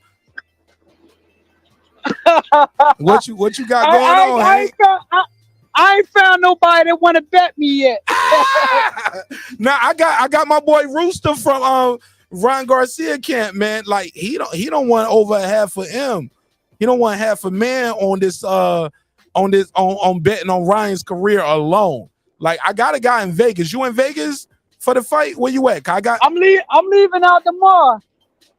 All right, well, look, I don't know if you want to who you got winning the fight first and foremost, because I got VIP. I got Tank all day, man. All right, if he loses, would you go to the Ryan Garcia after party fight? Because I got VIP for you. I got VIP. Yeah. I got VIP for you at Ryan Garcia after party. Yeah, I definitely go. I'm gonna talk shit to him. Not if he win. Y'all can't talk shit if he win. I don't give a fuck. I'm gonna talk shit to him. I don't give a damn. I'm gonna tell that motherfucker fight me next. That's a fact, though. You better do it. And look, you need to have a nigga there with the camera too. Like, yo, we need to put this out there. Exactly. They use this for the backstory. You know what I'm saying? Most definitely. Man, we love you, Hank, man. That motherfucker ducked some wreck anyway. Get off the gas. What he dug, Hank? Yeah, he ducked me. He ducked me anyway for fighting. Who? Ryan Garcia. Hold up. Never heard of it. Hold up. Never heard of it. Breaking news. Hammering Hank Lundy says Ryan Garcia ducked the smoke. Hank, you got to tell us the story. What happened, though? Man, listen, man. I wanted all the mugs, man. But you know Bernard, you know De La Hoya, he got on the internet talking trash, and I had to tell him, I said, control your puppy before I clip his string. Uh-oh. Yeah, I mean, we the real deal, man. We don't run from nothing. We want all the smoke. Yo, what's your take on what happened on stage? Did you see the weigh-in today? Because people said Bernard was getting too far involved. You're a Philly cat yourself, but you know Bernard gets a lot of slack from guys. Like when I put videos up about Bernard, it get a lot of views, but people will be like, "Yo, that ain't Bernard no more." That's like they call him like what you said, like a puppet. They even say like he's the golden boy pit bull, or he gives Oscar De La Hoya street cred. What's your take on Bernard Hopkins and how he moving and what people think about him? How does Philly think about him? What do you think about him? I never Listen, asked you you that know, before. I I'm one never of the asked you Philly that before. fighters. Listen, I'm one of these Philly fighters that's rolling and cut. And man, listen, Bernard, my guy, but I don't know the take on that because I ain't around it. But everybody know that I speak my mind. I don't sugarcoat nothing. You know what I mean? But every time I deal with Bernard or I'm fighting one of his fighters, he always tell me, Hank, you know, at the end of the day, they against you, so bring it. Yeah, I mean, he gave me nothing but love and respect. Yeah, I mean, I'm gonna keep it 100, but I had to be out there to see what's going on, then I can speak on it. Cause one thing about me, man, I don't hide nothing, I don't sugarcoat nothing, and I ain't biased. You know what I mean? So go ahead then. So No, what I'm saying, I don't know what's going on. Like Bernard been 100 with me. I'm gonna keep it real. You know what I mean? See, you gotta understand certain people. You're not gonna get that energy from. You know what I mean? Real mugs. You know what I mean? And I'm a real cat. So y'all always I been don't know what's solid. going on. Yeah, we always been solid. All right. Look, that's what I always said too, though. I'm gonna keep it a buck. I ain't want to say too much because I ain't want to seem like I was like, oh, Mark Nash, you leading the witness. I was like, bro, I ain't every time I seen him, he's been solid. You know what I'm saying? Right. I want to know saying? what happened over there with him and Tank. Where Tank snapped from there. I want to know what happened. You know what I mean? Because I always know Bernard for being solid. I played the clip today, and it was basically, and you can hear clear as day. He's saying, watch the edge, watch the edge. He's telling them to watch the edge of the stage. Right. But all you hear, but on the other mic, if you're watching the other broadcast, you'll hear Calvin Ford saying, don't touch him, don't touch him. So it seemed like Bernard was getting physical because the way Tank's body language was. But the version of the clip I played today, you can hear Bernard clearly telling them, watch the edge, watch the edge. By the way, that's fair because Tank Davis has been known to push niggas off the stage.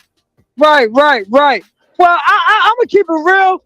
At the end of the day, I think Bernard was probably looking out for both fighters' safety. I don't think Bernard put his hands on Tank. Like, come on, man. That's a lawsuit. That's a lawsuit waiting to happen. Come on, I know Bernard's smarter than that. He know the game. Yes, sir. I don't think that was about, man. All right. So you got Tank Davis winning the fight, though, right? I got Tank Davis all day, man. What round? What round? You got a round or? Well, I say it go nowhere past. I'm gonna put it like this. I'm gonna keep it 100 with you. I'm gonna give Ryan a little doubt. If it go 9 rounds, Ryan Garcia all day. He wins on points.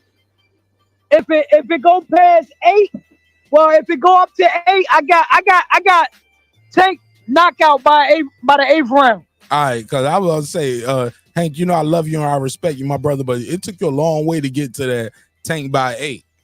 Took you a long way around because you don't know. Yeah, I ain't gonna front. I'm gonna put it like this: if Tank don't get the knockout by the 8th round, then I got Ryan Garcia winning it on points.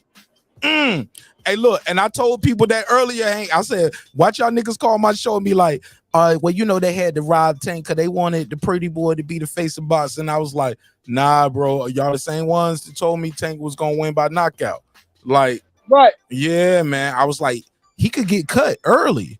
That's why. Hey, look, right before I talked to you, Hank, I had Stitch Duran on, and I was talking to him about the likelihood of cuts and shit like that. And he was like, well, neither one of these guys have a high propensity to get cut. He's not working nobody corny shit. He didn't know the cut man for either guy fighting tonight.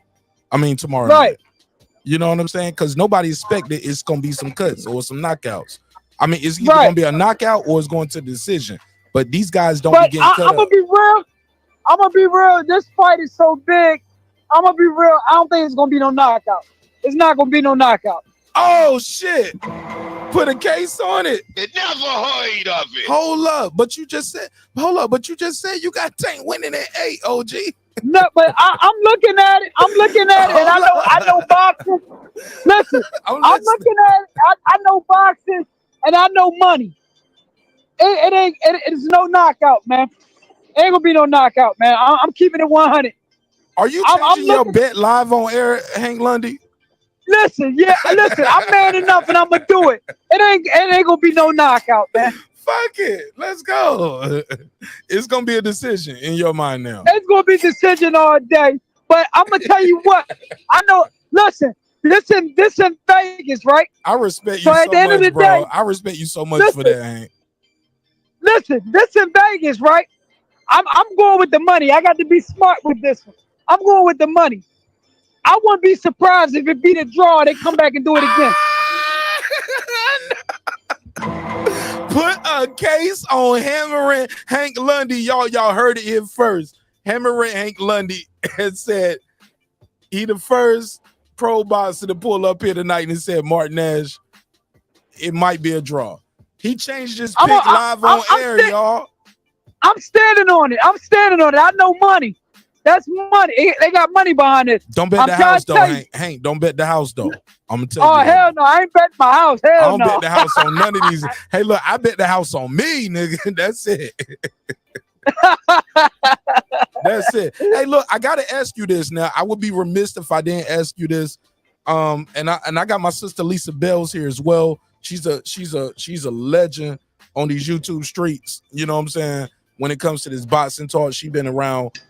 She cool with everybody. She's a connoisseur of the sport. She been following sport damn near 30, 40 years. You know what I'm saying? Like, right. You know what I'm saying? Like, and I love her, I respect her, and I know she's gonna ask you a good question. Lisa, I'm giving you the alley-oop. Get a good question ready. Get a good question. Hey, how you doing? Hammering Hank Lundy. Hold on, Lisa. But I got a question for him. So I'm let me get mine out for real quick. But I'm giving you time to get yours together, and you can write it in the public chat, a private chat. He won't see the private chat. We talking on my other line. So Hank, I gotta ask you this. A lot has been going on with the weight clause, the restrictions, the weight limit, being the A side, being the B side. You being somebody who people bring in as a quote unquote an opponent or a B side, right. You have had to acquiesce.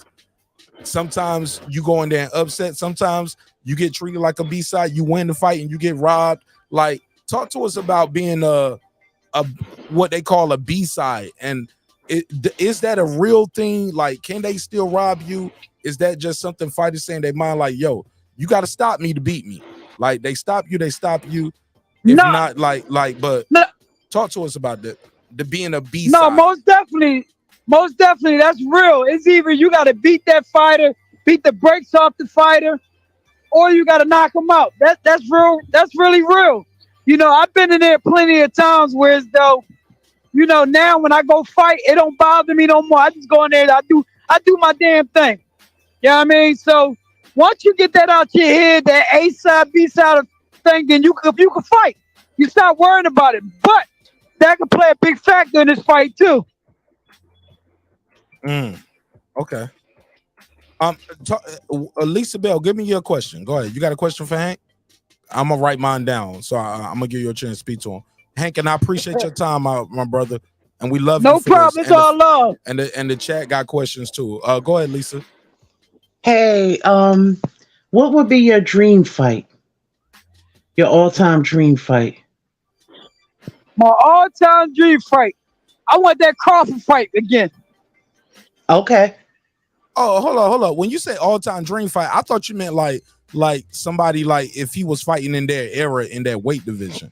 Like he would have wanted to fight Duran, Leonard, Hagler. Yeah, I'm not gonna lie. Listen, I would say I want Crawford again. I ain't gonna front. That's the fight I want again because I was whooping his ass. Hank, you know stop. What I mean? Hank, stop. Hank, you know I love you, my brother, and I would never disrespect you. But Hank, listen. Hank, leave that dude alone, bro. No, I ain't going front at that time. I'm talking about at 147 right now, bro. You ain't been fighting at 147 like that. And but listen, this is the thing about it. My body get up to like 175. See, most people don't know. My mind tell me no. My body tell me yes, nigga. No, don't do it. Hank. Man, I ain't worrying about that. Listen, I'm a fighter, man. I don't give a fuck about no weight class, man. Let's get it. I'm a fighter. Why not fight? Why you don't want to fight Spence instead? Man, no, I want Crawford because we got history. All right. Spence easy work. Spence No, easy work. no, I ain't gonna say that. I got Spence beating Crawford. That's good. That's your hate. That's that hate in your heart, my brother. No, listen, you know Crawford. You know that boy. I'm being real.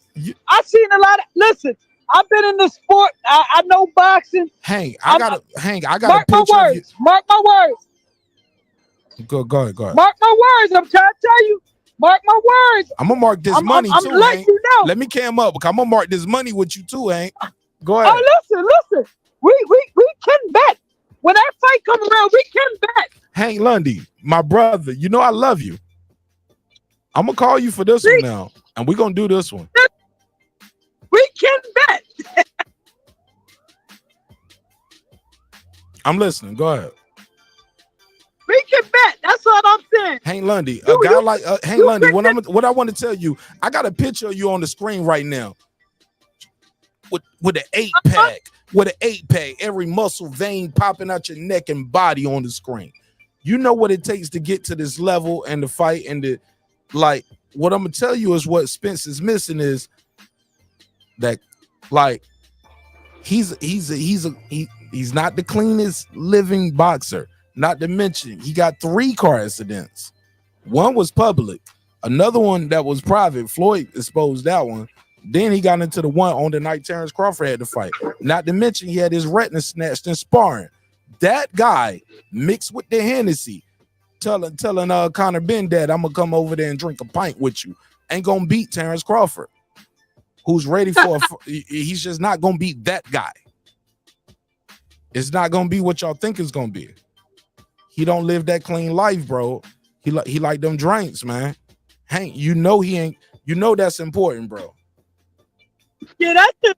But Oh, your audio broken up now. Your audio been good all night, and now it's breaking up. Look, a lot of us fighters say they don't drink, and they drink. Come on, man. Now that's a fact, though. That's a fact, though.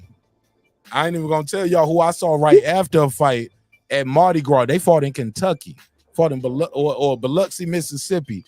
I saw them in Mardi Gras that night because I watched them fight on my app on my phone, and I followed the sport. I knew they had a fight. I bumped into the motherfucker getting a damn hand grenade in Louisiana Mardi Gras weekend. I was like, nigga, I just saw you fight like 3 hours ago.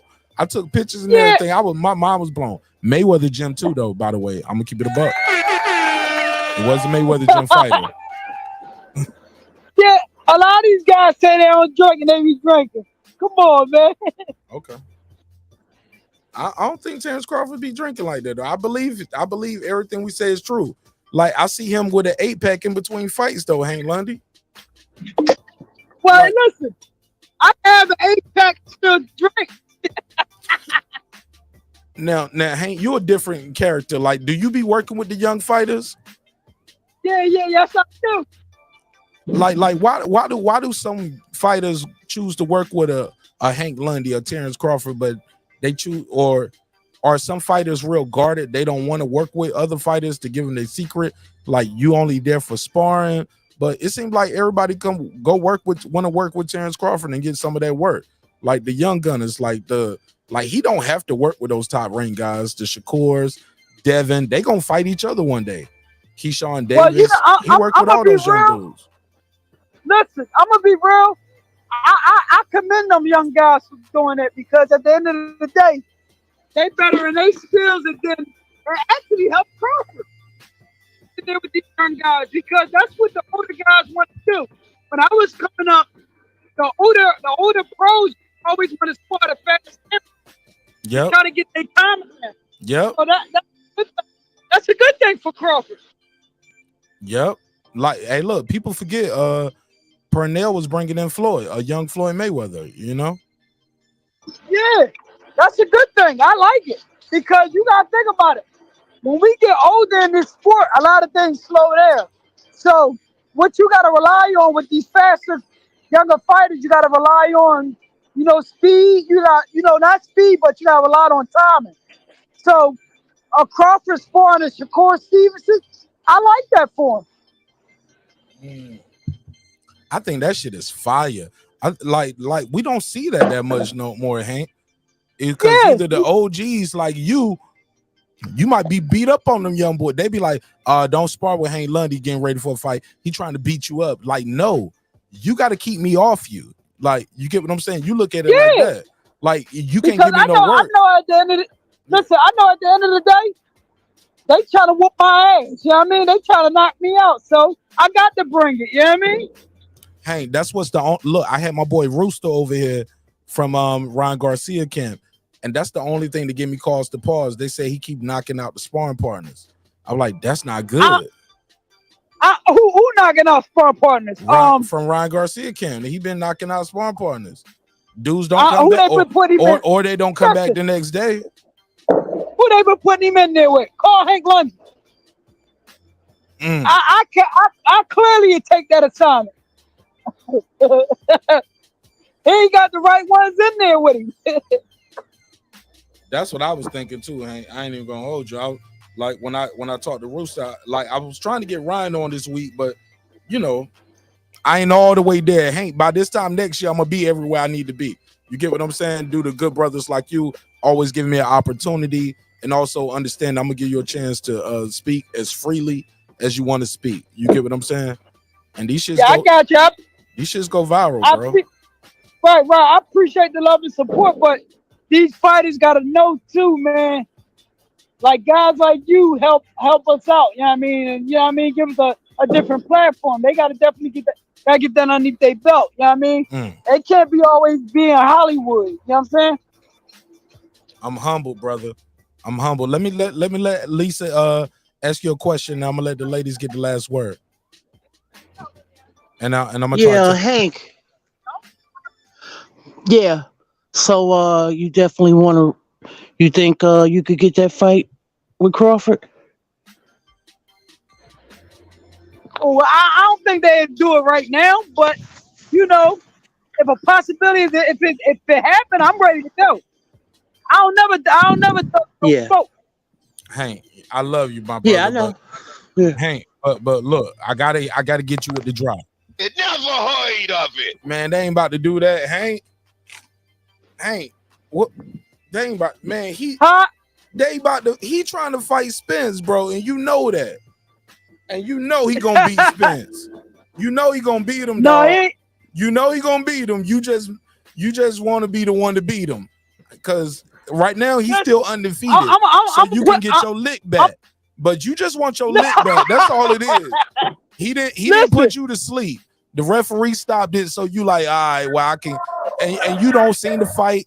And at 147, you'll be stronger. Listen, I'm gonna keep it real. Ain't nobody put me to sleep. Facts. Ain't nobody put me to sleep. You know what I mean? Facts. I'm a rumble. Yeah, you just want your lip back, bro. You like that's what they got to do. You like yeah, bro. You just want your lip. You a real Philly one, bro. He said I want my. You want your lick back, nigga. Like nah, nigga. I won't done yet. The referee stopped that shit. Yeah, I respect that. I'm like, look, knock me the fuck out cold. All right, Hank, I'm gonna let you go, man. Thank you so much for your time and energy. Hey, look, plug your platform, your social media. Tell people how they can follow you on Instagram, Twitter, all that good shit. Oh man, Instagram Hammering Hank _Lundy. On Twitter, Hammering Hank 30, and Facebook Hank Lundy. Lock in with me, man. Follow my madness. My brother, thank you so much for your time and energy. Hey, look, I'm gonna hit you up on Sunday after the fight. Like it's gonna be. Oh, what matter of fact, I don't know what you where you watch. You watching the? Where you watching the fight at? You bought the fight? Man, I'm not even gonna front, man. I got a flight going out to Vegas tomorrow. Are you going to the fight, or are you gonna be somewhere watching? I'm going to the fight. Oh shit! What? Okay. Well, look, I'm gonna hit you up. I don't know what are you going to anybody's fight party afterwards? Because I got VIP for the Ryan Garcia after party. Well, just hit me up. We make ton happen. All right, so I'm gonna hit you up. All right. I got you, my guy. All right, but look, I'm definitely gonna call you on Sunday, and I want your reaction to what happened. So whether I link up with you on Saturday or not, I'm definitely calling you like I called you right here on IG. I'm gonna hit you up on Sunday, and we're gonna I need your reaction. Like, yo, what the fuck happened? All right. Well, let's get it. I'll be ready. All right, man. We're gonna keep supporting you in a major way. And everybody go follow Hammer and Hank Lundy on Instagram. This is my good brother, man. I appreciate y'all, man. My guy. My brother, love you, bro. Thank you. Yeah, peace, brother. Peace. Damn, Lisa, you cut him off. I wanted to see if you gonna say I love you back. Oh, Lisa. Sorry. Oh, yeah. Sorry. I want. Hey, look, that's my new test going into it. I want to hear like, bro, we love you, bro. I be like this. Love you back. I'm like, yay, we got one. Wow. All right, shit. Yo, this shit super dope, man. Who we gonna call next? Let me see if I get Anthony Duran to answer the phone. Fuck it. We calling people, man. We calling them, Lisa Bell. Yeah, I see. Hey, look, Lisa Bell, this is my new style. Yeah. Shit dope, ain't it? Come on. Yeah, Lisa. it's cool. Yeah. Come on, man. I'm sorry. I'm just doing something. Yeah. Huh? Most people, just saying, most people, their favorite YouTuber never would. They never would. Your favorite YouTuber, I mean, they don't like them like that. But they love me though. Mm-hmm. And I'm calling all of them. I'm Yeah. calling all of them. Oh, that was Antonio Tarver. He ain't answered the phone. I tried to get Antonio Tarver on real quick. Mm-hmm. I tried. Yeah. He may be down there too. Yeah, he banged it on me quick though. Let me see. Let me see who we can get. Let me see. I'm gonna call somebody else. Let me see. Call Rooster again. Oh, yeah, man. Let me try Rooster one more time. See, because look, what's been happening is, in the process of calling somebody, they either calling me back or they answering the phone. Lisa Bell, I need to make my phone call shorter because the night going quick, huh? Yeah, it's already. What time is this? 12:02 already. Yeah, so it's like 10 o'clock over there. Please leave your message for. Yeah, nigga. Yeah, he don't send me the voicemail. Yeah, see, that was Rooster. Yeah, see, that's my man. I love Stitch Duran. I spent too much time on the phone with Stitch Duran. Put a case on me. You never spend too much time on the phone with Stitch Duran. He's a legend. That was a joke. That was a joke, Lisa. Yeah. Joke. Okay. Definitely a joke. Definitely a joke. Let me see. All right, let me see. Who else am I gonna bother tonight? You know, you don't want to burn all your tickets, but shit. Where's Piro at? Call him. No. I'm definitely calling. I'm calling another one of my. Your industry. Yeah, gotcha. Well, if I get David Benavidez pick up, better call yeah. David. Yeah, call Dimples. David Benavidez, you call him Dimples? Yeah, I call him Dimples. He got big dimples. Oh no. Just like Shakur too, big dimples. Hell no. What you mean, hell no? I don't call none. Oh shit! I ain't say you. I said I call him that. I call Benavidez dimples. No, yeah, I don't call none of these niggas none of their weird shit. That shit crazy, Lisa. Oh Lord. But I'm a woman. I could do that. I respect that. Wow.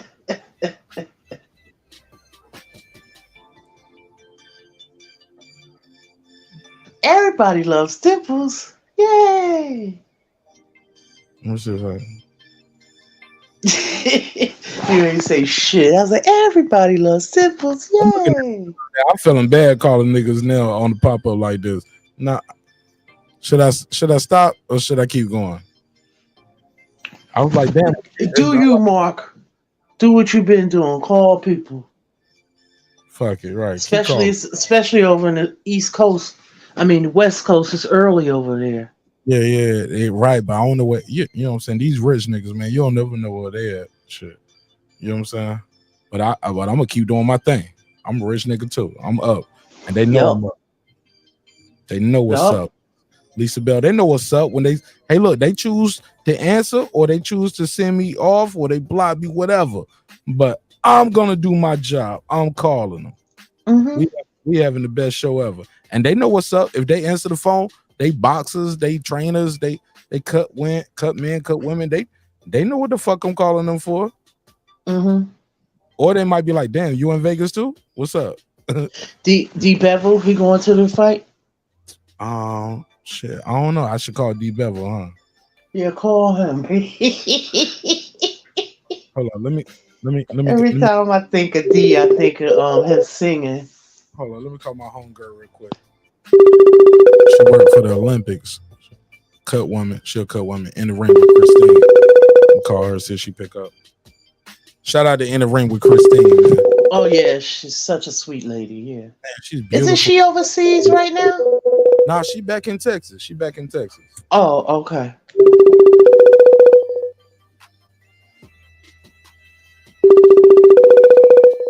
Shout out to In the Ring with Christine. Y'all make sure y'all subscribe and follow her as well. All right, I'm gonna call somebody else. I'm gonna leave her. Maybe sleep. Yeah, because look, she owns a gym too. You know what I'm saying? Yeah. Like I can call her a little early because she do her shows once a week. She do it early. Let me see who else I'm on by. But shout out to my sister Femi from the chat. She said, "What's up, everybody?" Matter of fact, let me take Hank Lundy off the screen. He ain't on the phone no more. That's false advertisement. Shout out to Stitch Duran and Hank Lundy though for pulling up though so far, right? Mm-hmm. I love his energy, Hank Lundy. Yeah. I don't be want you know my favorite folks. I don't be wanting to call and bother them, but I'm gonna have to do it. Mm-hmm. Rachel. Yeah, man. You know I be wanting. I love Rachel and Nonito. I don't be wanting to bother them because I bother them the most. But shit, right. They going to the fight? Oh, they right out there. Yeah. I don't know if they out there. I think they still. I think they gone. I think she gone right now. No, I'm gonna call her first. Oh, they was overseas. That's right. I don't know if they back yet. She told me, Mark. She said, "Baby boy, I ain't never coming back. Fuck y'all niggas." I'm living my best life, nigga. You know what I'm saying? I mean, and you can only imagine. You know what I'm saying? She probably get endorsements and shit over there. Like they boxing royalty over there. Yeah. Like it's like if Manny Pacquiao is Jack Johnson, no need to Donaire is fucking Joe Louis. Hey, gorgeous. Hey, can you hear me? Rachel. Hold on. Okay, I'm gonna call her back. She cammed up and everything. They out there on the beach. Let me hold on. Hold on. Let me switch the device. Mm-hmm. Yeah, they deserve it, man. Hell yeah, they put that hard work in. Yeah. And I'm glad. And what I love about Nonito is he still has his faculties. You know what I'm saying? Oh yeah. I'm saying the brother definitely. Yeah. But he been in some wars, but it's a good thing to have your faculties and you're lucid and everything and just able to it's a blessing, especially in a brutal sport like boxing. Yeah. Bear with me. Because I'm about to switch over. Cause I see she's trying to call me back on the IG, but I'm gonna hit her back up. But let me say this one thing about this fight, Lisa Bell, as we proceed to give you what you need. Mm-hmm. What was your take on Mike Tyson though? I got to get your take on that. Mike Tyson was, I don't know if you heard it. Did you hear it? Yeah. He picked Tank, right? Yeah, he been hyping Ryan for 2 years, nigga. Well, from what I understood, Mike Tyson's favorite fighter is Tank. Oh, really? Yeah, I think I remember him saying that. You could look it up, but remember a few years ago, Mike and Tank was talking. Tank, I think Mike was in the car. They was FaceTiming each other, and Mike was telling Tank that he had went to he was just dropping some gems on Tank. It might have been like a year and a half ago, 2 years ago, and he was telling him he had went to the Joe Gann's grave and cleaned it up or whatever. And I was like, wow, that's really like deep. Yeah. But he was dropping some gems on Tank, talking about how it was for him or whatever. And Tank was like, wow, I don't remember that, Lisa. Yeah, I remember it. I saw it on fighthype like it's less than 2 years ago, yeah. That was Mike Tyson talking? Mm-hmm. They was FaceTiming each other, and I think one of them was in the car. I think it was Mike Tyson was in the car. Yeah, because every time I've seen it, I think that sounds about right, Lisa. Like when I hear about that, hold on 1 second. When I hear zipper, sound like you had a zipper. When I think about their interaction, I think about it's always like that. It was always one of those type of things. Let me see. She said, sorry on a boat. Hold up. Let me call it back. Yeah, I knew I saw some bold action. Hold up. Mm-hmm. Let me see if I can get it back. Sorry, she on a boat. Right. Mm-hmm. Said sorry on a boat. May not have the best. Oh! Oh, okay. Now I see. Look at you! Hey, you! Oh my God! I had Stitch Duran on. I had Hank Lundy on. I got you. I said I'm calling all my favorite bots and friends, and I'm getting y'all last prediction picks on this fight tomorrow.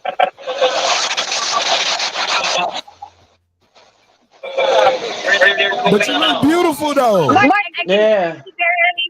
Wait, what? I said you look beautiful. You look beautiful. You're having fun. All right. Well, I don't want your husband to be the last thing I heard when he went to the playback. Said you look beautiful. He was like, well, why you? And I'm glad you're having fun. All right. Well, I'm glad. All right. Well, that's dope. That's dope. I'm glad y'all at least can see it. She said, I'm going to call you back. Yeah, they're enjoying themselves. Yeah. That's so dope. That is so dope. That is so dope. Mm-hmm. I'm glad she at least answered the phone. At least every time we think they're going to answer the phone, they keep answering, huh? Mm-hmm. Or either they call it back. Yeah. All right. Well, at least I'm keeping my face card good out here in the streets, huh? Mm-hmm. Shit. What time is it? Well, it's shit, like I'm about to a little over 12. Yeah. Shit, I'm gonna call Franchon Cruz real quick. She on the East Coast. I'm gonna see if I'm getting in trouble for this one. Oh yes, we on the same time zone, so yeah. I'm gonna see it's 12:13. I'm gonna just see it last time she was online before I call her.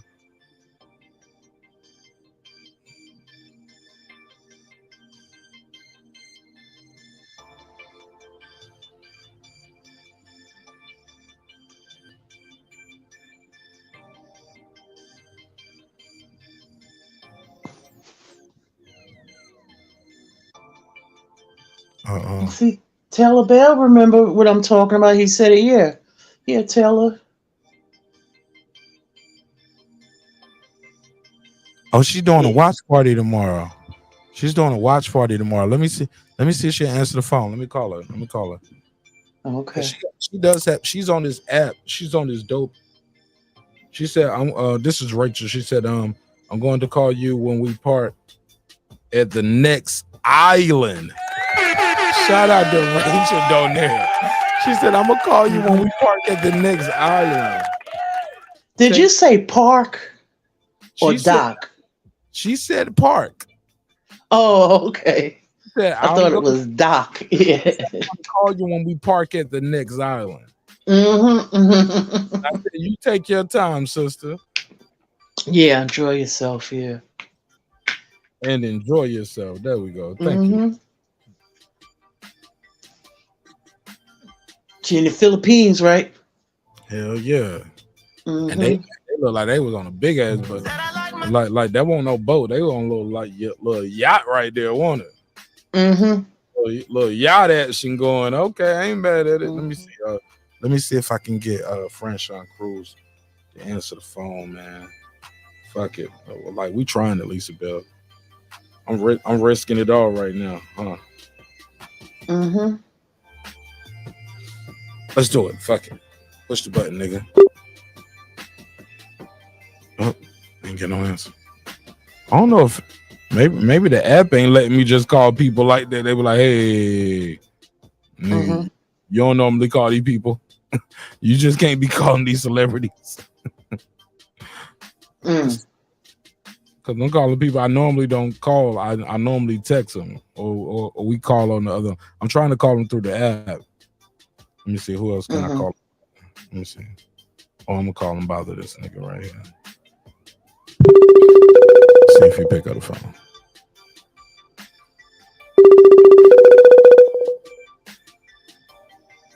One of my celebrity friends.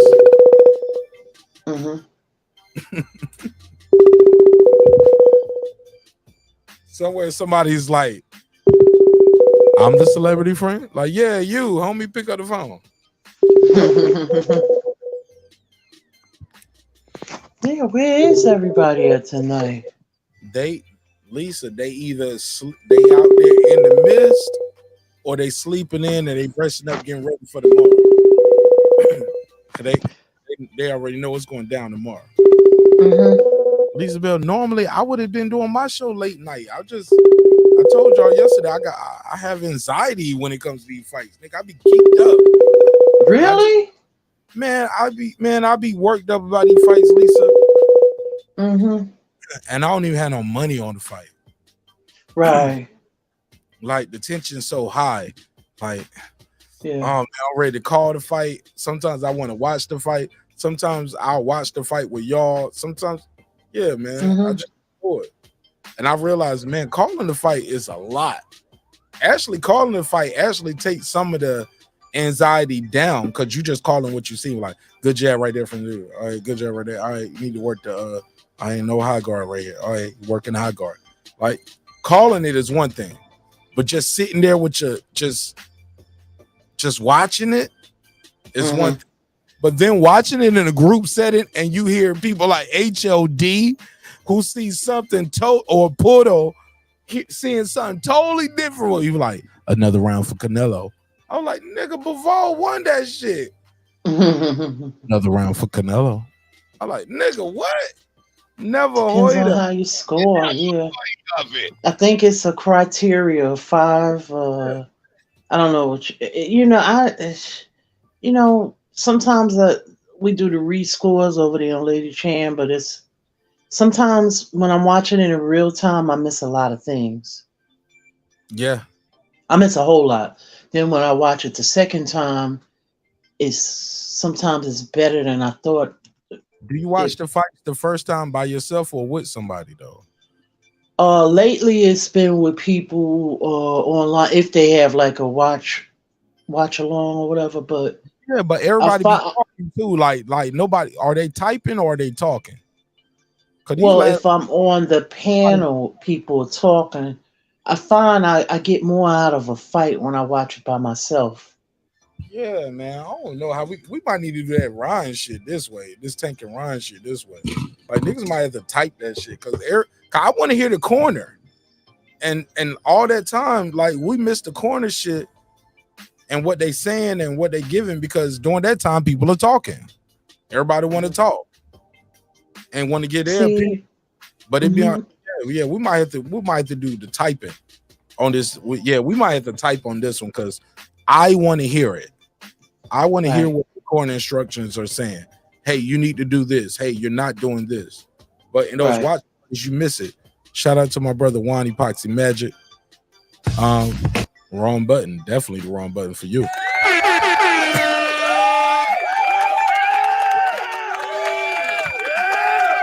Just upgraded his membership or renewed his membership. I can't tell right now. But I appreciate you regardless, my brother. Thank you so much for supporting the show in a major, major way. And as being a member, like, I'm not one of these dudes out here that got members only available, but they do no members only content. You guys get a lot of perks, and even perks that you don't even qualify for on your level for membership. I still do what I do. You know what I'm saying? And bless everybody, because I appreciate you guys for supporting the show in a major way. In a major way, we need you, bro. That means more than the super chat, bro. That means more than the super chat to me. That means you made a commitment to me, and it made a commitment to the show. So thank you so much, Juan, for committing to excellence. Your commitment to excellence, and that's gonna be my goal. You know what I'm saying? But and I'm gonna keep doing it, and we doing good, man. We super active on the members only. Like, you get them every week. Every week you getting some joints, and depending on what level you on, you getting the videos before they drop. You know what I'm saying? So shout out to friends and family, shout out to neighbors only, and shout out to the architects. Yeah, we definitely go ahead.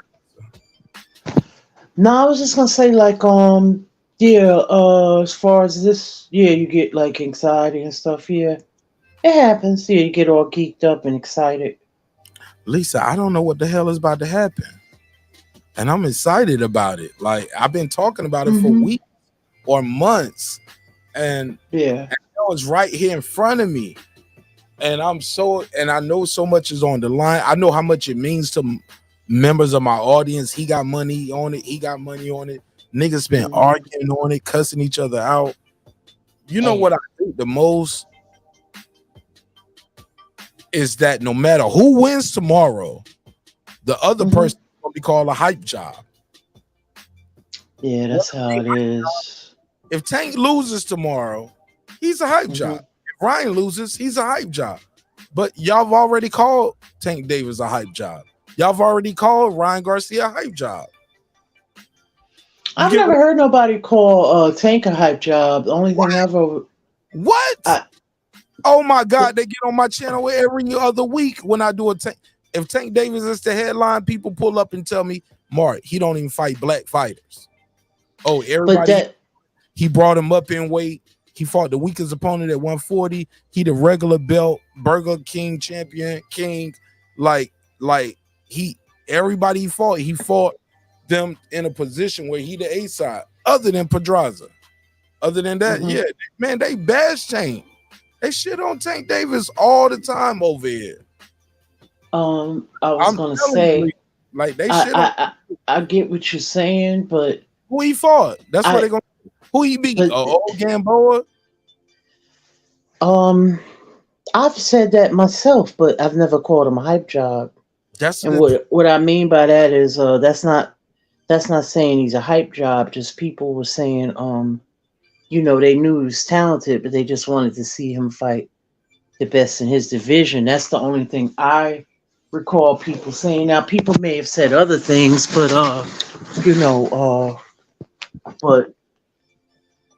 but I've never heard anybody call him a hype job. As far as Ryan, I just think people just think he's just a pretty boy, yada, yada, yada. But they both have amateur pedigree, you know what I mean? So I think Tank is the more experienced one as far as on the big stage and fight some better people. But I can't necessarily say that I never, people gonna say what they're gonna say. It doesn't matter. You know what I'm trying to say? Hello? I'm listening. Yeah, I don't think people are saying he's a hype job. People just want to see him to fight. You know what I mean? Because when you're talking to boxing people who've been around a long, huh? That's what I'm saying. That's what they're gonna say. If Tank loses, they're gonna say the first time he had a 50-50 fight, he lost it. But they say that about everybody. No, they don't say that about everybody. Yes, they do. They said it about Joe Joyce last week. Nah, he's not a champ. He's never been a world champion either. But that's not the point. The point is that they were saying that he was a hype job, you know what I mean? But prior to that, they were saying he was the best thing smoking. So Lisa, these people. Now we on the same page. Exactly. They say that for everybody when you lose. Yes. Once Roy Jones lost, that's what they said. The hype train crashed. He was a hype train.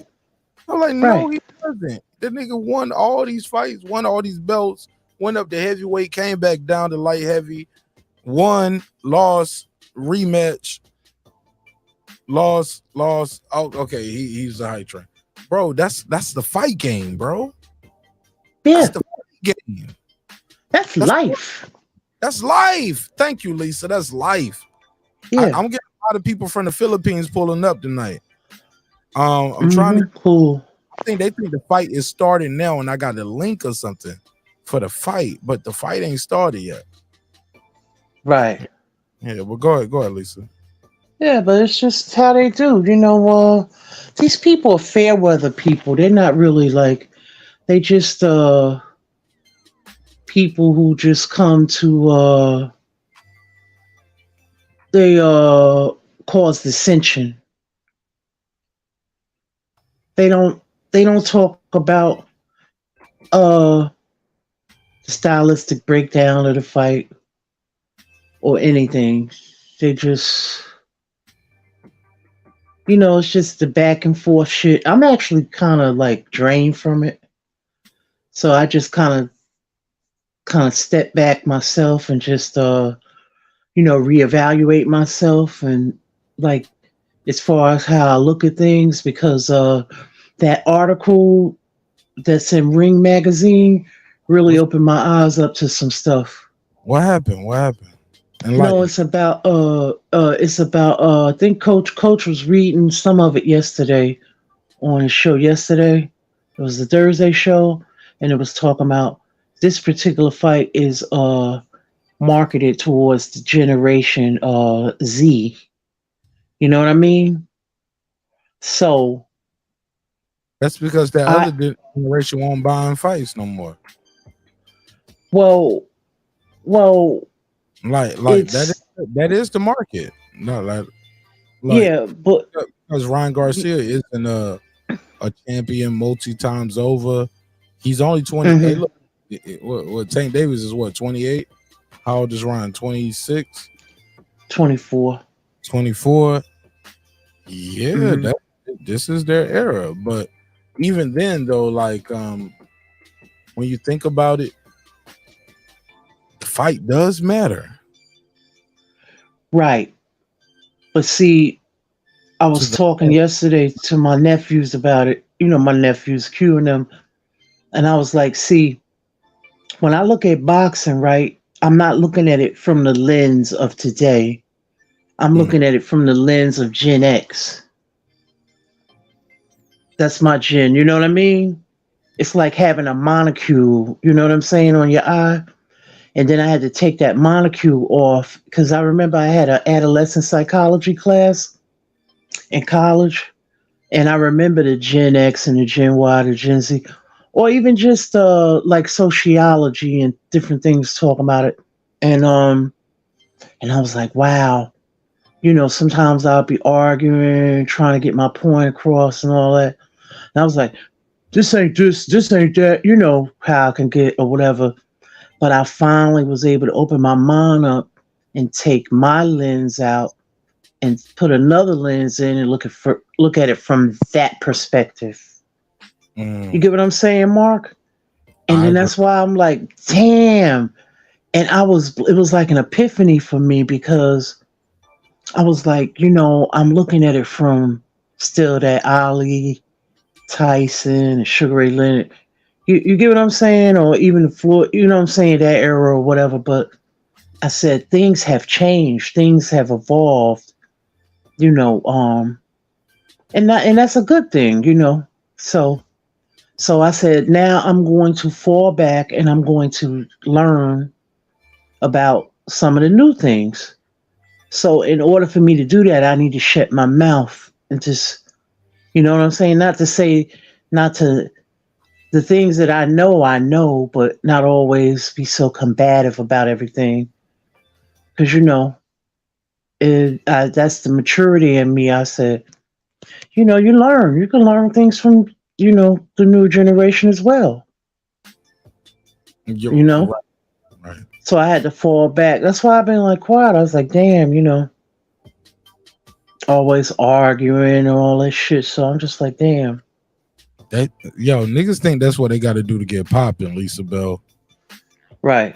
That's what I think is crazy. I was like, bro, you don't have to do that. You know what I'm saying? Mm-hmm. And this, I've been preaching about 3 years now, and look what we doing. Like tonight, like you might not see the most views in the chat, you might not see the most people in the comments, but nigga, we had Duran, Hank Lundy, we have Rachel Donaire up here tonight. You get what I'm saying? Like, yeah, like don't get confused by the shit you can buy, like a number in the box.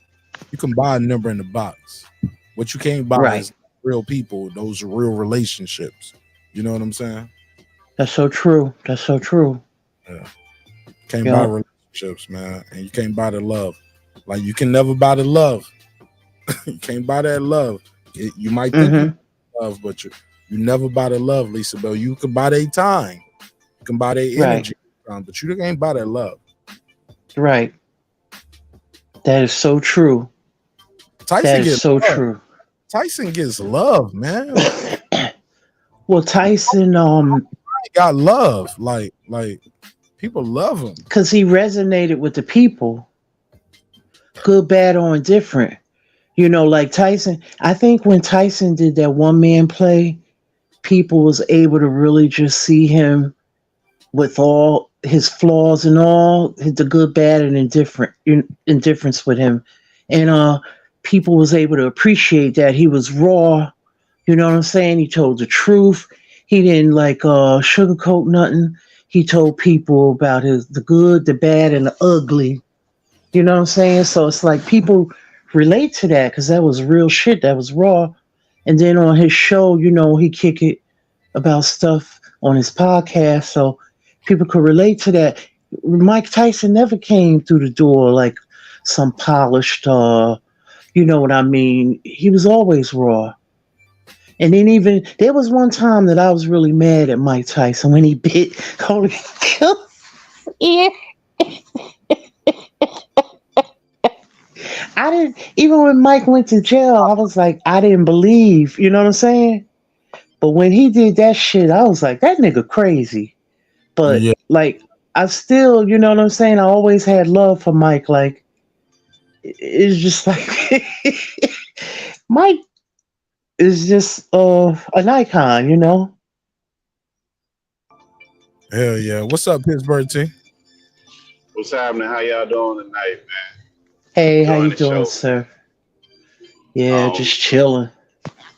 Hey, man, I'm excited for this fight coming up, man. The only thing that's kind of frustrating to kind of echo what Lisa's saying is like, I guess it's a new generational thing where people be putting all these disclaimers and excuses in just in case they lose, talking about a rehydration clause, all that foolishness, man. Don't nobody care about that. Just like when people be hurt and injured in sports when they going into the Super Bowl or whatever, the other dudes got to go through the same shit. You ain't excluded from what you're going through.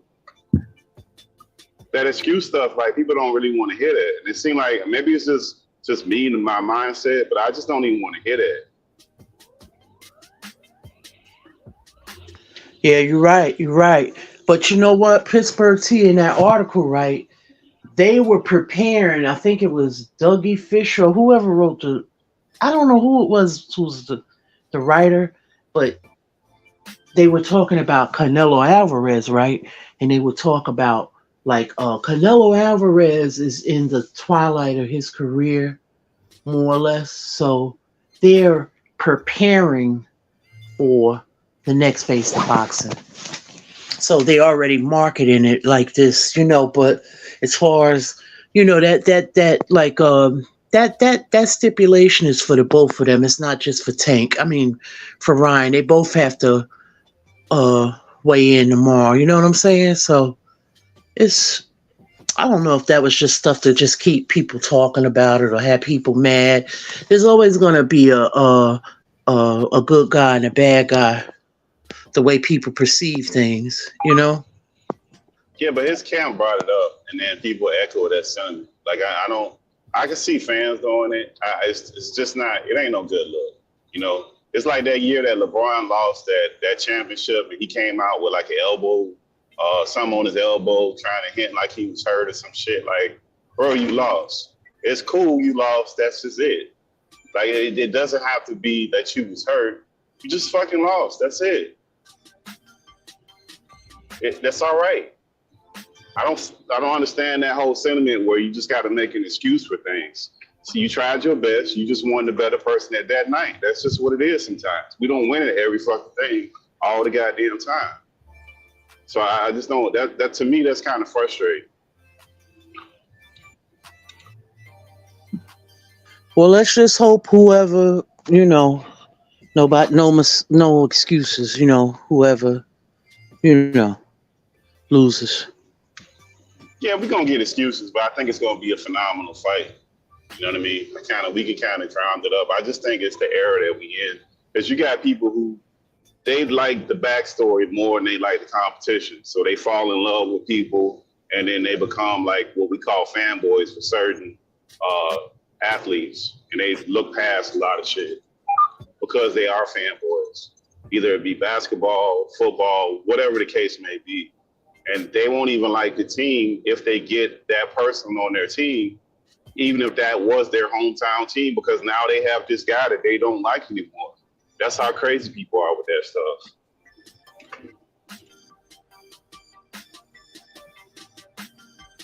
What's up? A whole nother thing. What's up, MH? This nigga name say Master is here. What's up, bro? Oh man, that's his name? Yeah. He cammed up, but I can't. He got his mic off. Go ahead. What's your name, fam? Talk to me. Unmute your mic. There you go. Bro, my name is Master. What's up, man? What's on your mind? Nothing, bro. You like boxing? Just here to watch. Okay, well, you can watch from the chat. Yeah, you want bro, to? I'm a boxer. You want to pick? Oh, you're a boxer. What country you from, and what weight class? Thailand, bro. I'm Thailand. not sure. You say what? Say it again. I'm from Thailand, bro. What is your weight class? No, just amateur fighter. Just Okay, in you're a small gym. You're an amateur. Just What's fighting for how old are you? What is your age? 19, bro. 19. Okay. All right, so you're a boxer in Thailand. How did you find our show tonight? I just find it very interesting, bro. No, I said, how did you find it? On YouTube, Facebook, Instagram, Twitter, Reddit? Where did you find our show? Facebook. Okay, Facebook. Oh, you're in one of my Facebook groups that I dropped the link at. All right, dope. All right, talk to me. How do you you got an opinion about Gervonta Davis versus Ryan Garcia fight? Who do you think is gonna win? It's gotta be Ryan, bro. Tell me why. Go ahead. Let's talk about it. Wait. I'll speak outside. Take your time. Go ahead. Everybody on the channel and the chat, be patient with him. Like, I'm being patient with him as well. He is in another country, and this is so dope. I love chopping it up with new people. But I always got to be cautious and make sure some people like to pull out their private parts on these shows.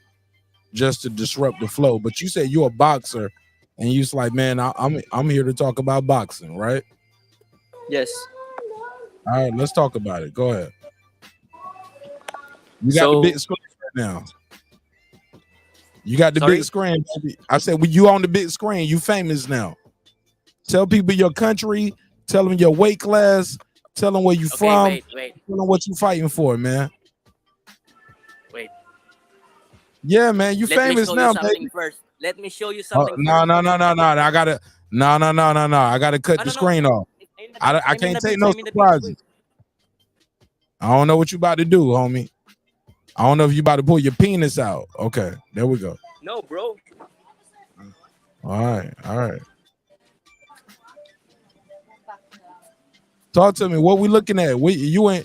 Oh man, you at a beautiful beach. Where you at? You in India? Yes. Where you say you at? I'm in the best beach in the Philippines, bro. Oh, you in the Philippines too? Yes. Oh man, we just had Nonito and Rachel Donaire on a while ago. You know Nonito Donaire? You ever heard of Nonito Donaire? Yes, Nonito, Donaire. It's Donaire, Yeah, bro. man. Donaire. Donaire, that's my brother, man. Yeah, it's very great. It's beautiful. Oh man, you I'm in the half Philippines? Thai, half Filipino. What weight class do you fight at? Featherweight, bro. Okay. I'm gonna see if I can get you in the ring with Nonito while he in the country, man. No, bro. Man. At least to meet up with him. Huh? Nah, at least to meet up with the champion, the Hall of Famer. Like, I think that'll be dope for you to meet a Hall of Famer. I think it'll give you some motivational. I don't know what you're doing right now. Talk to me. All right. So what do you think about this fight? Tank Davis versus Ryan Garcia. How is it going down? For me, bro, I think stamina is the key. I think Ryan will win easily from this because not just he's just fast and also he has that stamina. But I think there's a very very high possible that Tank will KO Garcia below round 7. Very high chance. But if Ryan would play safe, I think Ryan will have a shot here. He will prove everyone wrong that he deserves to win. He will have that respect. Okay. So you got Ryan Garcia winning. Yeah. Okay. And you got him winning by knockout? Yeah, below 7. Okay. I bet on stake with. You broke up. You said you bet on stake? Just bet. Just. You breaking up. Say it again. You breaking up.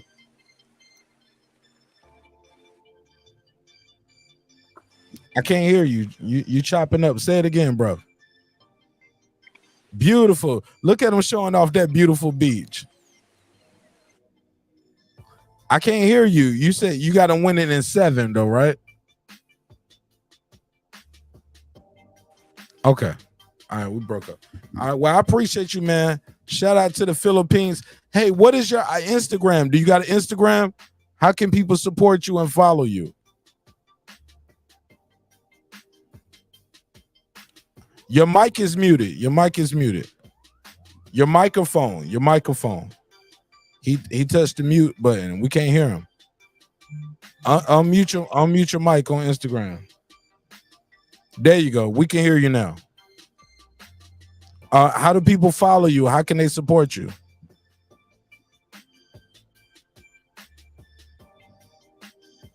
All right. Well, he broke up. Maybe he'll beam back in. All right. All right. Talk to me, Pittsburgh T. Shout out to the homie though, man, from the Philippines. Global show, baby. Hey, look, I didn't know if I was getting trolled at first. I didn't know if it was a real person. I couldn't say the name properly. He cammed up. He showed it. He was like, man, I'm a real person. So that's super dope. That's awesome, man. Awesome. You know, win worldwide, Mark. Man, I'm trying to plug him in with Nonito. Why Nonito out there? Bro, I could change his life right now with a plug in. Like, shit. Can you spar, nigga? You got some good work? You know what I'm saying? Shit. Did he leave you his Instagram, or did he leave you his Instagram? Did he leave you something to contact him with? Hell no. And I could have changed his life right now. You know what I'm saying? He right there. Well, I mean, if the young brother listening, maybe you get back on it and at least give you his Instagram so you can. Yeah, man, we're gonna work it out. We're gonna work it out. If not, he'll leave a comment. He listening. But he said he'll box, and he boxed at featherweight. Oh hell yeah! Nonito get some work in with him. It definitely. Hey, look, or they at least come watch him. You know what I'm saying? Rachel or they'll send somebody to come watch him. What he got? Like he got a name, or he don't, or he needs an opportunity to get a name. You get what I'm saying? Let's see what he got. We'll watch you do some work one day. It don't take long to like. Nonito ain't got to spar with him. We can just watch you spar and see what you got. And be like, nah, need to work on this. You know what I'm saying? Need to work on that. Or be like, hell yeah, this kid could be the next one. You get what I'm saying? Yeah, that was dope. Could change your life, Definitely man. dope. Just these little YouTube conversations. You know what I'm saying? With less than 1,000 views. Man, we had a good show tonight so far, man. I'm gonna see who else gonna call in or I can call. Man, but I had Stitch on, Hank Lundy. Yeah, man, this should have been a crazy night, man. I'm missing somebody else. Shit, who else did I talk to tonight? Talked to Rachel Nonito. Talked to that young man. I'm trying to get D Bevel the champ on. Matter of fact, let me call Reggie Owens real quick with his hating ass. I know he got something to hate on. Go ahead, Pittsburgh T, before I call my favorite hater. Oh, go ahead, call him up. I mean, you might as well get on there with. Let me call Reggie hating ass. You're like, man, fuck this fight. Some pussy shit. Hey, you ain't. Yeah, hopefully pick up. Nah, he gonna pick up. What's up, man? Shit, nothing like washing dishes. What's cracking? Bust them subs, motherfucker. Nah, Reggie Owens, you live on air with Mark Nash on Breaking Beats. How you feel, bro? That's still live? Yeah, nigga, I'm doing a marathon. Reggie. The whole day. What's up? I told my wife, I will see you on Sunday morning. She said, you ain't coming upstairs. I said, I got baby wipes. I got a downstairs bathroom. I have a downstairs shower, bathroom, bed. I got everything I need downstairs. I will not come upstairs unless I'm getting on the treadmill. And I ain't got to make weight, niggas. I'm eating pizza and everything. Hot wings, fries, chicken nuggets, all that good shit, nigga. Cheesesteaks. Watch this nigga sleep through the whole fight. Fuck you, nigga. You probably right. Hey, look, Reggie, you know, why you bullshitting? I do need to end this shit, nigga, because I'm geeking, man. We do this every fight night. We get so hyped on the Friday, and niggas miss the daytime fights. But look, I got to get your take on it, man. Who do you see winning this fight? How do you see it going? Who you got winning? Give me an estimation on the pay-per-view buys. I think Ryan may pull off some shit. I don't think the fight gonna go how people see it going. Yeah, I can't count what Tank done with other fighters because this is his toughest fight to date. This is Ryan's toughest fight to date. But I think Ryan confidence may be able to carry him, may be able to, bring another level of dog out of him. We seen him get up from the canvas, so we know he got dog in him. He's probably the tallest opponent that Tank done faced outside of Barrios. I think Ryan will bring a little bit more than what Barrios brings. I just don't think it's gonna go the way that Tank and them think it's gonna go. I think Ryan may pull this shit off. I think Ryan may just pull that shit off. Reggie, you are in Vegas. You trying? Hey, look, Absolutely. you trying to go to this Ryan Garcia after party? Because you know I got VIP. Hell no. You know I got. Look, I would be remiss if I didn't offer to you. You know I got. I know the nigga told me. He that said Ryan be part in that. I just had to tell you. My boy Rooster told me anybody that tell me Mark Nash put them on their. You know, if you send me their name, I'm penciling in their name on that list. And you ain't not only in the party, but you in VIP. So yeah, I ain't hanging around nowhere, anywhere associated with Ryan Garcia and whatever. Most of y'all, bro, he's a father. He ain't out there doing crazy shit. He a father too. He a father too. Man, this nigga got weird ways. Okay. Hey, look, he didn't wear no purple fur and no green purse to no weigh-in. Yeah, that's true too. I wouldn't hang with Tank neither. All right, so put some respect on King Ryan. I wouldn't go to shit Tank with that. Look, he moving like a king, Reggie. I wouldn't go to shit Tank at zesty as fuck too. Just gangster motherfuckers that be gay as shit. Okay, fair enough. All right, well, it sounds like you busting them suds, nigga. Well, scrub a dub. Pull up when you finish drying them shits off, nigga. We gonna be up here fucking with you doing the marathon. We talking this boxing shit. Hey, look, Reggie, I gotta get your take on it though. Did you put some money on the underdog? Because you live in the city where underdogs become millionaires. No, they ain't big enough odds on them. Okay. Because I don't like going to the strip. You don't like them prop bets neither, right? Because niggas are telling me like, bro, you can bet $20 and win 200. I was like, well, 1,000 is 2. 2 is 20. Like niggas are coming up. You know what I'm saying? Now, see, I'll be one of them bets like what Magdalene did, or what's the name, Mendez or Maldonado when he did against Fendor. I like that kind of odds. Mendoza. Yeah, Mendoza. Okay. See, these two too close. Yeah. You just doubling your money. Like I think you bet 100 on Ryan just winning head up. You win 190.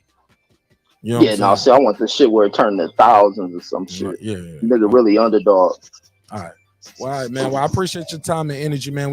If you got some time, pull up, man. We're gonna be up here still talking some shit. All right. All right. Peace. Peace. Hey, wash them fucking dishes, nigga. Wash them damn dishes. Hey, Megazar, you see how I said it after he hung up. I'm talking shit. Master is here. Hey man, your name is giving me chills every time I have to say it. I don't like saying it. I'm gonna call you MIH, bro. Or I'm gonna call you Mr. here, but I can't call you Master, bro. Okay, we cool, but I can't call you Master. All right. Oh, my real name is Hugo. Yeah, I like Hugo. Shout out to Hugo. Fuck with that all day. Ryan will win, bro. I swear. Yeah, I just can't see myself calling another man master, bro. Even if I can say you put on a masterclass performance in the ring, and shout out to you. You said you're a featherweight. You're an amateur. What is your amateur record? 2-0, bro. 2-0. 2-0. All right, man. Everybody, give this brother a round of applause, man. On his boxing journey. Hey, brother, it takes courage to step in that ring. I'm proud of you, okay? You heard me? Yes. I just want you to know I'm proud of you. Tell people how can they find you on social media, like on Instagram, Twitter, Facebook. How can people support you, Hugo? Like, is it under your name, Hugo? Like, you want to be as big as King Ryan, man. You gotta tell people how to follow you. You gotta get your followers up. How can people follow you? I'm so sorry, bro, but I'm not really into those because you're a fighter. You're a real fighter. Most real fighters aren't. I get it. I mean, I don't have like those social medias, bro. All right, man. Well, you got one over here now. You got a new home over here, okay? Plenty of videos, bro. All right. Well, look, you got a home over here. So you got email, right? Let me put my email at the bottom of the screen. Send me your clips, and I'll put them out over here for you. Okay. My email is scrolling at the bottom of the screen, and we're gonna support you. Okay, bro. All right. Well, let me go. I got somebody on the panel. Mute your mic real quick, and we'll come back to you. Let me take this other call. Let me see. I got a call. Let me see. I got a call.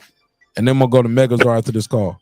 213, you on the MIC. What's your name? Where you from, family? South Africa. Shout out to South Africa. What's up? What's your name? What's your name? All right. Well, that was South Africa. Go ahead, Megazord. Talk to me. What's going on, bro? What's going on, everybody in the chat panel? Talk to me. What it do? What it do? What up, though? I think I see this. I honestly see this fight. I'm pulling for Ryan because I just want to see an upset. But I think he's gonna outbox Tank to Tank clip him. I think Tank gonna catch him and clip him. But I think he's gonna be up on the cards whenever it happens, and he's gonna be outboxing him. Hope I'm wrong. You know, hope he can. I don't see him knocking down Gervonta at all, but I would just like to see some good boxing, man. I think Tank gonna clip him in the later rounds. I would say around 8 or 9, but I think Ryan gonna be up on the cards until that happens. He looked damn good. He actually really got up for this fight. So hey, I would like to see an upset. I'm not gonna lie. It shake the game up, don't it, bro? Yeah, I mean, I'm gonna be real with you. Game Ryan ain't no slouch. Like, you know, certain people just styles make fights, and you know, certain fighters just get up for shit, bro. And like I said, I think Tank, you know, Tank got equalizing power. Like, you know what I'm saying? Like, but honestly, man, if I was betting, I would bet on Ryan just because it's just something in the air about this shit. I think Tank. I think. Go. I think Tank gonna get him. But you know, Ryan seemed game. I ain't never seen him this game before. You know what I'm saying? I ain't never seen him get up like this. So it's gonna be well worth the wait. And this fuck around be fight of the year. It got that type of shit in the air. I love that shit. I love that talk, Megazord. Cause look, what I've been saying was the same shit you were saying. But I was like, Tank know he got to get up for this one. But according to Oscar, he needed a footstool. He needed all this extracurricular shit, man. Like Tank put a blemish on his own win before the first punch get thrown. Tank has already put a blemish on the win.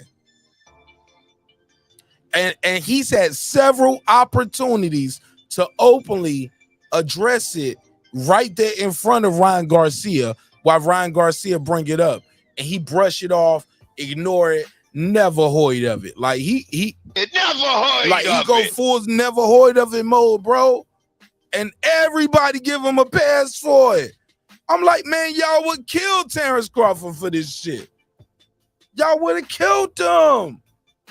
Y'all would have killed Prime Mayweather for this shit, man. He never did no shit like this. Come on, man. Y'all would. Didn't they all do it though, Mark? That ain't new. That's not true. That's not true. Don't be using me against me, Mark. Come on, man. Shit is new shit. Even calling these niggas champions with a regular belt is new shit. Interim champions are called world title. Bro, they promoted the Joe Joyce Big Bang Jane fight as a world championship fight. It's the interim belt.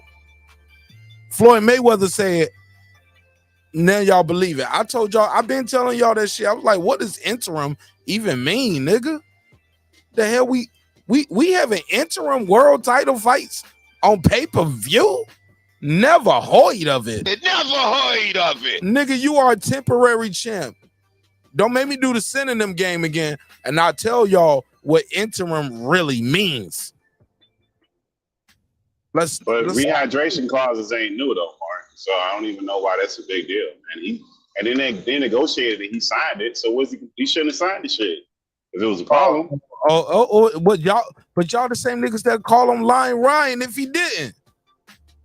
Like I don't have no problem with nobody. Once you sign a contract, that's on you, man. Let me drop the link for my bro right here. This is my nigga right here, man. I know he gonna talk some shit. Shout out to the homie Lazy Lefty. Man, I love it. Look, I get it. Like me and Lazy Lefty went at it at nauseum at one point. Shout out to Lazy Lefty, aka my boy Chicken Talk. They be over there doing major things all the time. Hell yeah, Lazy, pull up, man. We had a crazy night so far, man. Nah, he's damn right. He's 100% right. Tank is not a better boxer than Ryan Garcia. That's why, like I said, I see. Hold on, why not? Hold on. What you mean? I'm talking about just technicality of boxing. I think Ryan Garcia is a better boxer. And you judge that by what? I judge that based off punch output. I base it off of the mechanical skills. He's quicker. He got better punch placement. Don't get me wrong. Tank, I'm not saying like Tank is lacking. I just think Ryan Garcia is a better boxer. It's just like I would say I think Anthony Joshua is a better boxer than Deontay Wilder. Nah, but it ain't that wide of a gap. Like I think Tank got some shit, but I think Ryan Garcia is just a better boxer. Like Caleb Plant, better boxer than Benavidez. Benavidez just got the equalizer. If Caleb Plant had any kind of power, like any kind. But I think it's gonna be a good fight, man. I don't know, man. I think it's gonna be an opening for Tank, and you can't give nobody like that an opening. Go ahead, jump in, fam.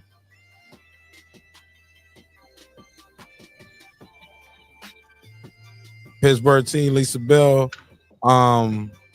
Hugo. Anybody want to reply? Anybody got anything they want to say? Hugo left you a message, Mark. Okay, cool. Let me do this real quick. I'll check that in a second. I'm trying to share this on Instagram while we talking. I realized like man, we had time. I was like, damn, I didn't even plug the show on my IG yet. I'm just over here having a good time because I started at way earlier than what I normally start at. So, but I'm having a blast chopping it up with y'all. I want to go to the comments, want to take some more calls, but I gotta share this on Instagram. While I do that, I want to say this to Megazar. When it comes to Tank Davis and Ryan Garcia, like, what is the clear path to victory? Like, I know you got your pick. Everybody got their pick, but remember what I was saying. Try to remember what I was saying though. What is the path to victory for your guy though? 513, you on the MIC. Tell them your name, where you from. Though, this Lefty. What's up, OG? I couldn't get on the camera. I had to call in. I ain't gonna be on long, man. I just want to talk. Man, you always say that, man, but we fuck with you, bro. You know, we rolled the red carpet out over here for you, bro. It's all love. I used to talk about this, man. Look, Ryan is a sucker. He got licked. Okay, he said. Hold up, bro. You gotta join the pit. You can't start off with Ryan's a sucker. Yeah, he was sucking. You see a sucker, you lick him. He talk about I agree to anything, just get in that fight, man. Okay, well if you agree to anything, you take this. And if you're not willing to push back and negotiate, then I don't want to hear no complaining. Because when there was an issue, there was an issue as far as the rematch clause, and Golden Boy pushed back. They met in the middle ground to negotiate. Ryan is a sucker, and he got licked. That's what you're supposed to do when you see a sucker. You lick him. Okay? So all this, he signed the contract. The fight is done. I don't want to hear no complaining, because all that complaining should have been done in the boardroom. The fight still would get made because Ryan versus Tank is the biggest fight for both of them. So the fight still would have got. No, but man, you sound like Lefty. You created this thing that I always tell people now. Like I remember you being up here, and you remember what you told me. You was like, yeah, you got to bend the knee, nigga. You got to do what we say. You got to act. Exactly. I fully believe in will and power to your advantage. But I fully believe in it. Okay, my brother. But at the same time, if you don't take that deal, you're a duck. If you the fight would have got made you a sucker. regardless. If He you never take the pushed back if against you take the deal, because people you you're gonna be a sucker. you remember when they were saying we want the rematch on DAZN or we don't having a fight. The original terms was the rematch was supposed to be on Showtime, but when Oscar pushed back, they still made the deal to give DAZN the rematch. Ryan never pushed back. That's why I call him a sucker. Because he never pushed back on all this stuff. He just accepted whatever Tank gave him. He never pushed back. He's a sucker. He got licked. All right. HOD been killing every Man, where's this Chihuahua? He's on the phone. Why don't you get on the panel, bro? HOD. Get on the panel, man, Chihuahua. And I'm not trying to be on the panel. Come on, get on the panel.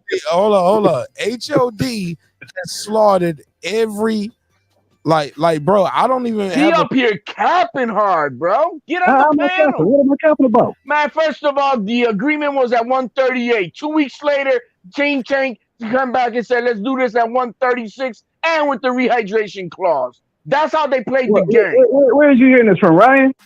Yo, no, from who? You want to hear from Lion Santa Claus? You can go back months before the Hector Garcia fight. Where do you want to get this from? I was at 136. My man, regardless of the fact, every man up on here is probably a competitor. Thinks this is a bullshit thing. You're probably not a competitor. You probably never competed in your life. You probably never competed. They think it's bullshit, but you know what? We all will be in front of that TV tomorrow watching that bullshit along with millions of other people. Yeah, no personal attacks, HOD. Exactly. Yeah. We ain't got to do that. Let's keep it on. We all gonna be watching that bullshit with millions of other people. Where's the president? I'm just telling you that nobody who's a true competitor believes that this is the right thing to be doing. Thank you, Tank, for making the biggest fight. Nobody. Nah, no true competitor believes this is it unless he's a sucker himself because he knows he can't win. He's a sucker. He got licked. He's a sucker. He got licked. That's not it, no, bro. This is not no street shit. Trying to hustle, trying to get my money. You know, no, man, that's not what it is. You put your foot on their neck when you had a power. Like Sugar Ray Leonard said, negotiation is one.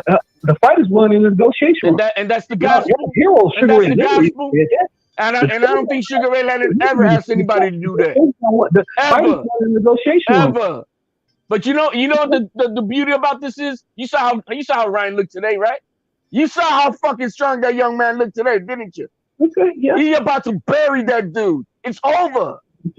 It's over. All the cherry picking, I'm glad you got a cash all out the there. going up and down in weights from fighters that are weaker in their divisions. All that shit's catching up tomorrow night. Okay. So while you have your King Tank for the moment, be prepared to bury him tomorrow. You say what? Be prepared to bury your man tomorrow because it's over. Yeah, I guess I will. I got a couple hundred on it, on Tank, on in the books, And I'm be prepared to celebrate tomorrow. What's your round? What are you gonna win? $2? Is that what you think you're gonna win? $2? Thank you, Tank. What's your rounds? What's your rounds? Like what? Like, cause the only way you're gonna make some real money on it for real, like it's like if you betting, you picking the rounds, like so. Like, what's the prop bet? Like, what you on? The Tank is the favorite. This is, I tell you, the best thing to do is probably live bet. I'm asking you what you did. I ain't asking what. Okay, what I did, but let me tell you what to do. I'm just trying to give some good advice. The best thing to do is a live bet because you know how Tank usually starts slow and the other guys seem like he's winning around. So if you live bet, you're gonna get better odds on Tank and you live bet. Me personally, I did Tank by KO. As far as my round, I did 5 through 8. I think that was like plus 250 or something. Now you lying. I did a bet for the day. You can go back and listen to it. We saw the odds earlier, didn't we? It's not a lie. Hold on. No, actually, I'm over here buying the pay-per-view right now. HOD for our watch party. Like our man earlier, we pulled up the odds for it, man. Yeah, it was like a plus 1,600 for those middle rounds. So come on, man. 5 through 8 group round bet. Yeah, from 5 through. Yeah, no, they were in pairs. They were in pair rounds. There were 1 and 2, 3 and 4, 5, 6, 7, 8, and so on. Yeah, you can also do 5 through 8. If you do FanDuel, use DraftKings. DraftKings has partnership with Showtime where they do the whole fight undercut. You can do either way. So you're betting on a specific round knockout. Yeah, 5 through 8. All right, man. I'm glad you put your money where your mouth is. You're gonna lose money tomorrow, though. Okay, like I said, thank you, King Rod, for making this fight. Thank you, Gervonta Davis, for making this fight, biggest fight of the year. But you got these other two bozos. Get them. I don't know what the hell they doing. Get on them, bro. Get on them. I'm mad at them. I'm mad at all of them. These other two bozos, I don't know what the hell they doing. Well, we got King Rod. We got Tank Davis. Hey, boxing fans, like this could have been us. We're looking at our. I hope they both at their fight so they can see what they missed out on. Yo, I think Arrow gonna be there. Everybody telling me Bud ain't gonna be there. You think Bud going to the fight? He need to be there. Not only should he been there, he should have been there at Grand Arrivals. He should have been there at the press conference. He should have been there at the weigh-in to understand this is what you're missing out. Nah, man, he knows they're gonna ridicule his ass. No, that ain't about ridiculing. I mean, but shit, look, but even so, bro, I'm at the point like, bro, on either side, if it ain't your fault, don't tuck your tail, man. Be out there telling everybody. Like, look, I'm out here, I'm supporting the fight, supporting events, supporting them. But then again, I get it, man. These are rich niggas too. Like, this ain't. What are you talking about, Marq? Justin Bieber's gonna be there. You talking about some rich fight? Yeah, but Justin Bieber ain't no boxer. Yeah, they wouldn't even know. 90% of people don't even know who Terrence Crawford and right, so Mike Tyson's gonna be there. People in that room that night. Mike Tyson, but those people in that room looking at boxing, and Floyd Mayweather are the three biggest name boxers that's in Vegas. Bro, if you in that arena that night for Tank Davis and Ryan Garcia, like I'm talking about, like at the weigh-in and all of that shit. Devin Haney's gonna be there. You know that? I told y'all. Yeah, he live in Vegas. No, I told y'all he was. No, yeah, he in an interview yesterday, I caught him and he's like, "Yeah, I'm gonna be at the fight." Yeah, he's gonna be there. He should expand his brand. Shit, he live in Vegas. Hell yeah, that nigga. I wouldn't doubt that they snuffed him though. Bro, he's a fan too. He's a fan too. So that Crawford wouldn't show up. That's some bullshit. No, bro. I get it. That shit, first of all, it ain't no cheap fight. But for me, I think Terrence Crawford is gonna be there, bro. Crawford could get a ticket top. He ain't gotta worry about like he can buy a ticket on his own. Yeah, he can buy a ticket or he can get a cut. Bullshit. It's about like if you there and Errol's there, are we just there for this? Like I need something else. I already heard Errol say he gonna be there. What's going on right now is kind of motivates. Nobody knows if Bud is gonna show up. Like, but I like it. HOD already got the hate going. If he don't show up, that's bullshit. If he do show up and we don't get a fight announcement, HOD got a backup plan. That's bullshit. Like, damn. No, but you know what? Him being there and it's we all know they're talking. No, nigga, I know you though. I know you, hater. Yeah, he should have signed the fight before this so they could announce it tomorrow night. Should have fought in 2023. I mean 2022. Should have fought. He was too busy fighting David Evans sneezing, bro. Nah. Your boy was out here crash test driving again. Well, you know what? Nigga was out here crash test driving. Nigga got imaginary injury. Y'all still arguing about this nonsense? It's just water under the bridge. Lisa, we ain't arguing with like HOD, my brother. It's love. Yeah, I know, but it's just like, damn. I gotta bully him. Like big brother gotta tell you to take the trash out sometimes. Like it's your day. Let me take out Crawford out, bro. Give me a second. Nah. Take out your bullshit. You gotta take out your bullshit narrative. Cause keep it a buck. They found Mikael Lemire a fighter in less than 24 hours. Like we've seen guys have 2 weeks. She's a woman on the undercard. No. No. That's a horrible comparison. She's a woman on the undercard. She's an insignificant fighter on the undercard. Nah, you missed it, bro. They found insignificant fighter. Right. Yeah, she's insignificant, man. Have you ever seen what her numbers do?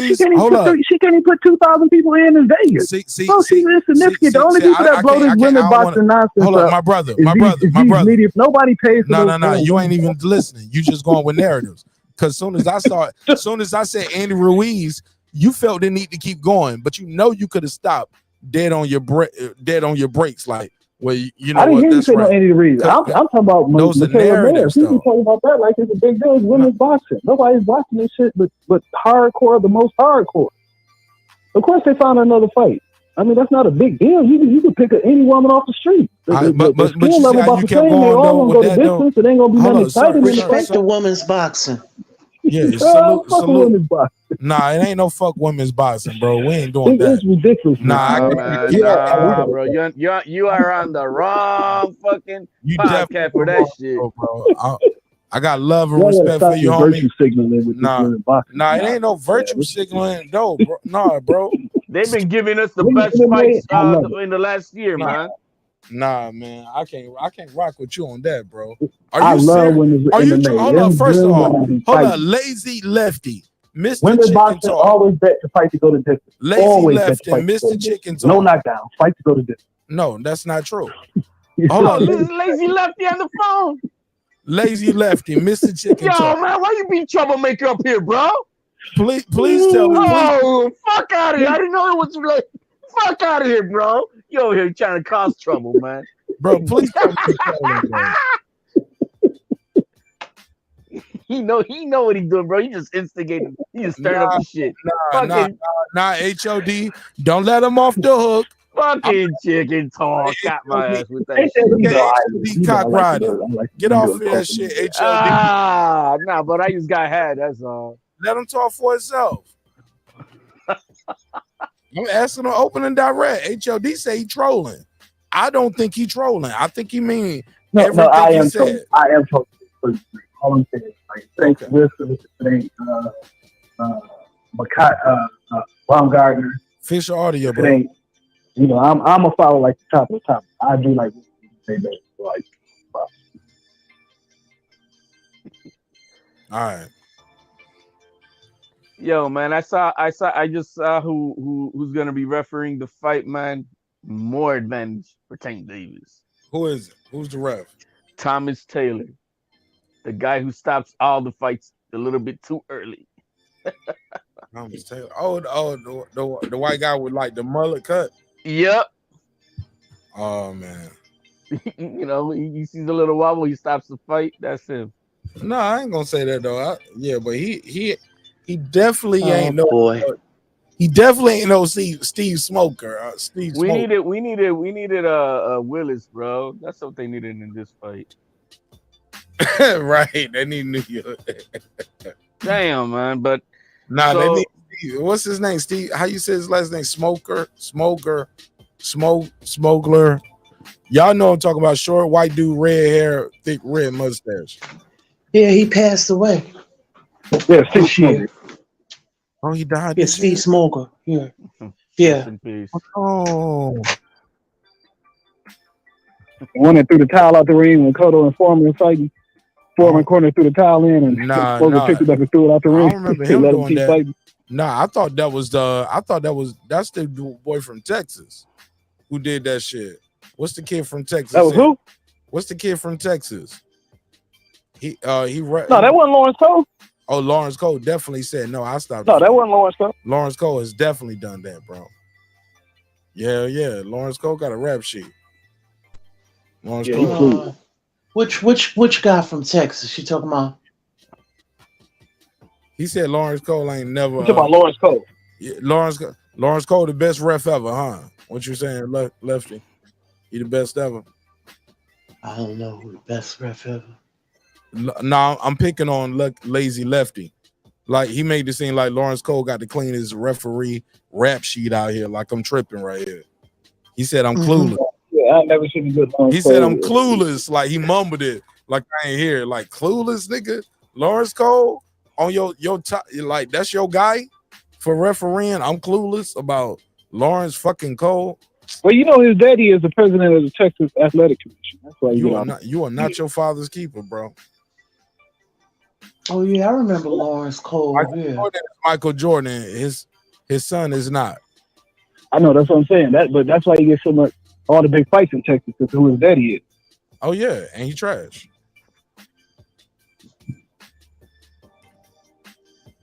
So how do you see this fight going, Lefty? Hold on. I don't want to leave that out there. I got my boy right here, Megazar. He's from East Dallas, Texas. Shout out to East Dallas Sunshine. You know what I'm saying? Am I tripping? Y'all got Lawrence Cole that nigga? Excuse my vernacular. Don't mean part of my words in mixed company. I'm just saying. I don't think Lawrence Cole is the referee people want for their fights.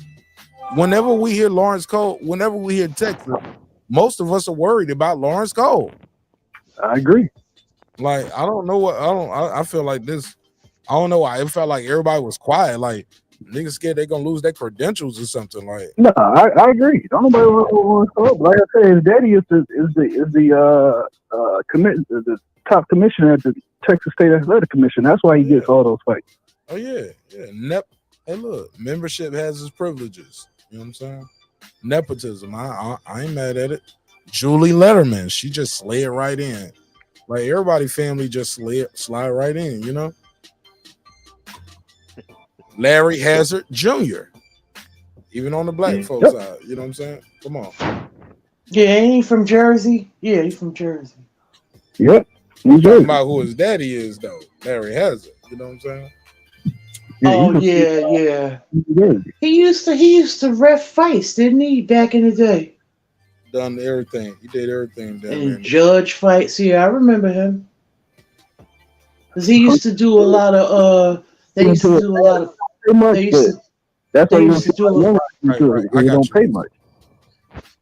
They used to do a lot of cards in Atlantic City back in the day. Lou Duva and all of them. I remember. Yeah. All right. Mm-hmm. But all right, let's pass it around, man. Lazy Lefty, how many pay-per-view buys you think this shit gonna do? Oh, 900K. Oh, you changed. You crossed over. You a believer now, huh? You remember I had you. You remember I had you over here, bro. That's why I fuck with you, bro. People that I never see talk about fights are talking about it. That's why I fuck with you, bro. Like, cause at least you man enough to do that. Like, everybody else, a lot of these other dudes, like, once they say something on air, they gonna live by it, die by it, argue about it, change, like, make a reason for it. Like, man, you keeping it real right there. Like, bro, she's bigger than what we thought last time we talked about it. Remember, I said 1 million, right? Yeah, I think so. Yeah, we said 1 million. Me and my boy Porto, we was it the wouldn't first surprise me if it hit 1 million. I'm playing it safe with the 900K. Nah, Porto was higher than 1 million. I think Porto was saying like 1.5. Nah, me and Porto set the bar at 1 million. That's what we said. Somebody else called in tonight. That's the first time I ever heard somebody 1.5. Maybe Porto can pull up. Maybe can pull the audio. As far as I know, 1.5 is bigger than Canelo Triple G1. Do y'all feel like it's bigger than that fight? I feel like it's around there, but maybe a little bit smaller. Bro, Lundy pulled up tonight. We had Lundy. He started off saying he got Tank in 7 under 7.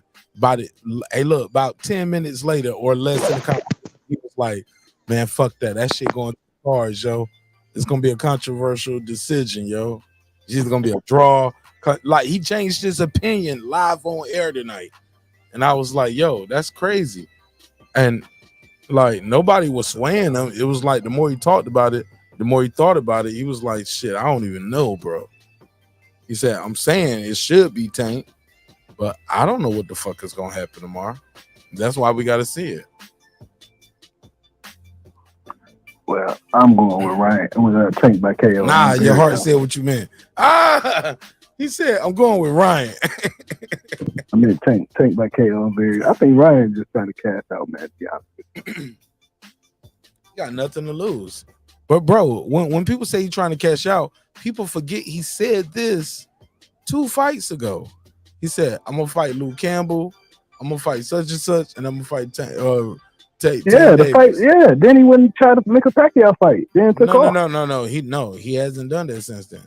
From the point he said, I'm gonna fight Luke Campbell, I'm gonna fight somebody else, and then I'm gonna fight Tank Davis. That's exactly what he did in that order. Hold up, no. You remember he tried to fight Pacquiao. Him and Tank was supposed to fight. I just did a video. I was on the phone with Al Henry before the camera. What was that fight he fought in Texas? I'm talking about since then, bro. The Eliminator. He was like, I was on the phone with Al Hammond before this before the fight, and yeah, we made the fight. I said I believe. And then he went off trying to fight Pacquiao. Sir, I said I believe in Peter Pan at one point too. You know what I'm saying? When I was a child, I did childish things. I'm telling you, at one point, once the man said, I'm gonna fight him, I'm gonna fight him, and I'm gonna fight him. That's what he just did. He fought Luke Campbell, fought Fundora, and he's fighting Tank Davis. No matter how we like, and even then, you gotta admit, he had to acquiesce tons of things. He did what he said he was gonna do. Yeah, that's why I say look for a cash out because he took so many concessions without trying to negotiate. He just took what they gave him. No, he spoke about it before it happened. He had to go win the Luke Campbell fight. Got dropped, came back, fought somebody else, fighting Tank Davis. No tune-up. No tune-up. Catch weight, rehydration clause, ring size, glove size. Who walked in first? Referee. Ring size is 20 by 20, man. I told you that dude was all lying. of that. I'm talking about everything. Whatever you want, however you want to go. You walk in first, walk in second. Bro, I gotta respect that from this young man. I can't call him lying Ryan no more. No longer can we let those narratives be pushed. Like the kid ain't lying about, like y'all call him lying Ryan because y'all said he won't fight Tank Davis. This nigga's about to fight Tank Davis tomorrow, and niggas are still calling him lying Ryan. He fighting a dude, bro. No, I'm just saying he fighting a dude. Y'all said he was lying about fighting. He fighting him tomorrow. I never said he was lying. Niggas been in my chat all week with the lying Ryan. How can you still call him lying Ryan? He fighting him tomorrow. Am I tripping, HLD? Shout out to my boy PGH Big Dog, because he definitely was saying it yesterday. Like, he's one of them. I love him. That's my brother. I ain't trying to pick on him, but like, y'all can't call him lying Ryan, PGH Big Dog. He fighting the guy. But you know, Ryan and Tank both bring out the haters in boxing. Man, I'm just giving it. Will be with their fellow boxers. I'm keeping it real though. I'm keeping it super real. Like, no matter who wins tomorrow, y'all gonna call him a hype job. If Tank Davis goes in there and lose to Ryan Garcia, y'all gonna blow my line up tomorrow and say the nigga Tank Davis was a fucking hype job. Never heard of him. Like, it never heard of y'all gonna go crazy. Ryan Garcia going there lose tomorrow. Y'all gonna call him a hype job. It never heard of it. But I'm gonna say y'all. If Ryan loses tomorrow, Mark. Last ball. Let me finish this last ball. Let me get this last ball. If he go in there and lose tomorrow, some of y'all gonna lift Tank Davis up like he beat Ali. But y'all the same niggas say Ryan Garcia ain't shit. Like y'all shit on the fighter while y'all building up the fight, but then y'all want to give the fighter praise after they get victory, or if they look like you can't win and lose with these fucking fans today. But go ahead, HOD. I passed the mic. I'm gonna mute my shit. I'm getting lit, bro. If Ryan loses tomorrow, finally, all these Tank, the Tank fanboys. I mean, there's people with solid fans, and that's sad. But they'll come out because they haven't been coming out to play all week. They haven't been coming out to play all week. They are hiding their tails right now. They all know that tomorrow is like, damn, it could be over. So, if he loses, they'll come out, but they haven't been out yet. And if Tank loses, they ain't gonna be around nowhere. Ain't nobody else chirping. I mean, the Ryan Garcia fans, who are normally their hardcore fans, they're not out here, barking. So I think it's be the same as it is today, Mark. Except that maybe those who want to eat humble pie tomorrow, they'll come out.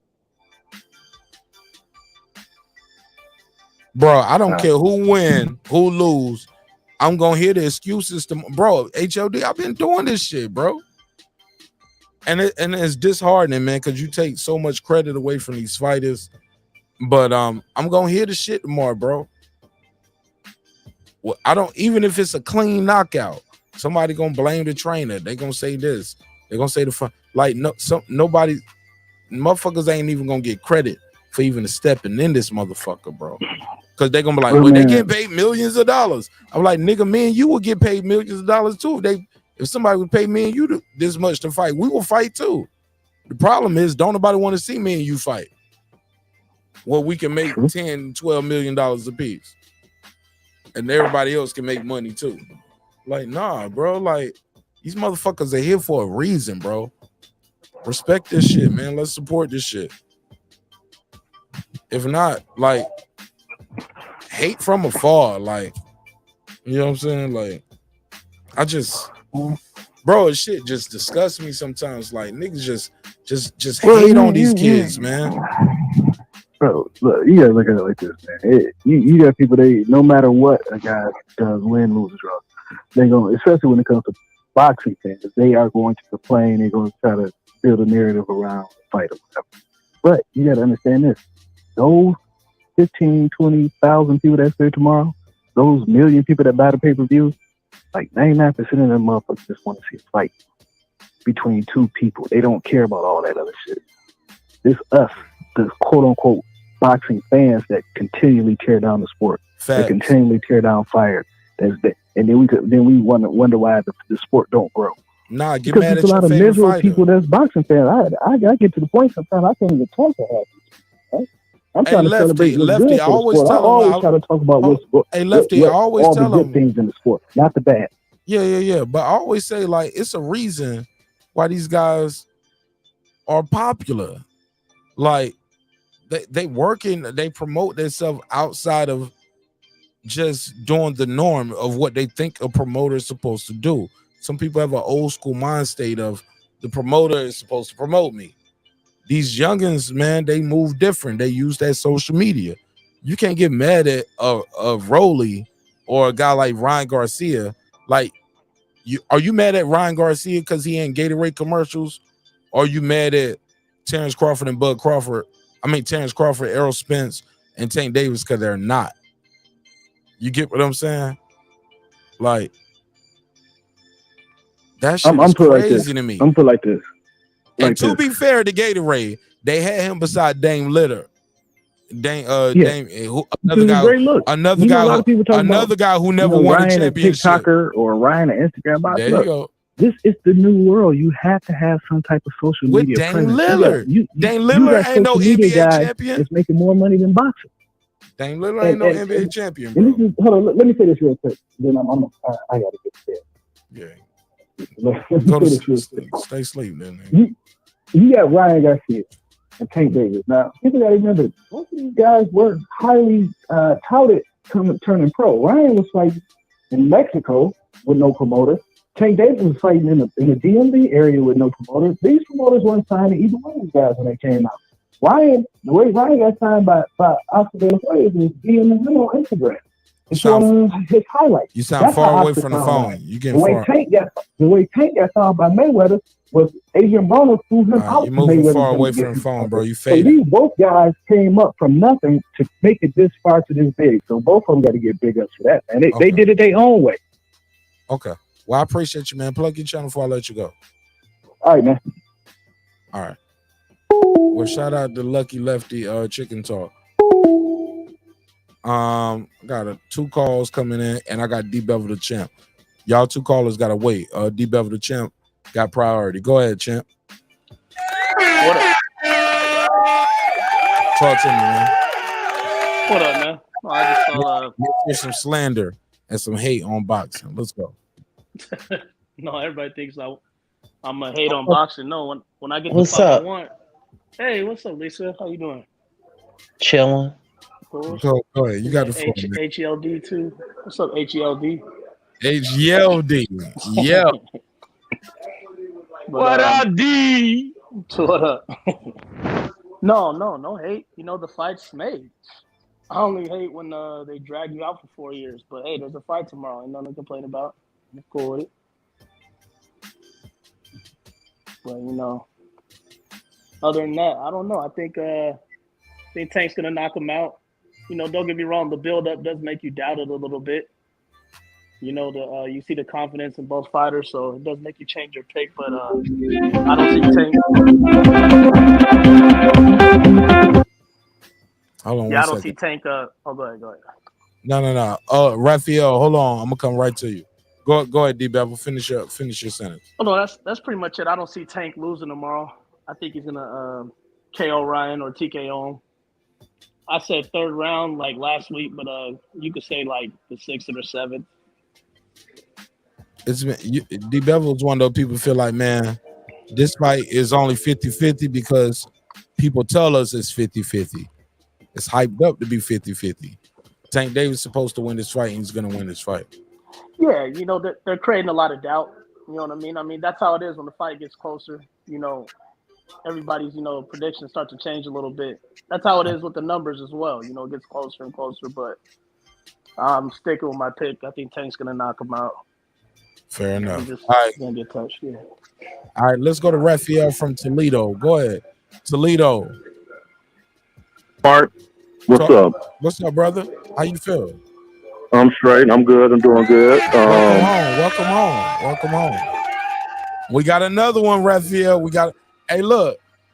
Certain people, when I see that name calling in, I be like, that's my guy. I know we got a good fight. Right. Yeah. To reiterate, hold up, Raphael, you didn't call in for Cobra versus Rayo. I'm just saying.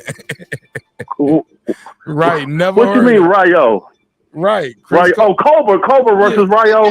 No. You be playing games. You ain't call in for that shit. No. Hell no. Go ahead. To reiterate what you were talking about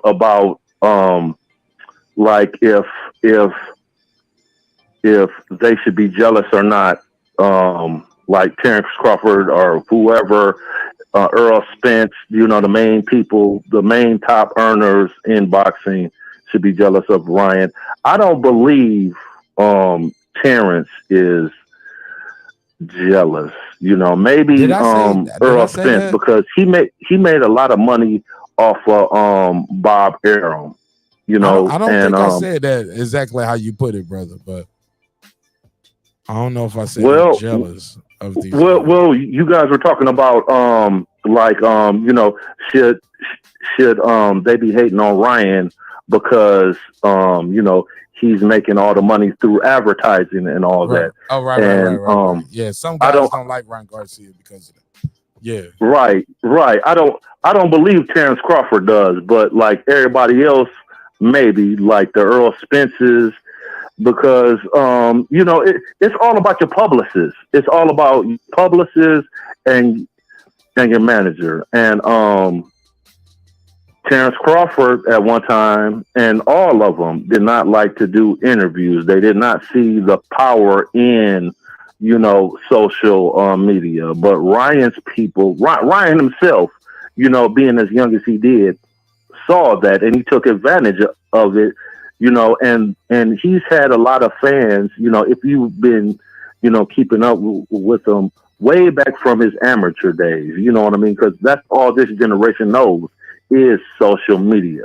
So, I feel that, it may be some haters out there, but, not a lot. I may be wrong about Earl Spence. I got to say, I'm a Earl Spence fan and a Terrence Crawford fan. I feel Crawford will defeat Spence, but, I'm not I'm a boxing enthusiast. And I just feel, he has the better skills. Earl Spence has skills also.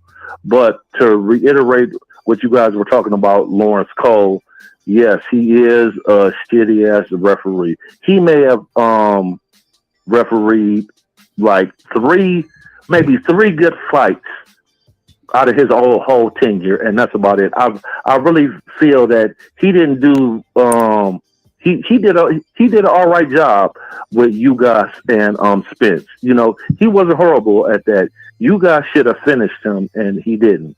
Now, on the Ryan and Tank fight, I feel that's a 50-50 fight, and Tank has the edge. What I would like to see, I would like to see Ryan go out there like Tommy Hearns and just let it all go. Just let it all go, like fuck it. You know what I mean? So, it's the fight, it's happening, and Earl Spence and Crawford need to announce that fight, because you've had Floyd Mayweather fighting all of these fights. He's fought like 5 or 6 times in a year and a half, and then you have Devin Haney coming up. You have this fight. You had Yardy versus Betterbeeve, and who else?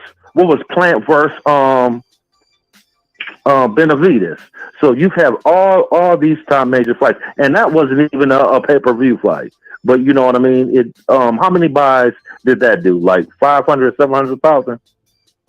I don't have official numbers, but go ahead. I'm gonna let somebody else jump in right behind you. Yeah, that's pretty much it. You know, because I can go all night about boxing. I can you know, see. I that's see. why I I watch see. you. I see, my nigga. So, like, ask me some questions. I would like for the panel to ask me some questions. You should join the panel, and we can take some more calls, and we can have a panel discussion. Yeah, you should join the panel. Yeah, I would like that too. But my we did that last time. My reception on the live is whack as hell. I don't know why, but it's just whack because I don't have a laptop. If I had a laptop, it would be better. And right here, you just call in and it sounds like this. All right. Yeah, it sounds clear. All right, cool. It is what it is. Anybody got anything to the caller?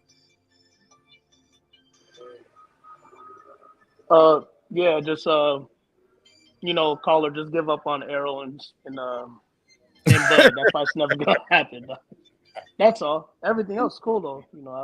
I appreciate his passion for the sport of boxing. But it's happening, nigga. Right. Remember back in high school, like you be in the hallway and you see two people, like they're both talking shit. Like you throw the first punch, and they're like pump faking, and then like everybody walks away and they call them both bitches. Like imagine sitting there watching them do that for 5 years. Yeah, I give you that. It's just not happening. But hey, if it's surprising, needs to happen. I know exactly. Hope I'm wrong, man. All right, let me see if anybody else got HOD. Pudo is here. You got a new caller up there. The girl, she's from another channel. Who? What girl? Oh, Lisa's everywhere. Facts.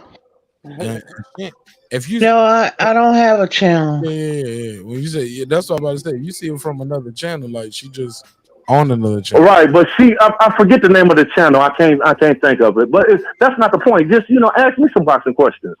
Nigga, no, this is my show. They gonna talk. Okay. To me. Well, I'm gonna dip out then. I appreciate you. You can join the panel though, and we can try that again. But that's it. I know, man. I know. Like I don't want to do it because it's too much of an echo, like it was last time. Nah. You just got to change your settings, man. It's all good. But I can link up with you one day. Shoot me an email, man. Let's link up one day, and I can help you fix those audio settings. That nigga said, ask me some questions. All right. Hold up, bro. Before I go, but does anybody got a question for Raphael from Toledo? Anybody got to ask? Anybody want to? Hey, how many pay-per-view buyers did we ask him that one?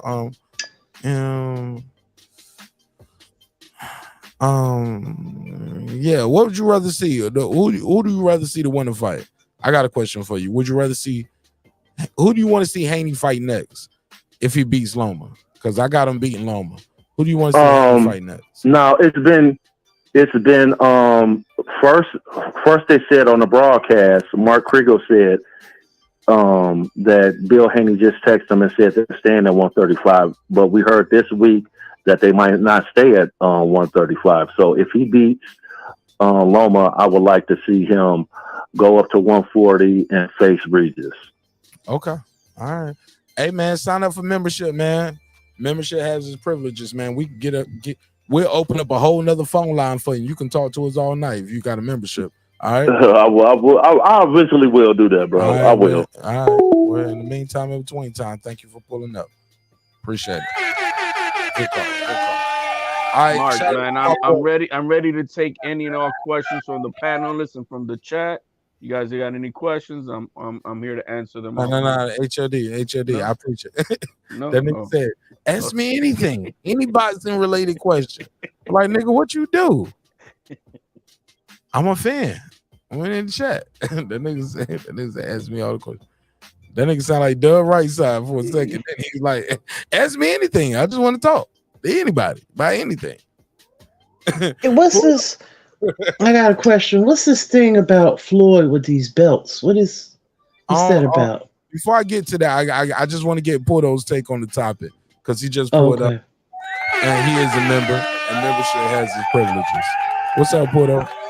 Hey, what up, Mark? What's going on, panel? What's up, Lise? HOD. What's going on, Porto? You came out and just asked me a question, didn't you? Yo, what up? What's up? Pure said, ask him anything we want to know about boxing. Anything you want to know. Who gonna win this fight tomorrow, baby? And how many people? Ryan Garcia, split decision. You changed up, Pura. Nah, he always said Tank. He always said Ryan winning. No, well, I mean that's my only pick that I've had, but I mean at the beginning I didn't know who to pick. It's still a 50-50 fight of mine. But you did say it was gonna do $1 million buys, though. I'm sorry, brother. You did say it was gonna do $1 million buys. I did say it was gonna do over $1 million. Yes, over $1 million. He said over $1 million. You looking good with that bet right now too, Porto, huh? Yeah. It's not a bet. It wasn't no real bet. It's just but it's a good guess. Yeah. Oh, did you see all the people there? Yeah. It was. I told you, Mark. It's ever since when they had the announcement or whatever, when they were doing the simulcast or whatever, man. It's like, wow, man, we got a monster here, bro. Yeah, you told me, bro. This shit is major, and it's getting big. It's getting bigger. Pause. All right. It's open to everybody. Everybody, y'all get in where y'all fit in. Everybody up here is a member to the channel, so I can trust y'all with some decorum. I'm about to run to the kitchen to make a sandwich. I'll be right back. I would say, I think Tank's gonna win, but I would like to see Ryan win just to shake boxing up, and just to I've been feeling lately like I want all PBC to take L's. Not a PBC fan, are you? I'm just sick of PBC, man. I'll be honest, I'm really tired of all info. The split decision, Puro. Oh, go ahead. That the split decision. I mean, I not too many people are thinking it's gonna go to the cards. Yeah. But looking at the ring size is a 22-foot ring size, and I see exactly. I see Tank doing the type of fight that he did with on his back foot throughout with Rolly and with Pitbull, where he's gonna hit and run. He ain't gonna mix it up with and he's got the ring size to do it. He's got decent footwork for that.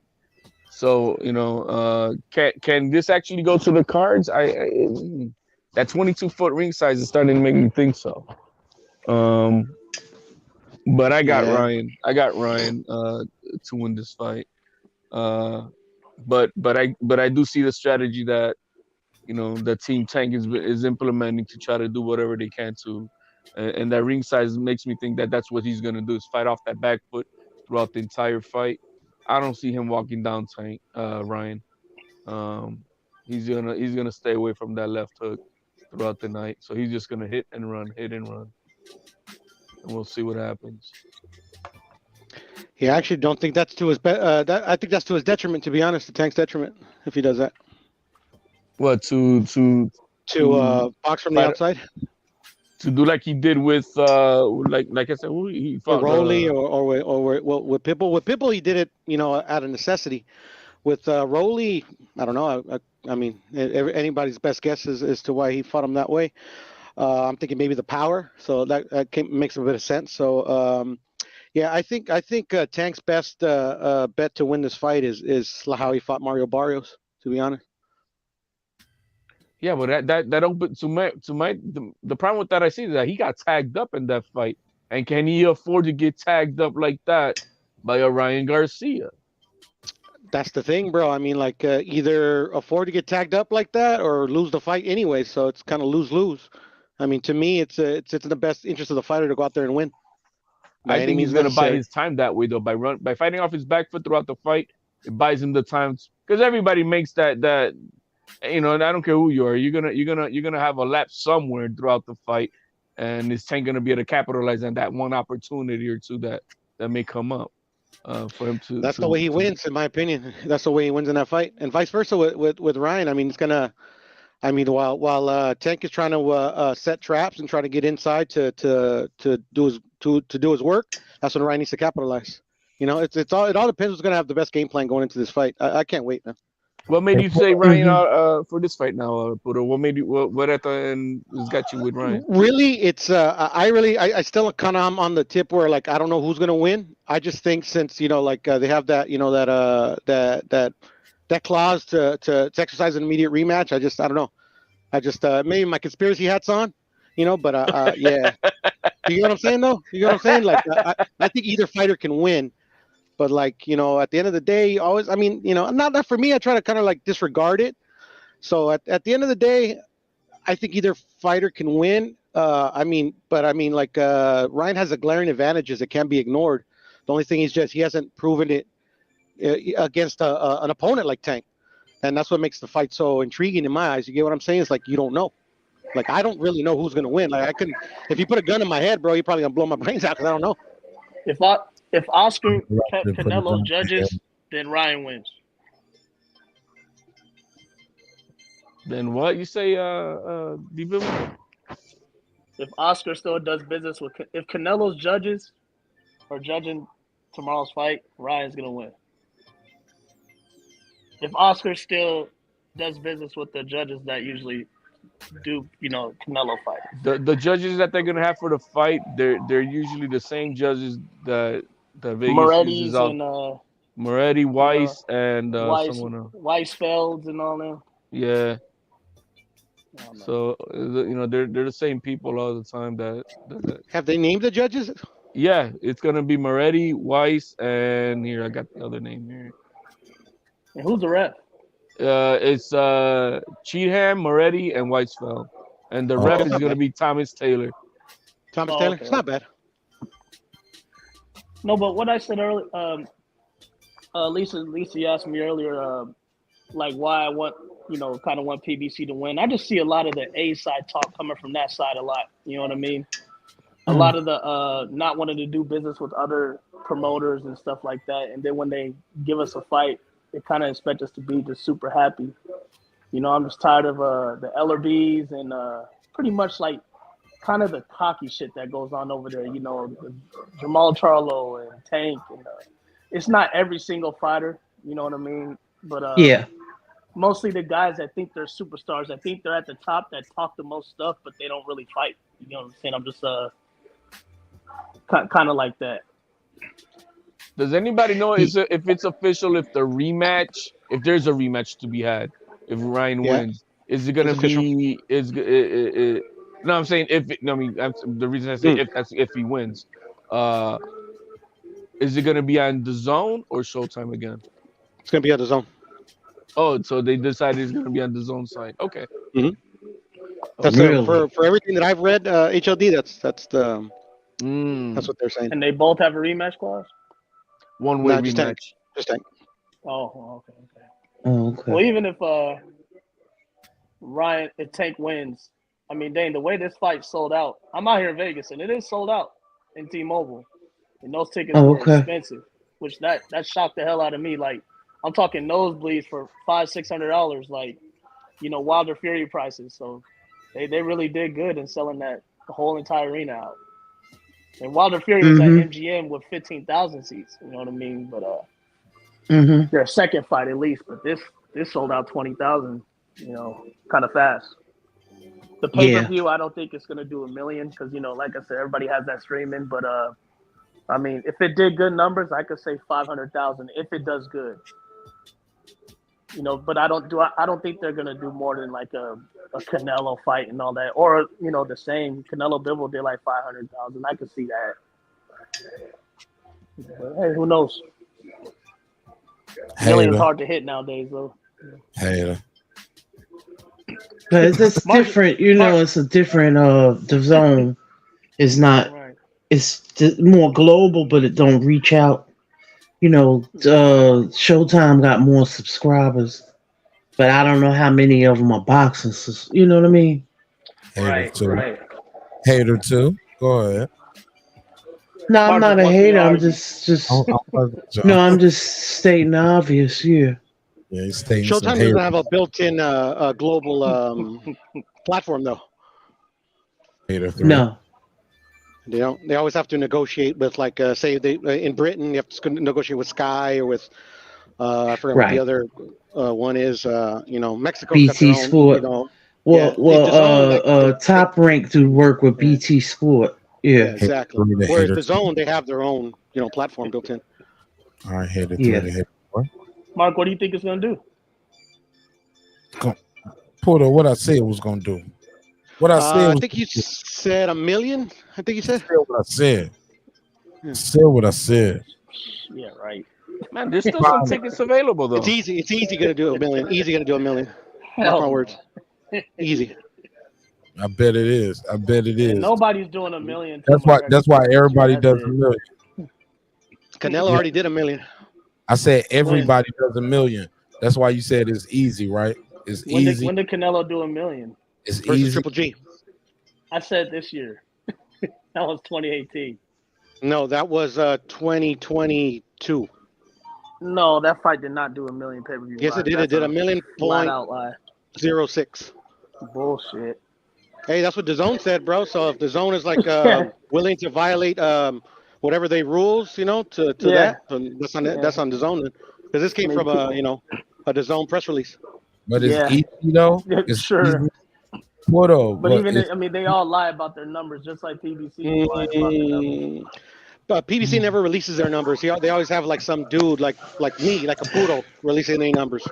They never do it personally because they can't. They'll get in trouble if they release the wrong numbers. Man, when I say nobody, and I mean nobody was hyped for that third fight, it brought no kind of buzz, like at all. It brought no kind of crowd. It brought tons of crowds, bro. It had more crowds than this fucking fight. What fight had more crowd? He said Triple G 3, Triple G and Canelo 3. That did 1 million. It did, bro. It did 1 million, a little bit over 1 million. I'm going to make my sandwich now. I got to get away from here. I can't. Even what was the second fight? The Wilder Fury 2. They said that did 800,000. Like, nah. But it didn't do 800,000. It did 600. I saw 8, but that's what they said. They always put an extra, 200, 300,000 on top of the damn price. I mean, on top of the sale. But yeah, they never release any of the numbers, so you have to believe, Dan Raphael or Rick Glacier. Info be lying. But the only reason they displayed those numbers too is because Dan Raphael came out with these numbers, and they're like, nah, that's not what it did. I just don't get how the third fight could do more than their first fight. Their first fight did 900,000. The whole world was ready a lot for of people that. wanted to see the third fight. What, the Triple G Canelo fight? Yeah, bro. People was Man, fucking with it. No, I'm telling you what I saw it. I'm telling you, people. Nobody asked for Canelo Triple G 3. Lots of people asked for that fucking fight, bro. I didn't. Perez was behind like Triple G on that shit. Man, is it still 420 today? I'll be right back. I mean, facts are facts, bro. It is what it is. Those are alternative facts right there, but whatever. There ain't alternative facts, bro. DAZN came out with this number themselves, bro. I mean, unless you got somebody that contradicts, unless you got something to contradict that number, I mean, DAZN. Hell no. If I didn't do that, but whatever.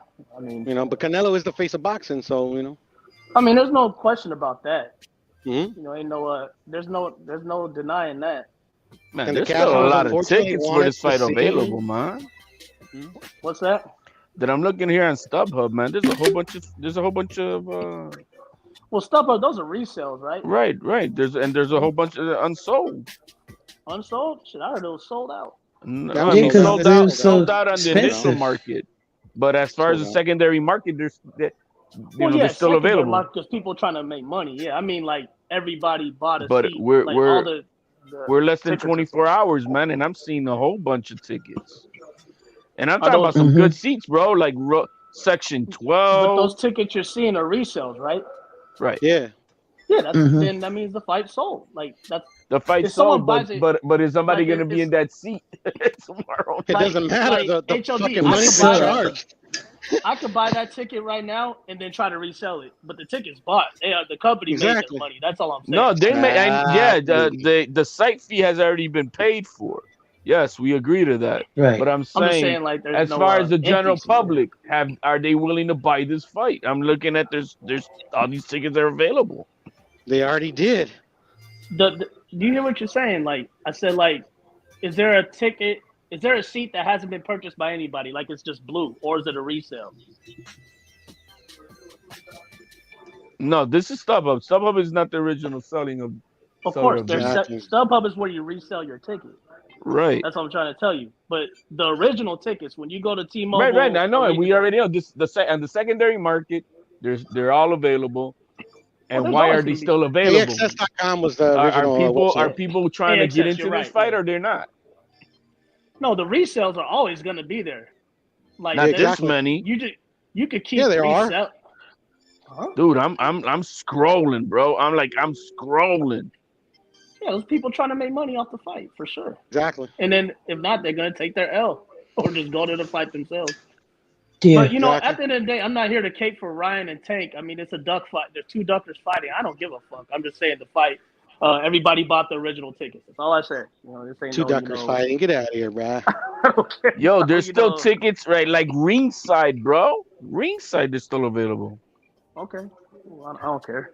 Yeah. Yeah, they probably expensive as hell. Unless some celebs buy them tickets up. Most of them celebs probably don't even pay for them tickets. They're not that bad. That's a fact, Lisa. That's a fact. They don't play for them tickets. They're $4,884 each. Oh, okay. That's all. Dang, but still, I mean, there's a lot. What I'm saying, I'm surprised that even those tickets are available still. Yeah. There's about 100 left for the regular standard prices. Oh, okay. Regular standard. That's all. That's all I'm saying. Yeah. Who's selling the standard tickets? Udo? Is it Ticketmaster? T-Mobile. So on T-Mobile, they still got face value tickets. Yeah, they got. Let me see. 5, 10, shit! 15, so what? 20, how many you said? 25, 30, 35, 40. Like 50 tickets maybe left. 50 tickets. Yeah. What are the average prices? HLD, hold on. Let me just get to the bottom line. 850. HLD, are you trying to say somebody cooking the books, bro? Like, let me just cut to the chase. Like, is that what you're saying? You feel like No, I'm saying is that the general public has not bought all these tickets out yet.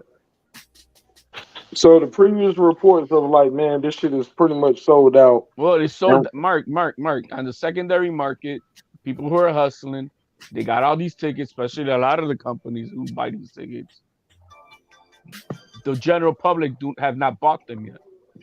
On the resale, they probably got 6 tickets left, but this is just this website. Yeah, the one I was on StubHub, I was scrolling forever. Okay, I just want to see where we was going with this, but go ahead. Y'all carry on. I'm in the kitchen, but I'm listening though. Go ahead. Mark, man, they still got tickets on the floor, man. Only 5,000 each. I'm all right. I'm good. I'm gonna just chill right here with y'all. Watch fight with y'all tomorrow. You can sit next to Justin Bieber, man. On the original website, they got 20, 25 left ringside. Okay. That's pretty much sold out, man. Like 20 to 25. When there's a 20,000 seat arena and there's 50 tickets left, I mean, you're damn near right there. I just heard like a few days ago from some buddies out here that it was sold out, shit like that. So. But yeah, 50 tickets left. Shit. If someone says, "What, it didn't sell out?" There's 15 tickets left. And these could have been holdovers too that you couldn't get in the first day or whatever. So HLD, so stop all the hating shit. HLD, you heard them. So stop all the hating shit. I ain't gonna stop calling the facts. You guys just don't understand that still on the secondary market, the public has not decided to buy them all out. The public already did, HLD, bruh. You're gonna compare the companies as the public. That's all right. Whatever, bro. HLD. You losing. You don't lost your Latino brother up here. I don't care, man. I still stand on it. If I could still buy tickets, especially floor tickets, that means that it's like, yo, we're I feel you on that, HLD. That shit ain't that popping, huh? You got 2,500 to spend on floor tickets, bro. The few that they got left. Go ahead. Yeah. Hey, look, if I was like on some Vinny Chase entourage shit and I I was thought trying to that they go were in there, talking about Exactly, bro. $10,000 tickets. That's what I was hearing. Like I was hearing, oh yeah, they're You used to watch that show, $10,000. Mark? I love that show, man. That was one of my favorite shows. I loved it. You see, man. I What love you that mean? show, bro. You heard him. You heard him. Yes, sir. I don't hide who I am, Puto. I ain't Nah, scared bro, of I y'all. love that show. I love that show, man. I miss it, man. It was a good show. I'll never let somebody tell me I ain't cool because of what I watch on TV after I grew up and found out all my homeboys was watching Boy Meets World and we all had a crush on Topanga. I was like, you too, nigga? Like, yeah, but Topanga was my Hey, girl, nigga. You know what I'm saying? I was like, Mark. This is what I say. Mark. No one was trying to give him the props, but she Yo. loves Chicago. But she loves Chicago. go ahead. Yeah, tell him I'm in the kitchen. yeah, I'm at my dad's, man. He wants me to tell the whole panel that he put money on Ryan to knock out Tank in the 7th round. Oh, put your Damn. dad on the phone. Hold on, no. He's Put your up. daddy on the phone. Put my I dad on want the phone. I want to speak to your daddy. He's up for like a $2,600 payday. Hold up. It's a long Hold on. shot, but Now, it's a good hold payday, on. bro. Now, listen. If you gonna put his daddy on the phone, now I need everybody else to mute. Now, don't mess this up for me. Cause this is my brother D Bevel. This is his father. Let me conduct treat him like y'all treated Stitch Duran. Same respect. Hey, how you doing, Mr. Bevel? I'm doing really good, really good. How you doing? Can I call you Mr. Bevel? What do you prefer I call you, sir? You most certainly can. He breaking up. What'd he say? I said you most certainly can call me Mr. Bevel, no problem.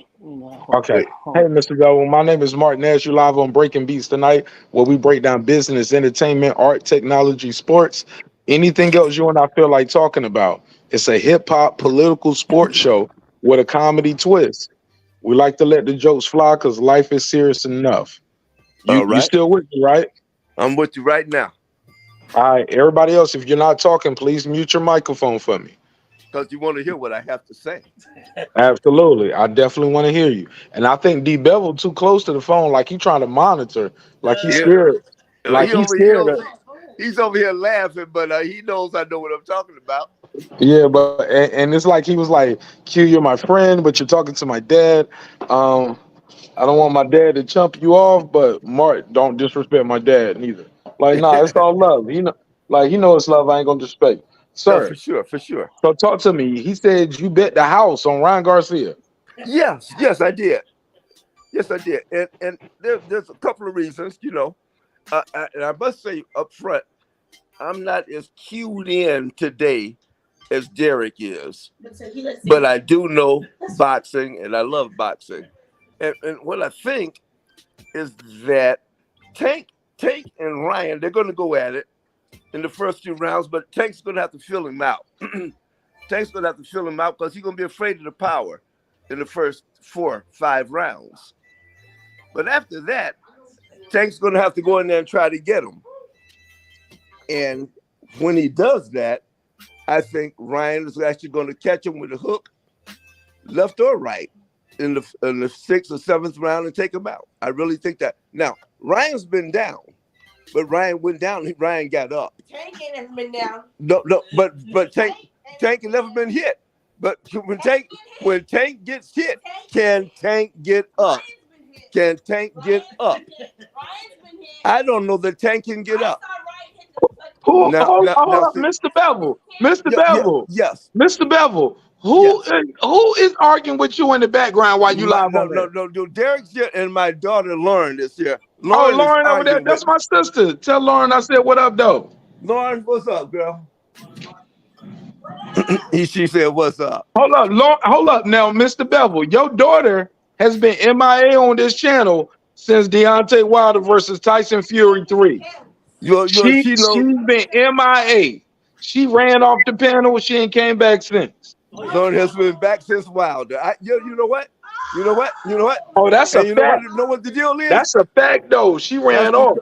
Yep, because you know what? Some children don't learn how to listen to their daddy. And Lauren needs to listen to me. She'd have been back on the station. She'd have been back Talk on to the her, station Dad. listening to her daddy. Yep, but I seriously do believe there's a story behind what I'm doing here. If you want to hear my story. Yes, sir. So Ryan Garcia, he has a little cousin, that played Little League Baseball with a guy that used to work for me. He was my maintenance manager at You Aria bullshit. Pardon me? You bullshit. No, I'm not. Okay. And at the Aria Hotel in Las Vegas, I was the warehouse manager, and I had the maintenance guys reporting to me also. And his son played Little League Baseball with Ryan Garcia's cousin. So every year, they used to sell raffle tickets, and I would buy them every year. And I actually won a pair of boxing gloves signed by Ryan Garcia when he first turned pro. Brother, you biased. Oh, so No. you biased because you got you some gloves. Yeah, and I want them to be worth something, man. and so Lord, Derek, y'all be quiet. Okay. Y'all be quiet. So anyway. Look at him emotional. Long story short. You want some money? I said, he hasn't lost yet. And I've been rolling with these gloves. They in a plastic bag locked up on the shelf in my closet. So if he keeps winning, these gloves get more value. And so that's what I want. That's what I want. So hey, Dad, I've been living in Las Vegas since 1981. I've placed one bet in my life. Today, I placed my second bet. What's your first one? On Duran? No. It was some fight that I don't even remember. Hold on. No. Hold on, Dad. Hold on. Tell the kid. Hold on. Tell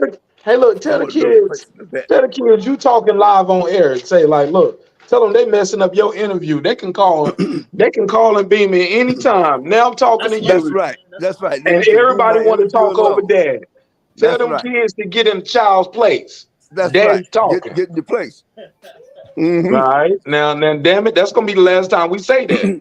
Yeah, but they did check me because I did bet on Roberto Duran against Sugar Ray Leonard during the first fight. That's back when I was young, before they were born in Chicago. Oh shit! So you won money off that first Duran Leonard fight, and I won money on the second one.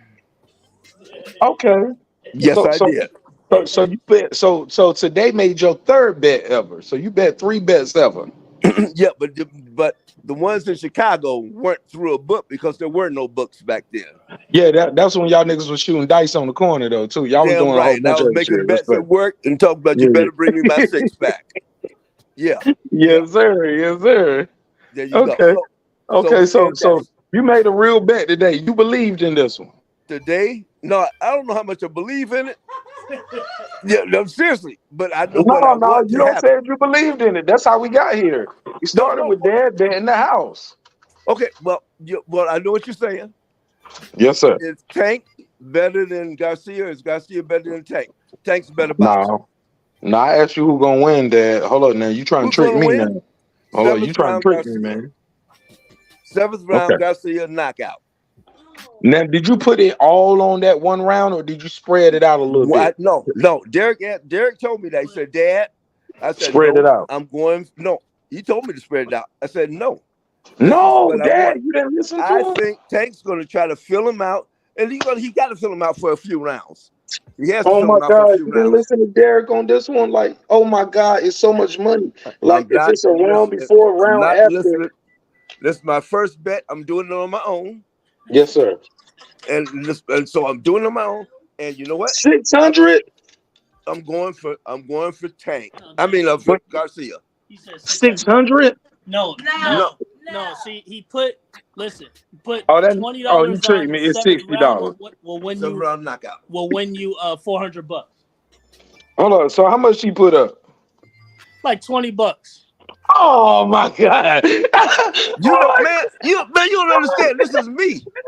I don't put up nothing. We started the I've been in Las conversation Vegas with, since I heard you putting the 1981. house on him. I said, I heard you putting the house on 1981 him. He was my said, I first show is $20. Wait. You know what? If I lose, I might lose my house. You're right. Matter of fact, if I lose, my wife might kick me out. Absolutely. No. If you lose, you just gotta you just might have to Uber to work one day this week or take a day off. Like you I just don't gonna work. I'm retired. He bet a 12-pack of Modelo. That's all. There you go, nigga. That nigga bet some Paul Masson, some Everclear. Yeah, what's his name? Marq. This nigga over there betting Wild Irish Rose. Marq, Bet dog, you that $2. would be Mad Dog. Yeah, some Mad Dog 2020 That would orange be Mad driver. Dog for sure. But Marq, I gotta tell you. Yes, sir. When you 69 years old, ain't never placed a bet but once before in your life, you will know what I mean. But the thing is, I'm going to win this bet. 7th round, remember this now. 7th round, knockout Ryan Garcia. And the gloves I got, which I didn't finish telling you, my boy at work, so I brought a raffle ticket. Like 8 years ago when Ryan was just turning professional. And I see it on the screen. Okay. And Ryan was just turning professional. And I run the little raffle ticket thing, which is Ryan's cousin and my friend's son were playing Little League together. So Ryan signed these gloves. I won these boxing gloves from Ryan Garcia. How old was he at the time? You say he was in Little League. Yeah, he's Ryan's cousin and he my was a boy's star back. son. So Ryan Garcia was a star back then. Well, in Las Vegas, yeah. But he had And just how turned old was pro. he? He was a kid, right? He just turned pro, yes. So I have these gloves, nice, fat, big, fat Magic markers signed by Ryan Garcia. Man, when you start off with big, fat, I thought you were describing a woman, boy. I thought you were describing like telling you about the lady who held the gloves for you, but never mind. Well, it sounded like you were describing a big old booty or something. Man, my wife in the room, my daughter right here, so we got to talk about that later. But let's talk about these gloves. Yes, sir. Big, fat Magic marker. And he said round, beautiful, thick, voluptuous gloves. Big, I was like, man, who gave you them gloves, with big man? fat Magic marker on them. Yes, sir. But anyway, it's an adult show. It's an adult show. Respect to other ladies. My bad. For sure. But as long as he wins, my gloves keep increasing in value. I want Ryan Garcia to go 45-0. If he had Tank gloves, he'd be saying the same shit about Tank. I want Tank to Yeah, I would. 45. Yeah, I would. But I think there's a real serious chance though that, all kidding aside, I think Ryan can take him out. I've seen Tank, and I've seen Tank make some big mistakes in the ring. But he's good enough to overcome those. But will he be when Ryan hits him with the left or the right? Will he be? I don't know. He's gonna be posing for the camera and shit, like and get caught with this shit.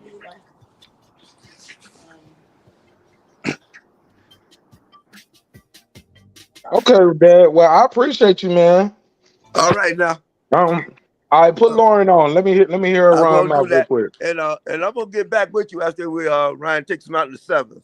Hey, look, I'm gonna be live. I'm gonna be doing a media reaction. And if y'all want to go to the VIP Ryan Garcia after party, I believe they doing one of them at the Win. I forgot the address for the other one, but I can get y'all on the list and y'all can get VIP into the Ryan Garcia after party. That sounds good. No, I'm cool. All right. We good. I don't know. Yeah, y'all regulars out there, but y'all don't think. Hey, look, y'all don't think you're gonna win either. Who said we regulars out here? I mean, y'all from Vegas though, right? Y'all out in Vegas, right? Oh yeah. I thought you meant I thought you were being disrespectful. Hell no, D Bevel, my brother. I ain't got no disrespect for the family. And Champion Heart, my brother. Hey, look. So, all right, Lauren. Let's hear the drama, Lauren. Who gonna win this fight, and how many pay-per-view bouts is gonna do? You know what? Honestly, I'm of course going for Tank, but at the Why? Because same he's black. time, yeah, 100%. That's 100, Yes. 2,000% exactly why I'm going for Tank. Because I'm not really the biggest Tank fan, but at the same time, yes, I'm black, so I'm going for Tank. But do I feel like this fight can go any way? Yeah, absolutely. It can go any way.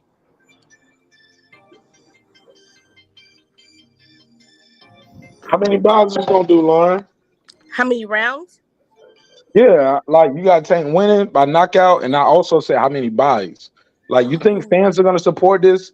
You think this shit gonna break a I think, record? Is it gonna get a honestly, yes, million I buys? really do believe fans are going to support this because this is a fight that a lot of fans have wanted to see for a long time.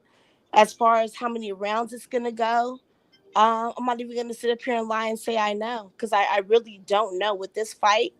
Like I We said, never know. Let's take a guess. Is it gonna do a million buys in a day and age when no. I don't think it's when gonna people do a don't? million buys. No, not at all.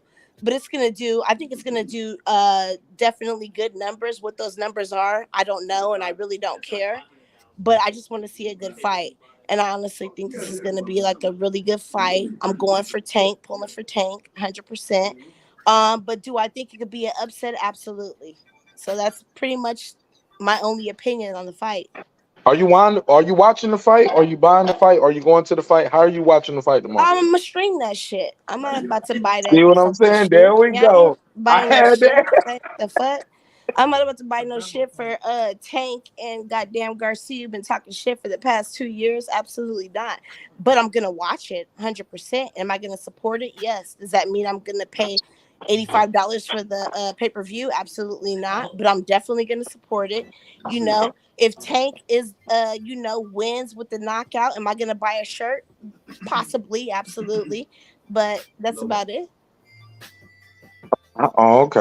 Because I was sure about the answer. I was like, how do you support the fight if you don't buy the fight? But you said, I buy a Um, t-shirt, nigga. I mean, a lot of people probably She would said, I'm say gonna that I watch your don't show. She said, I'm support gonna it if watch I your don't show buy while it. you talk about it. You said what? I said, if nothing else, you can watch Mark Nash show while he talk about the fight, I guess. Absolutely, I'm gonna watch it. But if you feel that I'm not supporting it because I'm not buying it, then I guess I'm just not supporting it. But in my eyes, I'm supporting it because I'm watching it and I'm pulling for Tank. So Okay. that's about it. Is the winner the face of boxing? No. No. You Who's can't the be the face of face of boxing, Lauren? boxing when it takes you 25 years to fight somebody. Absolutely not. The Who the no. face of boxing, Lauren? Who's the face of boxing right now? Yeah. Damn. I just want to, I honestly, the face of boxing to me is who wants that smoke. And it's a lot of people that will take that smoke no matter what. That is, to me personally, Devin Haney. That is, no, he's not trying to face that smoke. So like I said, Devin Haney, Clarissa Shields, Deontay Wilder. Those are just to name a few that want that smoke whenever. Okay. Okay. Man, I got to do a whole Bevel family episode, man. That'll be dope. Okay. I need Champion Heart up here too. Where he at? Yeah. I don't know where he is, but he's probably listening. Yeah, that's my brother. Hey, Yeah, look. for sure. It was good I, talking to you, Mark. go ahead. All right, let's open it up. Go ahead, Porto, D-Bevel the Terrence champ. Crawford. Meet the Man, bill. she needs to They said get cooked. Terrence Crawford is the face of boxing. He's not. No, he's not. Don't duck and dive. get her, Dad. Tell her why. No, they're doing a Spencer Crawford argument. I'm gonna walk away from that, y'all. Nah, I need Dad up here.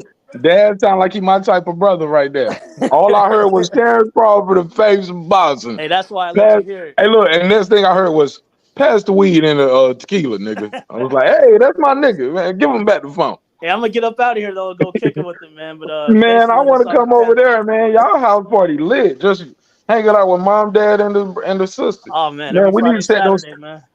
Man, I need to set a spade game up when I come over there, man. Hook me up, bro. Sure. No, next time you come out here, you gotta come through, man. Tell your dad, be like, yeah, this the crazy nigga we was on the phone with that night on the internet. You be like, oh yeah, that's him. Yeah, I No, want for to be sure. Yeah, on they his watch the spade show party. too, man. They watch the show. That's love, man. All right, God bless. Enjoy your night, bro. All right, God bless all y'all, man. I'll be watching. Have a good panel. Peace, D. All right, we always do, bro. God bless. Peace, peace. All right, man. It's All open to right, y'all. Man. peace. Go ahead. Man, she needed to get cooked. You let her slide. Man. Hey, look, she ain't been back since Wilder lost to Fury the Man, third she talking fight, about bro. the face of boxing's Lou. Bro, Come on, man. Come Hey, on, Mark, man. there's some good betting on Bovada, bro. yeah. Y'all cook it in. Make a call back. Make them call back. Cook them behind their back. That's what we like to do. I'm gonna talk Yo, about you man, it's behind a your great back. story from the old man, bro. I'm happy for him, bro. I mean, if he, this Man, is that this nigga is holding on to them. 8 years in the making, bro. That he's been waiting for this moment, man. That nigga holding on to them gloves. Them shit's gonna turn out to be some Sean Kemp's. No. Don't you have some Jordans, Oh, come nigga? on, Mark, man. Yo, man, he's speaking into existence. He finished it Nah, off that I'm fucking seventh around. round I'm knockout. fucking I'm around. I'm telling you. fucking around. I'm fucking around. He That nigga said said, Sean I Kemp. found him when he was a kid, and I'm just holding on. I was like, man. Yeah, he's When you talking to the about when bench. Ryan Garcia turned pro at 17, I think it was. Nah, I was fucking around because I thought he was saying he was like a kid. You know what I'm saying?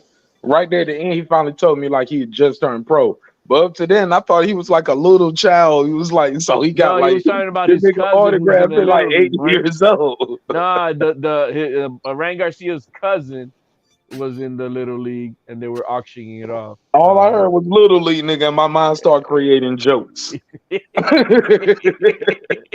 And I was Yo, like, man, let's that's a go great here with story, it. man. It's an omen, man. I'm telling you, it's gonna happen tomorrow.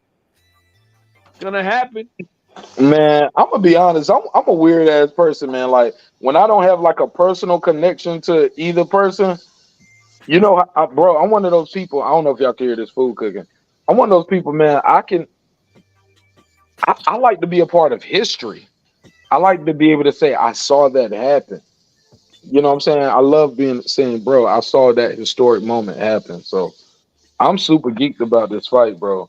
Because if this young man can pull this off, it's historic, bro. For all the people saying, man, this fight don't matter, it don't mean nothing. It definitely means something to Tank Davis lose. If he win, okay, y'all gonna say he's Oh, supposed to win. bro, But if it's he gonna be a lose this funeral. fight to Ryan Garcia tomorrow, There's gonna be a oh funeral my tomorrow. God. You better open up the Oh my 1-800 God, suicide nigga. hotlines for these people. Look at that. Bro, they're gonna be on suicide watch. Yup. Look at this young Bro, lady, they gonna bro. lose their fucking mind if Tank Davis lose this fight, bro. She And wants I'm to gonna go be down. dying laughing, bro. She wants Cause to. She like I wants to don't buy never a get that shirt invested, bro. Hey, look, of a and I woman actually beater. lived in Baltimore. I don't get that invested in this shit. She wants to You wear a know, shirt of a woman beater, man. I needed to ask her what is she thinking well, about? yeah, man. You lost me right there. I don't know where we got from you. Who you talking about? Oh, you talking? Uh, You talking about the lady? yeah, Lauren, her name is. Well, look. To be fair, some people, if you support Mike Tyson, they'll say you supporting a convicted rapist. I So, never bought that. Or nah, what? hey, Nah. But you ain't got to buy it. He's actually been convicted. Tank Davis hasn't. You get what I'm saying? Mark. So I'm you see what I'm supporting. saying? Where we draw the I'm line? Hold up, HOD. We pick and choose who we support. Remember, even the Kobe allegations. People didn't believe that shit. Kobe did that shit. That's why his career, that shit didn't last. That nigga won the but it's championship a the next year and woman. it was It's over. a little bit different. Comes from a woman. No, that woman said Kobe did something to her, bro. Or that woman said No, I'm Mike saying Tyson that's a did something woman to saying they're gonna support that. her. I'm just saying Mike Tyson found a way. And he was convicted in front of a jury of his peers and been out there. And Mike Tyson been a part of rom-coms like Hangover and other movies and doing Broadway plays. I think at the end of the day, people just believe you didn't do it. They believe you didn't do it. If Hey, people Mark. just like, yo, I rock with you. I don't think you did it. People gonna rock with you. Mark. I never heard of this. I'm supporting the fight by streaming. yo, now I ain't in the studio right now. But oh my God, if I was in the studio right now, I'm supporting the a fight, big old glass but I'm of streaming that shit. never heard of it. I'm She said, I supporting buy a it in t-shirt. spirit. In spirit. In spirit. I'm supporting Yo, you leave in it alone. spirit. Leave it alone, HLD. HLD said, that's why I said I need them to be here when I cook them. Because if not, y'all going to tell me to leave them alone. I'm going to do them dirty. Get them, HLD. Talk about, Yeah, matter of fact, fuck it. Get it, HLD. we gotta get the old man tomorrow on, man. That's for sure. Which one? Which one? The old man, Mr. DeVille. Oh, yeah. I like that, man. Dad's super solid. That look like he don't care about none of his political connects. D Bevel's still trying to protect his relationships, him and Lauren. Lauren started off with, I'm going for the black guy. 100%. That's why. I asked, I always ask, I'm like, so I already know I already know you're going for the black guy, right? Yep. Hey, look, Brandon Washington too. Yep. But I love my people, man, who are unapologetically black. And I'll be like, yeah, that should be super dope. Bet some bread up.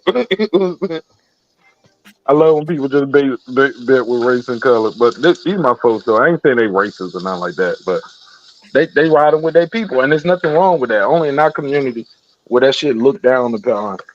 Man, we hear Mikey Garcia, Robert Garcia all the time say, shit, I got to go with my Mexican brother. You know what I'm saying? And that's no problem. Nothing wrong with that shit. And I salute anybody ride with that guy. So I don't never want to be one of those people that make that an issue. But people try to make it an issue. But I pass the mic. Go ahead. Nah, man, that was still a fun story, man. I mean, that he actually has a connection to the fight. You know what I mean, on a personal level. So that was cool, man. I know too many ain't gonna think much of it, but I mean, man, it's 8 years in the making for that, for that, sir. So that nigga said, "I want my gloves to be worth something." Worth something, yeah.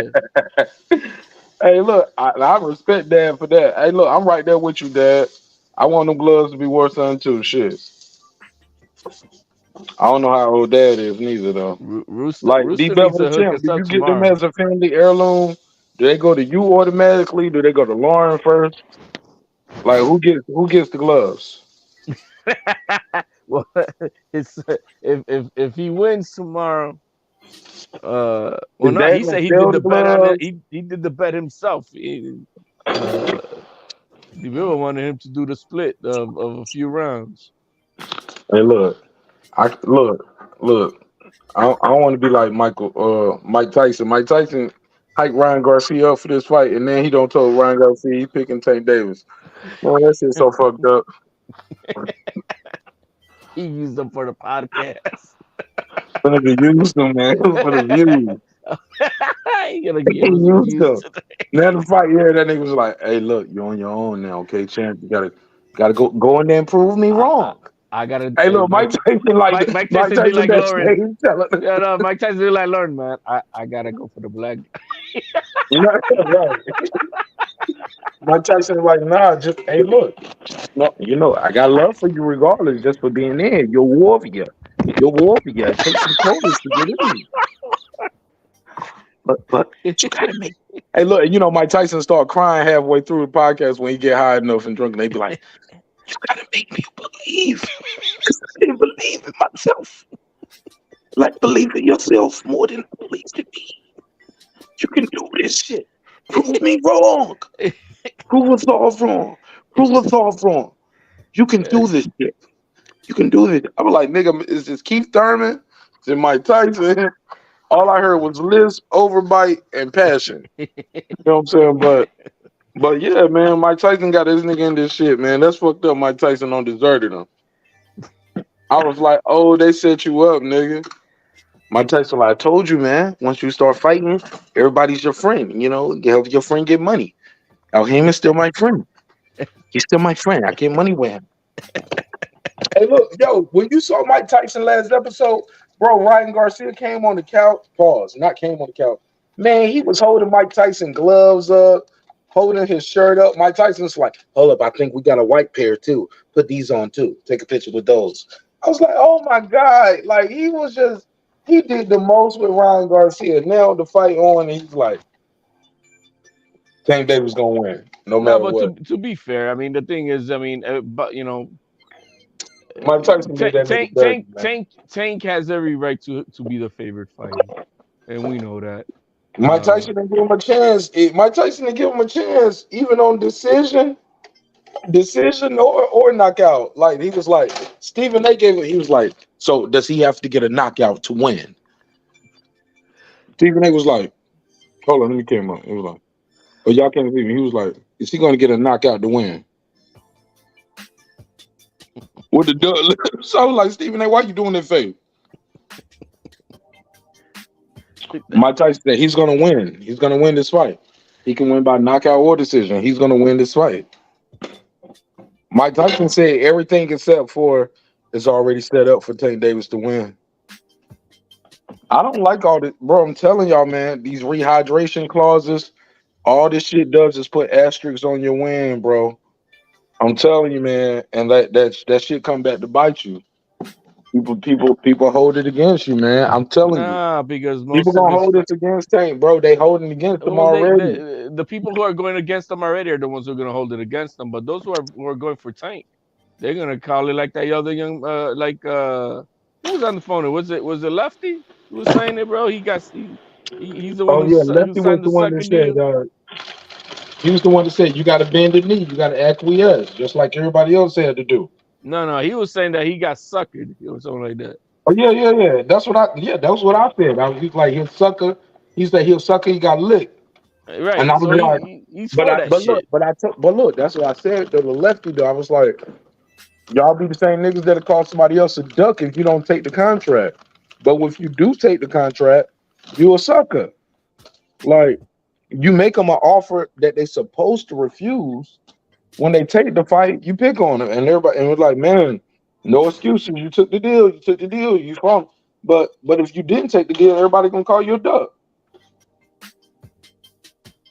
Like, damn if you do, damn if you don't. But it's the biggest opportunity of your life, though, too. Yo, it's But gonna be it's dope, also the man. bigger opportunity for somebody else's life as well. So if Ryan wins tomorrow, man, Rooster gotta hook us up with a quick live, man, with a shout out from the young man. He already told me I'm gonna hit him up while he at the club. Why they at the after party? Because they got two parties. But he did say, hey, man, it is a fight, Mark. You know what I'm saying? He said something's gonna be wrong with his hand. You know, it's a war. It's gonna be a war. Who knows what can happen? So, but they aware of what they getting into, man. They prepared, but they also are prepared for victory as well. So, yeah, I'm excited, man. I'm excited for the whole team. I'm excited for the sport. I'm excited for the neighborhood because that's gonna be epic. I just feel like one thing I do like about what the boxing scientist said is the storyline of Ryan Garcia winning this fight it's going to change the landscape. It's intriguing. There's definitely going to be some controversy. Somebody called in tonight too. I think that was Hank Lundy when he was like, "Man, I think there's going to be some controversy tonight." He changed his pick live on there. He went from Tank Davis in 7 to it's either going to be a split decision or a draw because so much money, so much controversy. You know, man. What's the percentage we think that is actually going to be a 12-round fight? I don't know. I'm gonna put $10 on the draw. Fucking, I might put 10 on the draw, bro. 10 on the draw might make me 500, man. What that draw money looking like? I haven't looked that up. Cause nobody betting on the draw, bro. Nobody betting on draw or decision. Or decision. Yeah. Yeah, I might do a head up. Like everybody's mostly looking at like the knockout rounds, right? I mean, that's what we've been talking about all night. What round are you gonna put money on the knockout? halfway through, Hank Lundy was like, you know what? It ain't gonna be no knockout because everybody's expecting a knockout. It's gonna be a decision or a draw. I was like, hold up, you changed your decision live on air? He was like, yeah, man. I'm changing my mind. The more he talked about it, the more he thought about it. I wouldn't be surprised because when you have this big expectation, it always goes to the opposite way. You always think it's gonna be something that it ain't. Hey, Benavides Plant. No knockout, huh? Right. Or or when everybody Well, was hyping up the Mayweather Pacquiao fight back then, we all thought it was going to be a good war, and it didn't turn out to be that. nah, that's another fight recently we thought was gonna be a. Hey, look, that first Wild and Fury, shit, no knockout. Imagine who made money off that draw. That first Wild and Fury cleaned up, nigga. They cleaned up that night. Wild and Fury cleaned Right. up. But man, I think I mean the writing's on the wall. We just got to see what happens tomorrow. Hopefully, everybody shows up to rehydrate properly. Nobody getting sick. None of that bullshit. Seem like Team Ryan has got a good nutritionist on their side. They paid good money for whoever is taking care of the young man. So Who is the HLD? I've been watching about 30 years. I don't know that nigga. Who is it? Who's what? The nutritionist? Yeah, who is it? I have no idea. That's what I'm saying. Whoever they're paying them good. Okay. They did a good job. Who Tank got? I have no idea. Oh no, Yeah. bullshit. It's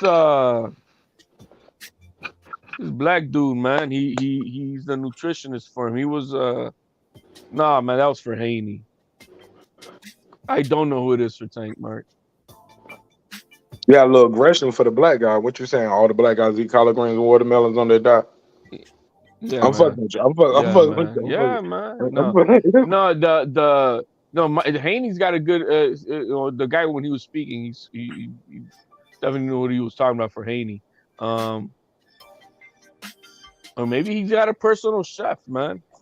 How you feel about all these guys doing like all these guys hiring track guys as their strength and conditioning coaches? I think it's better than not having anything, and but it all depends on the guy. If he's already got a proven track record with a few fighters and stuff, you know what I mean? That comes into play. I think Teal did the same thing now too. He's using a strength and conditioning coach who's kind of like a track guy type of thing.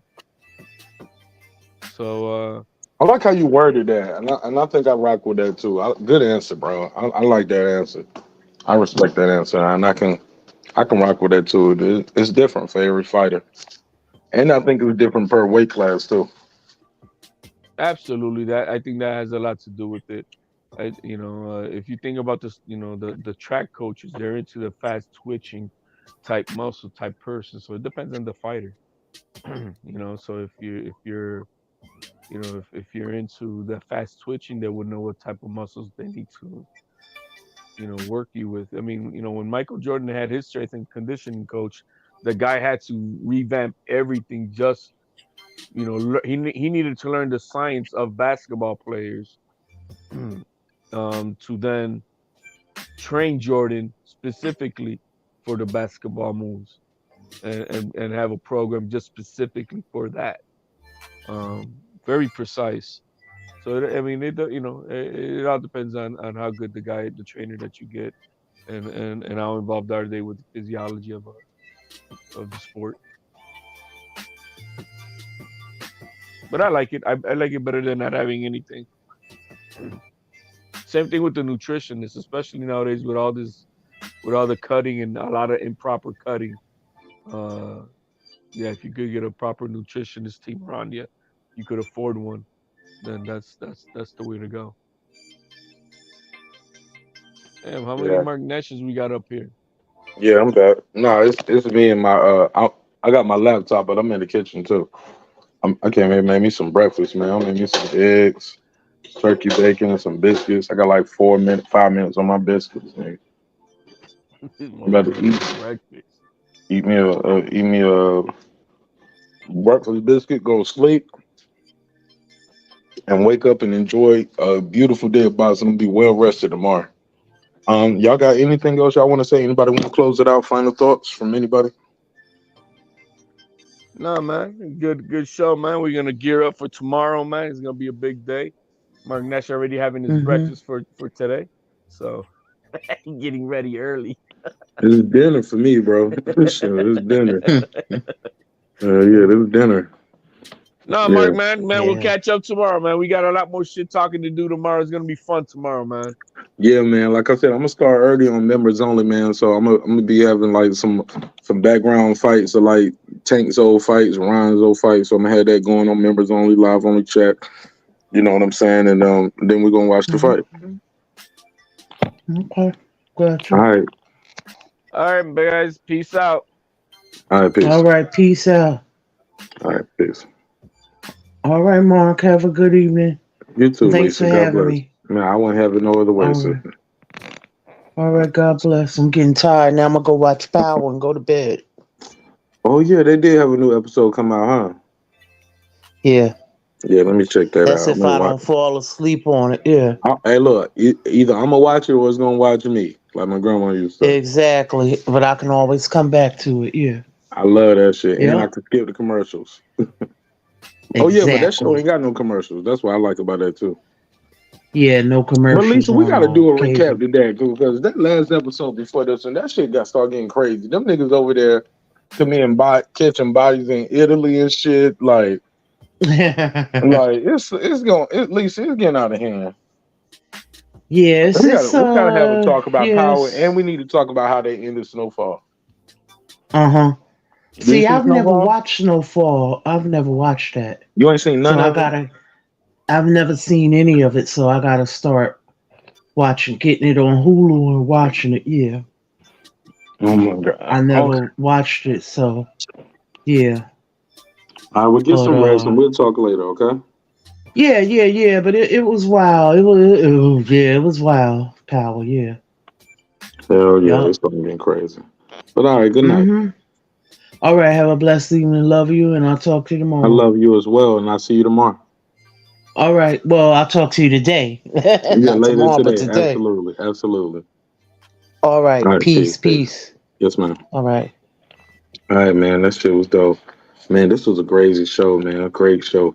Great show. Thank y'all for your time. Thank y'all for your energy. I love y'all. Hope you love yourself. If not, guess what? God loves you.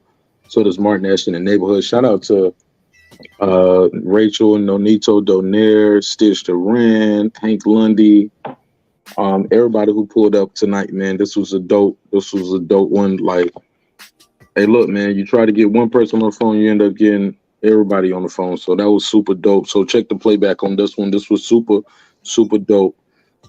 She said Snowfall last episode did not end the way I was thinking it.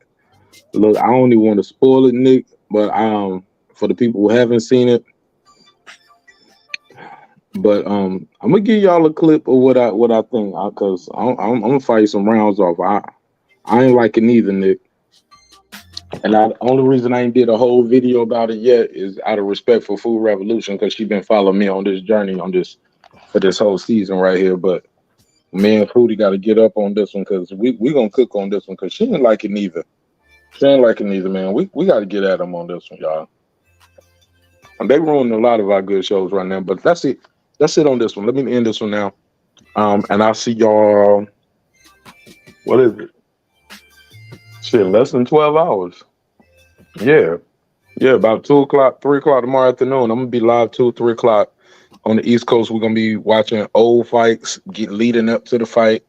We're gonna be watching the preliminaries, the main event, and the main card. So I love y'all, man. Hope you love yourself. And I guess what God loves you. So does Mark Nash in the neighborhood here, Breaking Beats. Thank you for everybody who donated to the show. Members, mods, love y'all. I'm not in the studio right now. I'm in the kitchen, giving my fat ass something to eat. I'm here making some biscuit and some egg and cheese biscuits, man. I'm making me an egg and cheese biscuit. But yeah. And that's it, man. So can't do the members only roll call right now, but I will run the outro. And yeah, I'll see y'all soon, man. Let's enjoy the night. Y'all get some rest, man. Y'all drink some water too. Drink some water, get some rest. Please drink that water, man. Stay hydrated because we got a long day, long night tomorrow because the whole shit's supposed to start early. 8 o'clock. It's time the main event and the main card starts 8 o'clock. So the ring walks for the main event should be starting around 10:30, 11 o'clock at night. You know what I'm saying? So, but we're going to cover all that shit, all right? So I love y'all. Peace.